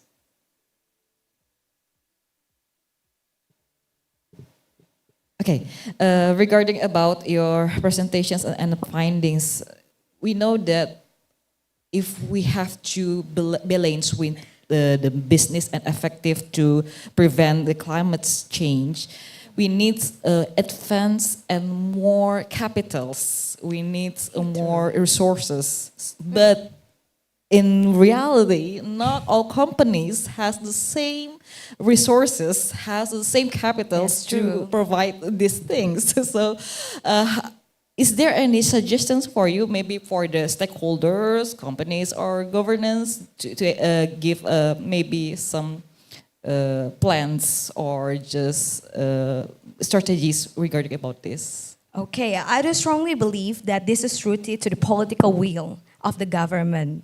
It is 100% based on them because we have actually had this legal basis, but because there's no political will to see what is the main problem, which is a very different approaches with Australia because they see it from the problem and then they enlarge what kind of regulation that they need to approach. So their perspective is bottom up. Yes, because I think it also represents Australia as a common law legal system country, where it is more detailed and more proposeful and forward-looking. But in Indonesia, as a civil law, we don't see it that way. We see it in a large, okay, the Paris Agreement, we need to comply to that, but there is no detail on the stem of the problem. So first, I think to answer your question is again the political will of the government of Indonesia. Okay, thank you very much for the brief and very sharp, straightforward to the point. Thank you very much, Mrs. Suya. You may return to your place. Give applause for Miss Nasiwa. Okay, we move to the next presenters, the 11 presenters. Miss Teresa Uli Ivana Simarmata that will present the manuscript or the article with the title The Local Elections and Ecological Democracy, Integrating Environmental Issues into the Local Elections in Indonesia. Please welcome Miss Teresa Uli Ivana. Check. Okay, your time will be counted by your first word, and please make sure the screen that is already matched with your slide or not, and you may give a signal next slide to the operators if you want to ready to move on. Okay, you may proceed right now. Okay, Assalamualaikum warahmatullahi wabarakatuh. Shalom Om Swastiastu and Hanus regard for us all.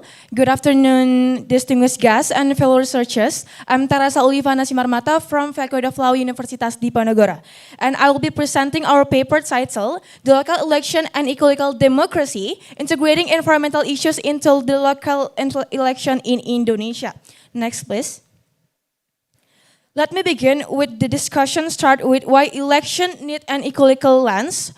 Okay, democracy in its procedural sense treats local elections or pilkada merely as a mechanism for the peaceful transfer of power. However, this narrow conception has been challenged by the growing global election crisis. This is where the concept of ecological democracy becomes relevant. It requires that political decision-making take ecosystem balance and environmental sustainability into account, not merely electoral procedure. Next slide. Based on this background, our study addresses two research questions. First is how can candidate official visions, mission, and program sustainability and measurability respond to macroecological threats such as deforestation, extractive industries, and climate change within the framework of local ecological democracy. And the second is what binding legal and technical framework must the General Election Commission or KPU institutionalize to ensure environmental agendas are integrated into a various stage of regional elections. And this research employed by a normative legal method with a descriptive analytical approach. Next slide. Moving to our first discussion about the conceptualization of electoral governance in relation to ecological democracy. As it stands, environmental consideration in Indonesia election remains confined to supervisor administrative measures. A striking example is that during 2024 elections, the Ministry of Environmental and Forestry recorded 784 million cubic meters of campaign waste, largely non-biodegradable PVC, banners, and posters. Although a circular letter was issued to address this, it remains non-binding and consequently unenforced too. However, we argue that delimiting ecological discourses to waste management alone fails to address the root of the problem. The real challenges is in institutionalizing macroecological agendas with candidates, substantive political platforms. We therefore propose that the KPU should legally require every candidate to formulate clear, measurable, and variable environmental target as a part of their official vision and mission. The aligns with the concept of ecocracy as a political process that recognizes the intrinsic value of ecosystem and can be reinforced. Mandatory ecological debates, independent audits, and international benchmarks such as UNDP and IFES guideline on election for people and planet. Next slide. Our second point of discussion concerns about regional ecological vulnerability and the urgency of institutionalizing environmental agendas within Pilkada. In practice, however, we found that regional special plans or RTRW are frequently modified to accommodate the conversion of protected forests into mining or plantation zones. Similarly, AMDAL, the environmental impact assessment mechanism, is often used to treat as a mere procedural formality rather than a substantive safeguard. On a more encouraging note, our study highlights Bali's single-use plastic ban, established through Governor Regulation number 97 of 2018 as a strong empirical precedent. Supported by public campaigns and tourism sector collaborations, this policy demonstrates how to that ecological committed local leadership, one that emerges through that ecological process, can produce tangible and high-impact environmental outcomes and can potentially be replicated in other regions facing extractive pressures. Next slide. Our third discussion point examines how ecological democracy principles are or are not being integrated into Indonesian local election and what factors continue to weaken environmental silence in local political context. As articulated, ecological democracy combines public participation with social and ecological justice. Next slide. So, to our conclusions. We propose binding a reform framework involving three institutions. The first is to legislature and executive should amend the regional election to establish ecocide and illegal permitting as illegal grounds for candidate disqualifications. And the second, the KPU should be enact binding technical regulations known as PKPU, requiring quantified greens target as a part of candidate registrations and alongside mandatory ecological democracy. And the third, Bawaslu, the election supervisor agency, should incorporate ecological indicators into its monitoring framework and be empowered to ecological invested and sanctioned campaigns funding the derived from illegal elections search. Okay, I think there's a more presentation and we welcome any question or feedback from the panel and the audience. Wow, excellent. Thank you very much for your presentations. You have already finished your presentation before the allocated time. So, Ms. Teresa, we move to the next Q&A sessions. Is there any question from the participants? Okay, Mr. Sofa.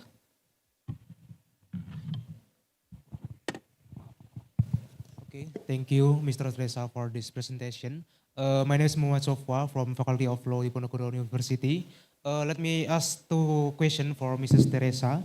The given normative legal orientation of your research, what constitutes its principal novelty and original contribution is now question number one. And furthermore, the question number two is since the study address political behavior and ecological variables, how can a normative legal methodology legitimately substantive claims to extend beyond the strict doctrinal domain of legal analysis? Thank you. Okay, thank you for your question. I think the answer is the principal novelty of our research lies in reconceptualizing local elections, not merely as a procedural mechanism for the transfer of political powers, but as a legal entry point for ecological governance by integrating environmental accountability into electoral institution and candidate commitments. And its original candidate commitment to contribution is the proposal of a binding legal framework requiring measurable ecological commitment and then ecological debates and institutional responsibility for the KPU and Bawaslu. Although the study discuss about political behavior and ecological vulnerability, it does not claim to empirically measure them. Rather than these issues serve as a conceptual premise that demonstrate the need for legal intervention. Thus, the study remains methodologically legitimate because its core inquiry is normative, not how political behavior empirically occurs, but how the legal system should respond and to political and ecological conditions through a building and institutionally enforced framework. Thank you. Is it enough? Enough, thank you. Okay, there is no following questions from Mustafa. Okay, we still more time, 40 seconds. Okay, you may deliver your questions. Okay, I want to ask about what exactly do you mean by measurable environmental targets, and how would this target be objectively assessed and verified in practice? Okay, thank you for the question. I think the target should be adapted to the specific ecological characteristic, vulnerabilities, and legal authority of each region, rather than that imposed through a uniform national standard. And the key principle is that each target must be specific, measurable, variable, and legally connected to the authority of the regional government. Is it enough? You may return to your place. Give applause for Ms. Teresa for the great presentations. And we move to the next presenter, Ms. Dwi Sudaryati. Okay, Ms. Dwi Sudaryati will present the presentation with the title Fragmented Environmental Norms, California Effect and the Rise Green Protectionisms in under mega regional trade agreements. Wow. Okay, we welcome Ms. Dwi Sudaryati, and your presentation will be counted by your first word, and you please check the screen occasionally. Is the slides match with your content that you're explaining, and you may give a signal next slide for the operator to ready if you're ready to move on. Okay, let's begin. Let's begin, Miss. Okay, thank you. But my slide is not yet present.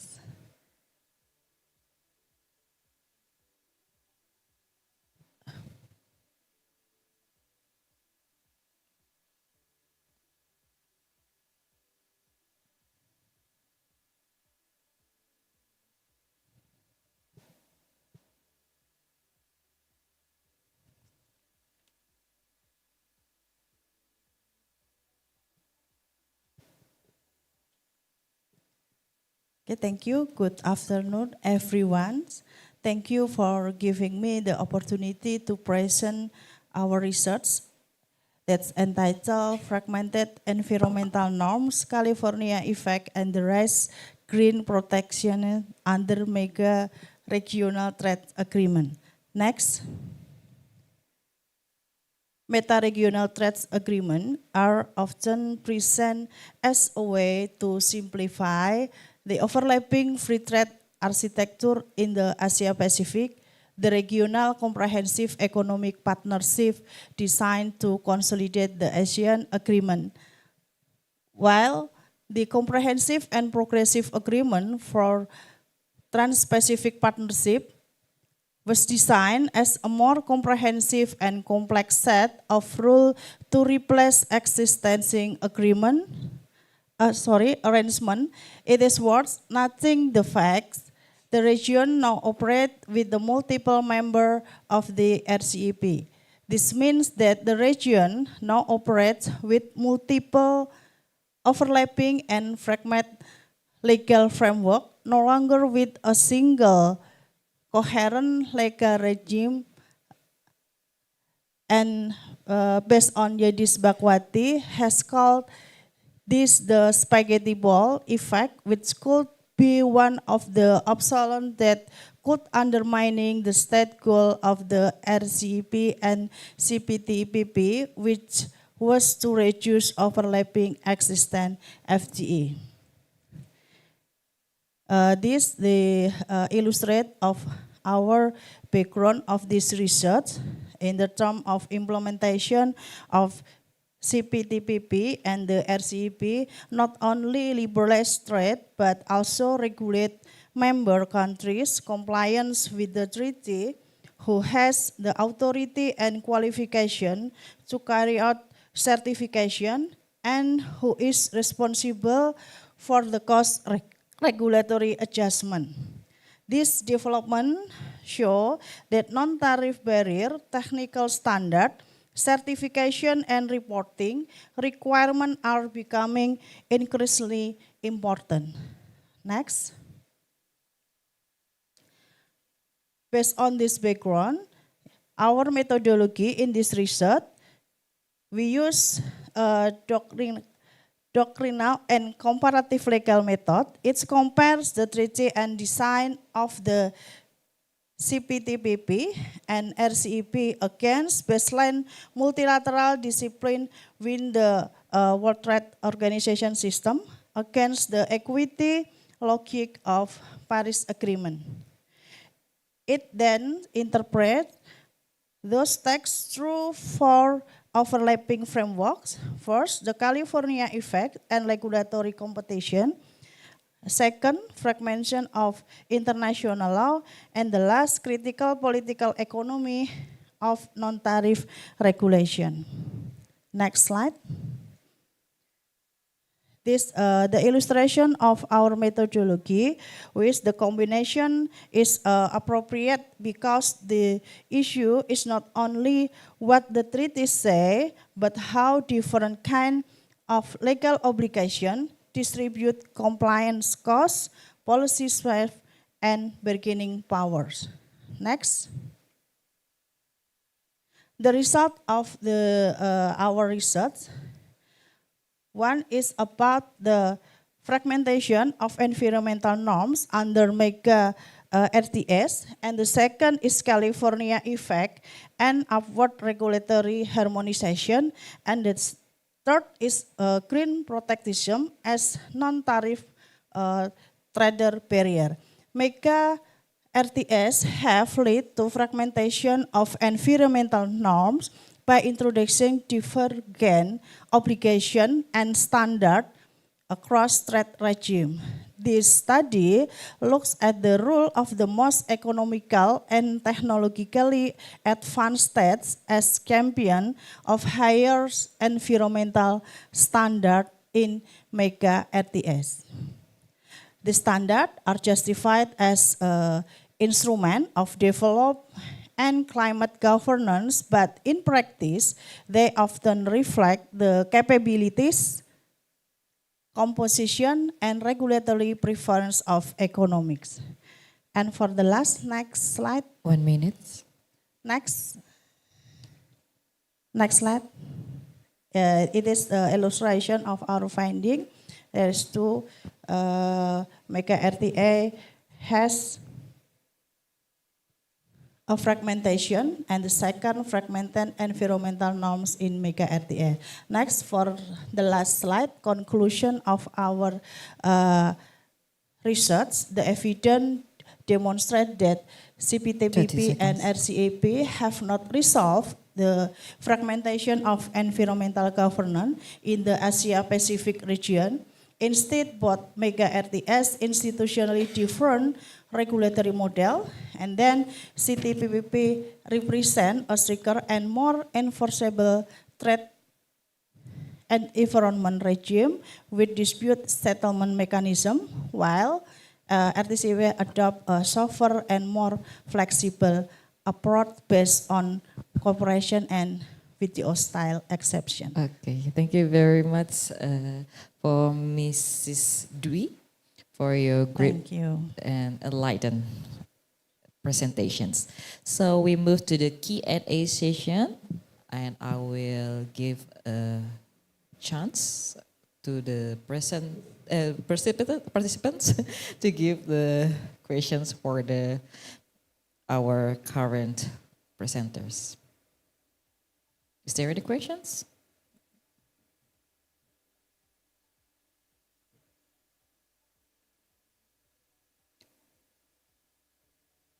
There's no questions. So, Mrs. Dwi Sudaryati, I'm very interesting with your findings that say increasing use of environmental standards, international trade. It said that genuinely promotes sustainability, but I think there is another possibilities. Is it possible that this requirement, this environmental standards, not only just for the sustainability aims or sustainability purposes, but also for the non-tariff barrier policies that are and right now is very, very challenging in global economics environment right now. So how about opinions? I think there are two sides that can be brought by these standards into the economic global environments. Thank you for the questions. I agree that the sustainability standard, it can be used not only for as a non-tariff trade barrier, but it is also can use for the country which has wants to competitive in the global. Yeah, so the international trade today, it's not only based on the financial, but it is use the environmental standard or sustainability standard. Maybe it's in my opinions. Because we know that only the developed countries that can meet the standards, while the developing countries are very challenging to meet all those standards of these environments, and makes this very challenging for developing countries, including the Southeast countries like us. But thank you anyway for your views and also your enlightened presentations. You may proceed back to your place. Thank you.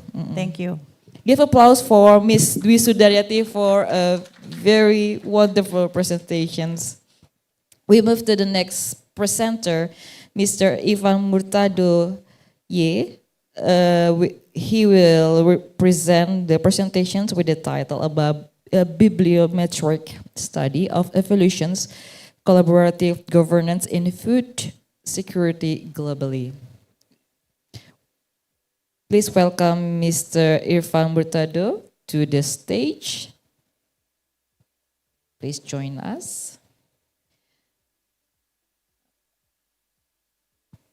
Mr. Irfan, yourself? Okay. Your presentation will be counted by your first word, and please mindful with, and you may check the display screens is matched with your presentation file or not, and you want to move the slides, you can say next slide to the operators. You may proceed right now. Well, Bismillahirrahmanirrahim. Assalamualaikum warahmatullahi wabarakatuh. Thank you, moderator, for the occasion. Good afternoon for the distinguished researcher and also my fellow friends. I'm Irfan Murtar Yusuf from Department of Public Administration, Diponegoro University, Indonesia. Together with my co-author, Juang Abdi Muhammad and Professor Hadi Warsono, I'm honored to present my presentation entitled A Bibliometric Study of the Evolution of Collaborative Governance in Global Food Security. Next. This study aims to provide a comprehensive overview of how collaborative governance has evolved in food security in the world in over past 2 decades.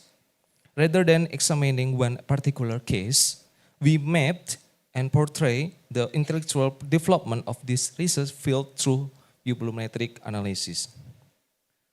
Well, food security has become one of the most pressing challenges global of the 21st century.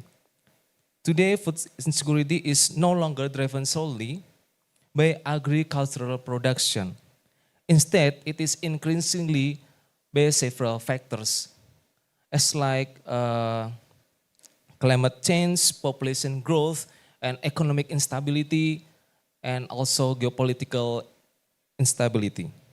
These complex challenges require more than technological innovation in agricultural production. They demand effective governance that enables coordination among multiple stakeholders. Although research on, consequently, governance has shifted from traditional model become collaborative governance. It means that we need collaboration among multiple stakeholders, namely government, private sector, NGOs, and also academicians to create and join for the solutions. This fragmentation motivated our study to run this research. Next, please. Well, our research begins by identifying important gap in the existing literature. Several bibliometric studies have explored sustainable agriculture, climate adaptation, and also the water, energy, food nexus separately.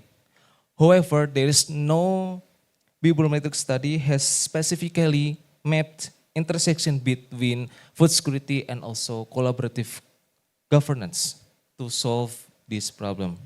Next, please. Well, to answer this objective study, we conducted a bibliometric analysis using Scopus Index around 2005 until 2025. We used Prisma protocols methods that needs to, we already and successfully gained the data around 168 data set from Scopus, and we screen, and also finally we gain around 89 articles that we get from Scopus database. Next, please. Next.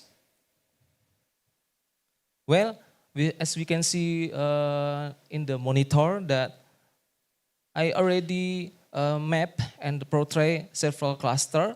The first one, it is climate and policy, focus on climate change, governance approach, water management, and so on. And second cluster connects food security with sustainability, biodiversity, and so on. And third cluster centers on food systems, food policy, and governance mechanism. Finally, the fourth cluster represents collaborative governance itself, highlighting collaborative as a core institutional mechanism linking all other themes. Overall, these clusters demonstrate that food security research has evolved beyond agricultural productivity toward integrated governance approaches. Next, please. Well, as we can see that Chandan is the famous, that gain high citations around the world, and Canada and Germany have a big concern about food security in the world based on its publication. Next, please. Well, in this slide, one important finding is this indicates that food security has become a cross-sectoral issue requiring interdisciplinary perspectives. The diversity of discipline also reinforce the need of 50 collaboration seconds. frameworks capable of integrating knowledge by different sectors. Next, please.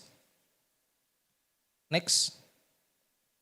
Well, by synthesizing the four thematic clusters, several important insights emerge. First, food insecurity is 30 seconds. increasingly understood as a governance challenges. And secondly, sustainability has become central framework. Third, successful food security increasingly depends on collaboration.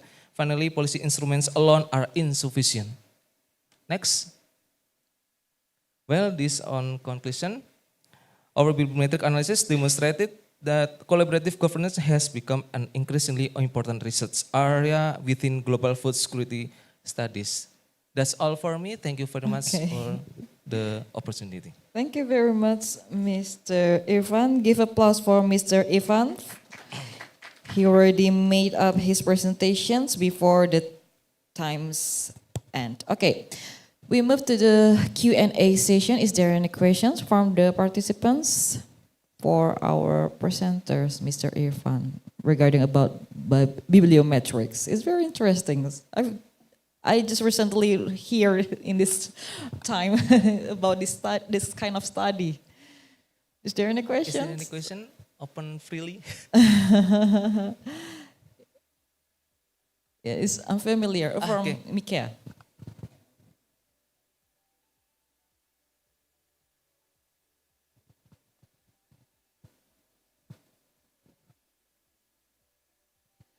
Turn on and wait for a second. There are small button. Okay. Okay.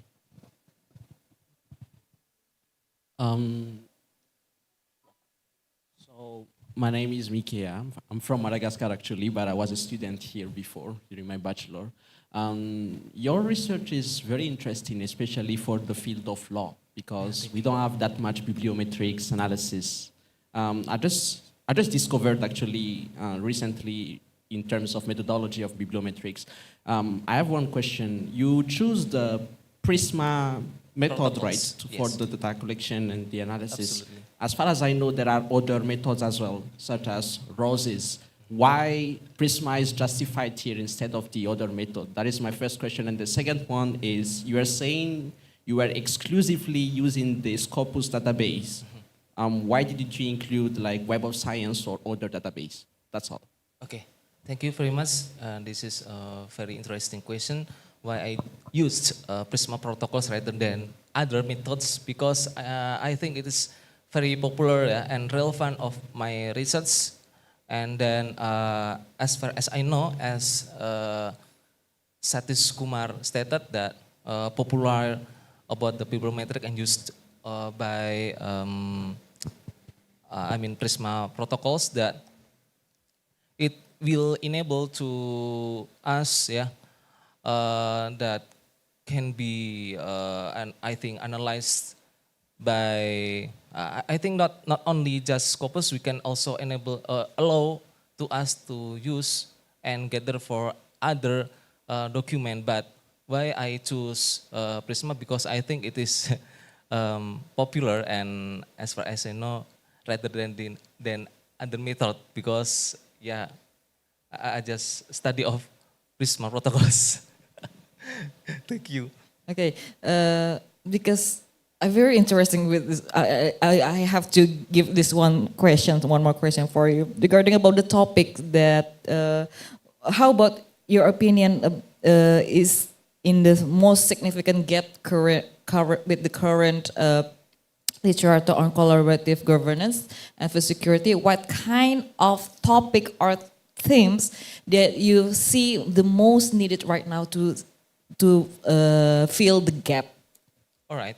As I stated earlier, that there is no bibliometric that portray the intersection between collaborative governance and food security, because I think just in the popular literature, Just one topics maybe you see most important. The important topic. The keywords of the topics that you see most important to. Yes, you say that blah blah blah blah, but the keywords maybe such as maybe the political will of for agriculture or agreements or etc. What kind of topics that needed most? Okay, in my opinion, the topic is most to be enhanced is I tend to in collaboration approaches. Okay. Yes. Okay. Thank you very much, Mr. Irfan, Thank you. for your brief question, for brief answers. Give applause for Mr. Irfan. You may return to your place. Thank you very much. And we move to the next presenter, Miss Bilkis Ryudia Najala. She will present her presentations with the title Aligning Electricity Policy with Tourism's Law to Achieve Indonesia NDC Targets. We welcome you, Miss Bilkis, to the stage. And once again, give applause to Miss Bilkis. Okay, your presentation time will be counted down by your first word, and please make sure and check the screen. Is the slide matched? Does the slides matched with the contents that you will explain? And you may say next slide to the operators whenever you are ready to move on. You may proceed. Thank you for the time. Good afternoon. I would like to express my sincere gratitude to the conference organizers and fellow participants. And today, I'm pleased to present our paper entitled Aligning Electricity Policy with Tourism Law to Achieve Indonesia's NDC Targets.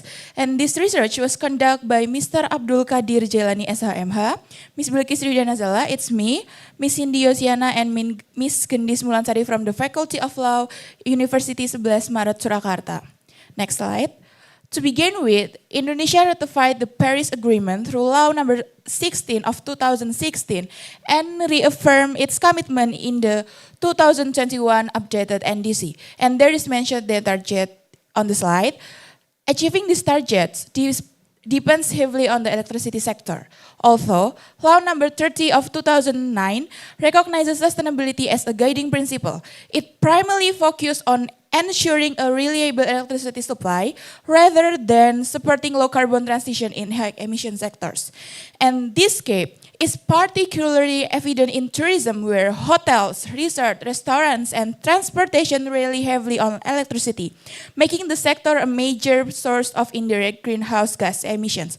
While electricity policy promotes renewable energy, it doesn't prioritize sectors such as tourism that are already required to reduce emissions.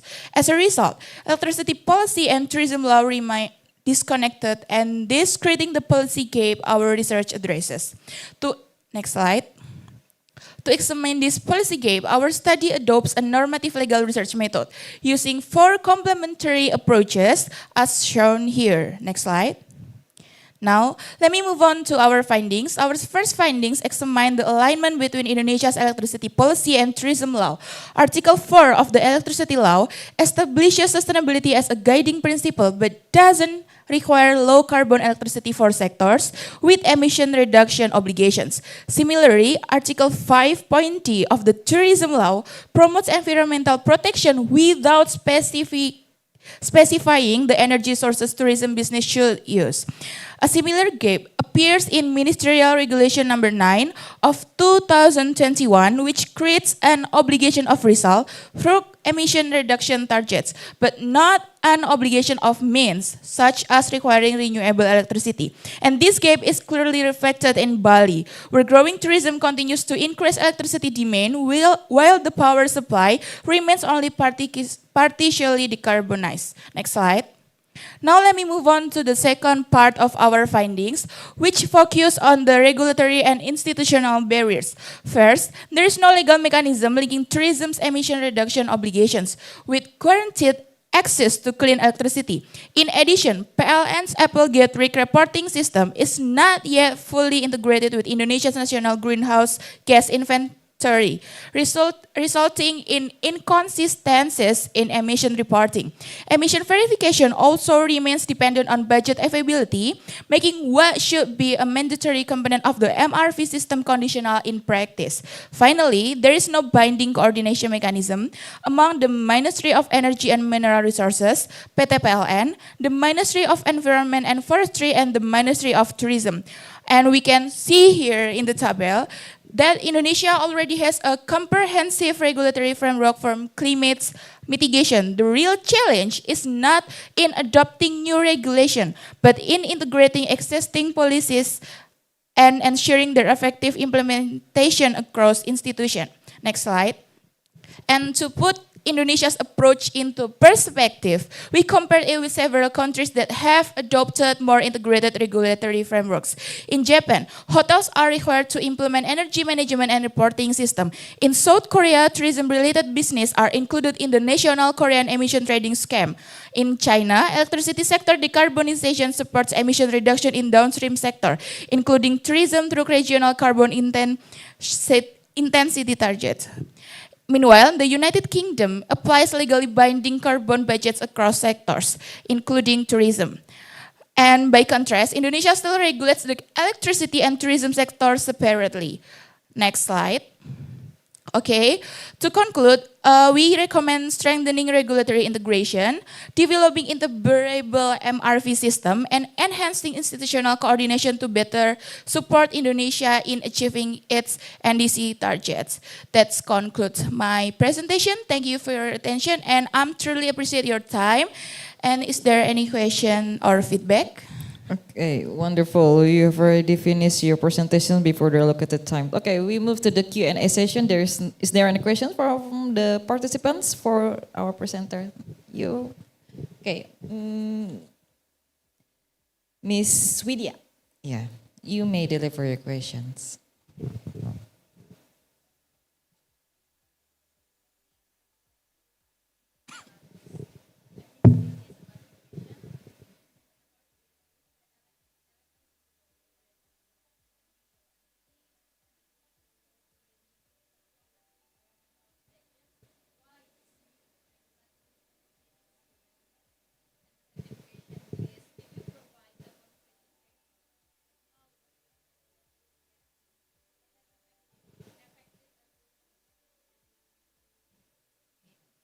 Okay, thank you for the question. So why it's still necessary? Because both regulation operate independently before. The tourism law requires emission reductions, but it doesn't guarantee access to clean electricity. While the electricity law, it's promote renewable energy without prioritizing emission obligation sectors. So as a result, achieving Indonesia's NDC targets becomes less effective. And for the second question, we can see in Bali. Bali is a concrete example.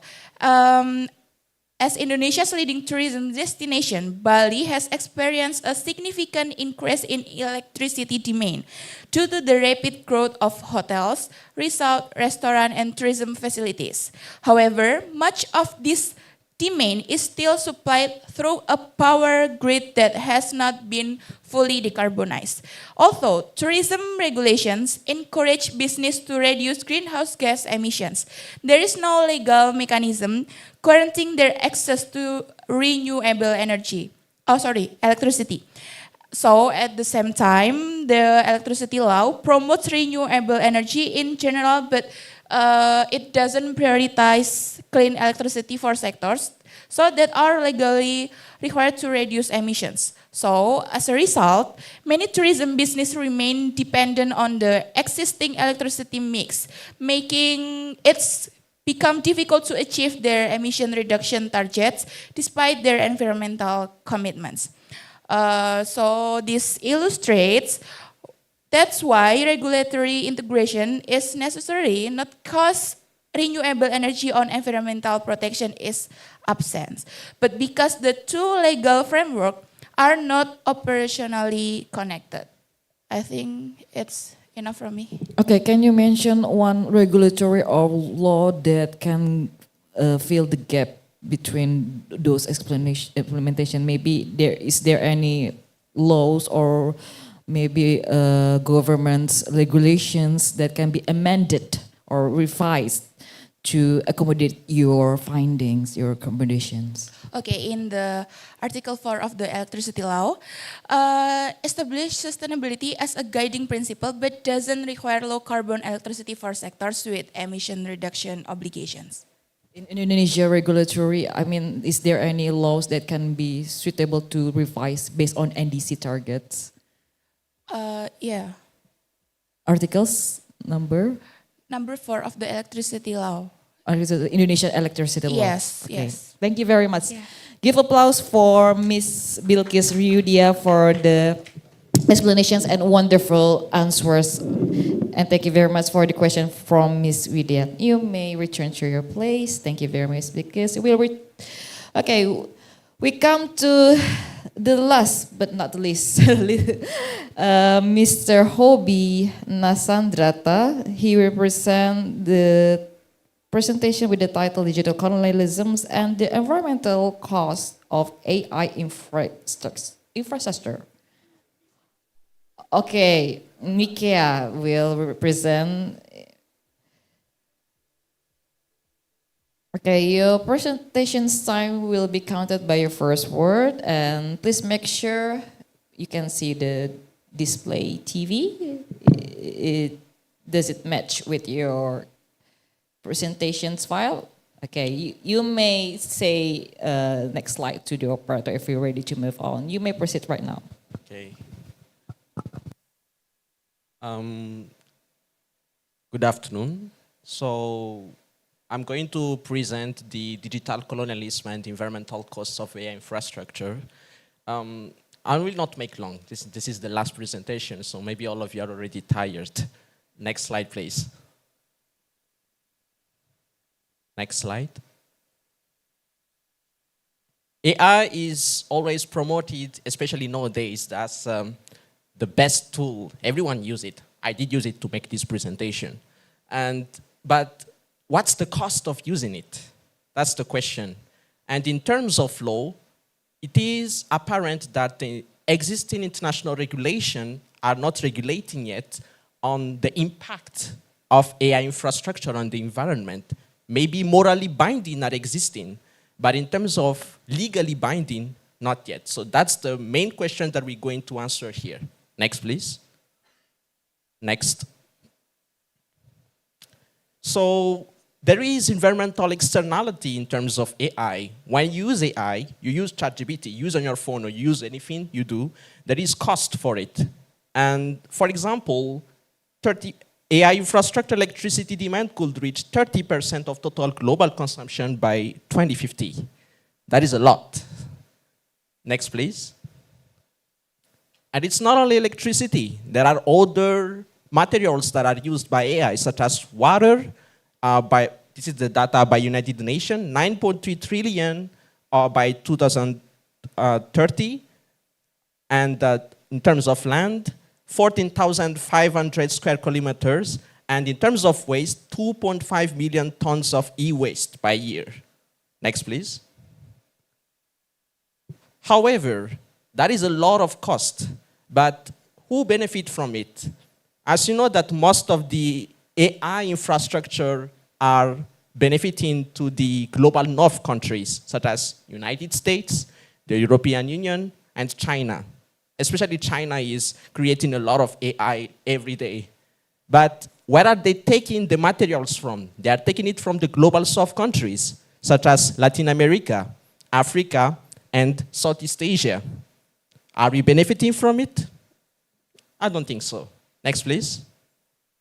So the real problem here is in terms of fairness and justice. We are spending a lot of materials as resources from our continent, but the benefit of it, an example of Africa, which hold 30% of global critical materials for AI, but only benefit 10% from it. Is that fair? No. Next, please. And here intervenes the legal analysis. There are several guidance in terms of AI use, such as the UNESCO AI recommendations. We have also, there are legally binding, but they are regionally applied, such as the EU AI Act. That can only be applied into the EU and benefiting the European Union once again. But in terms of global south, there is no international legally binding that can provide fairness and uniformity in terms of the benefit itself. So here are the problem. It prioritizes ethics, innovation, and data privacy, but failed to mandate environmental accountability or resource tracking. Next, please. So there is a lack of transparency and accountability. When the developers of AI are developing AI, there needs to be a mandatory, international, legally binding instruments that can provide justice and fairness to the global south countries who are becoming the main source of the materials used for AI infrastructure. Next, please. So this research is not actually providing the solution. It identifies the problem, and maybe as future recommendation for future research, it can provide how the framework could be.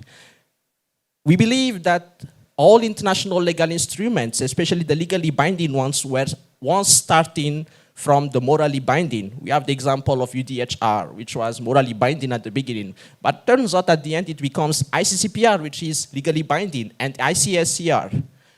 This AI infrastructure can be an inspiration from the EU AI Act from the beginning and can turn into internationally legally binding from discussion and observing all those impacts. That is all from me. Thank you very much. Give applause for Mr. Mikea. A very brief and very short and very straight to the point presentations. We move to the Q&A sessions. Perhaps is there any questions from the participants for the presenter regarding about these topics? Okay, I'm curious about why you choose the terms digital colonialisms in your presentations. I talk about digital colonialism since AI is part of the digitalization, right? And most of the materials that are used for AI is in the global south. But who are benefiting from it? It's the global north. It's quite controversial, actually. Okay. Yeah. So we we don't realize that we are used by yes. the capitalist countries to reap the benefits from us, yes. from the use of the AI. So according to the global scholars research that we are entering the AI age. Yes. Yes. So we will depend our life into the use of AI. Maybe into the next generation. Maybe in someday even AI will be the legal subject of the law. That's a very controversial topics, but maybe it probably will be realized someday. But anyway, how about your opinion regarding about our countries as a developing countries? So what is the real strategy or real steps that we can take to, while we know we will use AI most, but in besides the other side, we have to maintain to keep the environmentals in balance. So how about your opinion regarding about this? Let's talk about Indonesia. I believe Indonesia has the right point to do it. But of course, the main is honesty, transparency, and no corruption. So in Indonesia, if foreign investors, for example, Tesla, they are really looking for your nickels, right? They are really needed it for their cars. But the Indonesian government, they imposed the policy that they have to build the company here. Oh, okay. It is indeed. AI infrastructure could work in the same way. The problem is, for Tesla, we already have the international investment law, which is legally binding, so many instruments that regulate about it. But as for AI infrastructure, no international standard yet. So in terms of bargaining power, if any big AI manufacturer come to Indonesia, you know, global north and global south, at the end of the day, it will become at the loss of the global south. That is why I'm pushing for the international legally binding.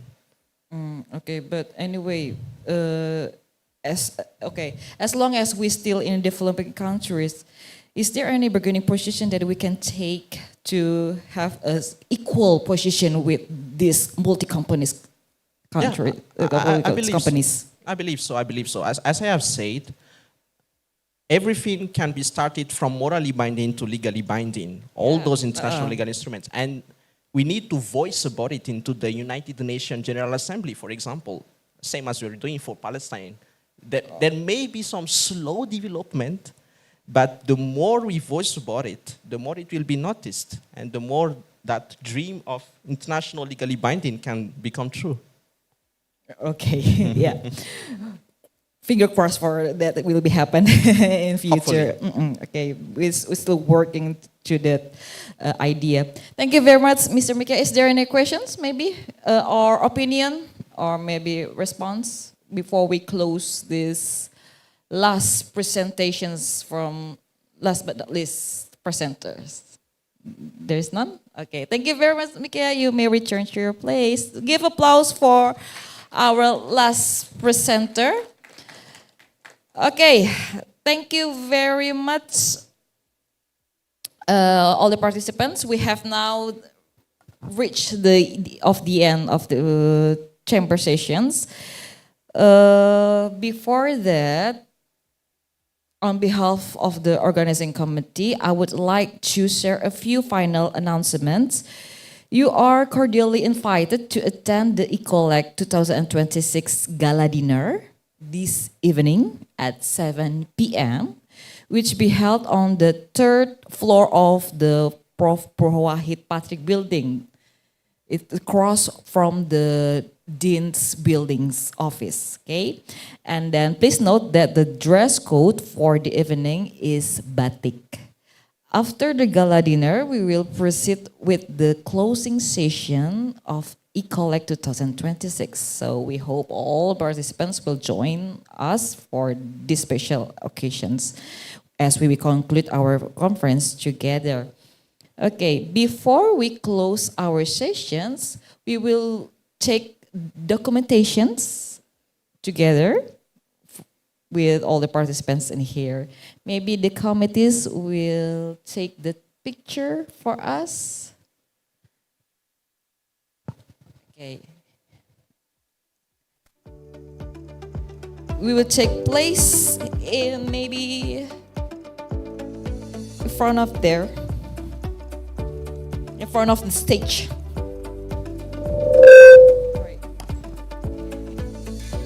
We may get together here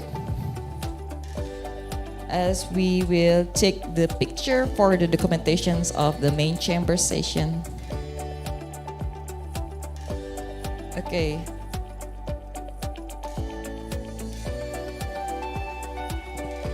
Maybe we step there.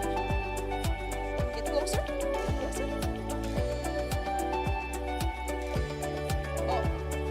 Okay, get closer.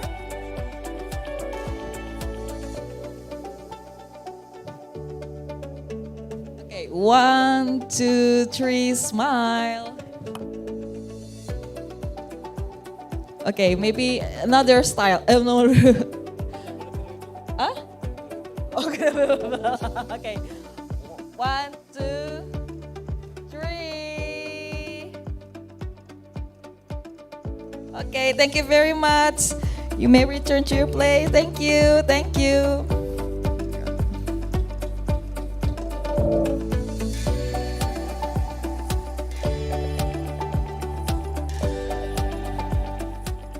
Okay, thank you once again for your participations, your scholarly contribution, and your commitment to academic dialogue. I wish you a pleasant break and enjoyable evening, and continue meaningful discussion throughout the remainder of the conference. This chamber session is now officially concluded. Have a wonderful afternoon, and I look forward to seeing you again in the gala dinner and closing ceremony. Thank you very much.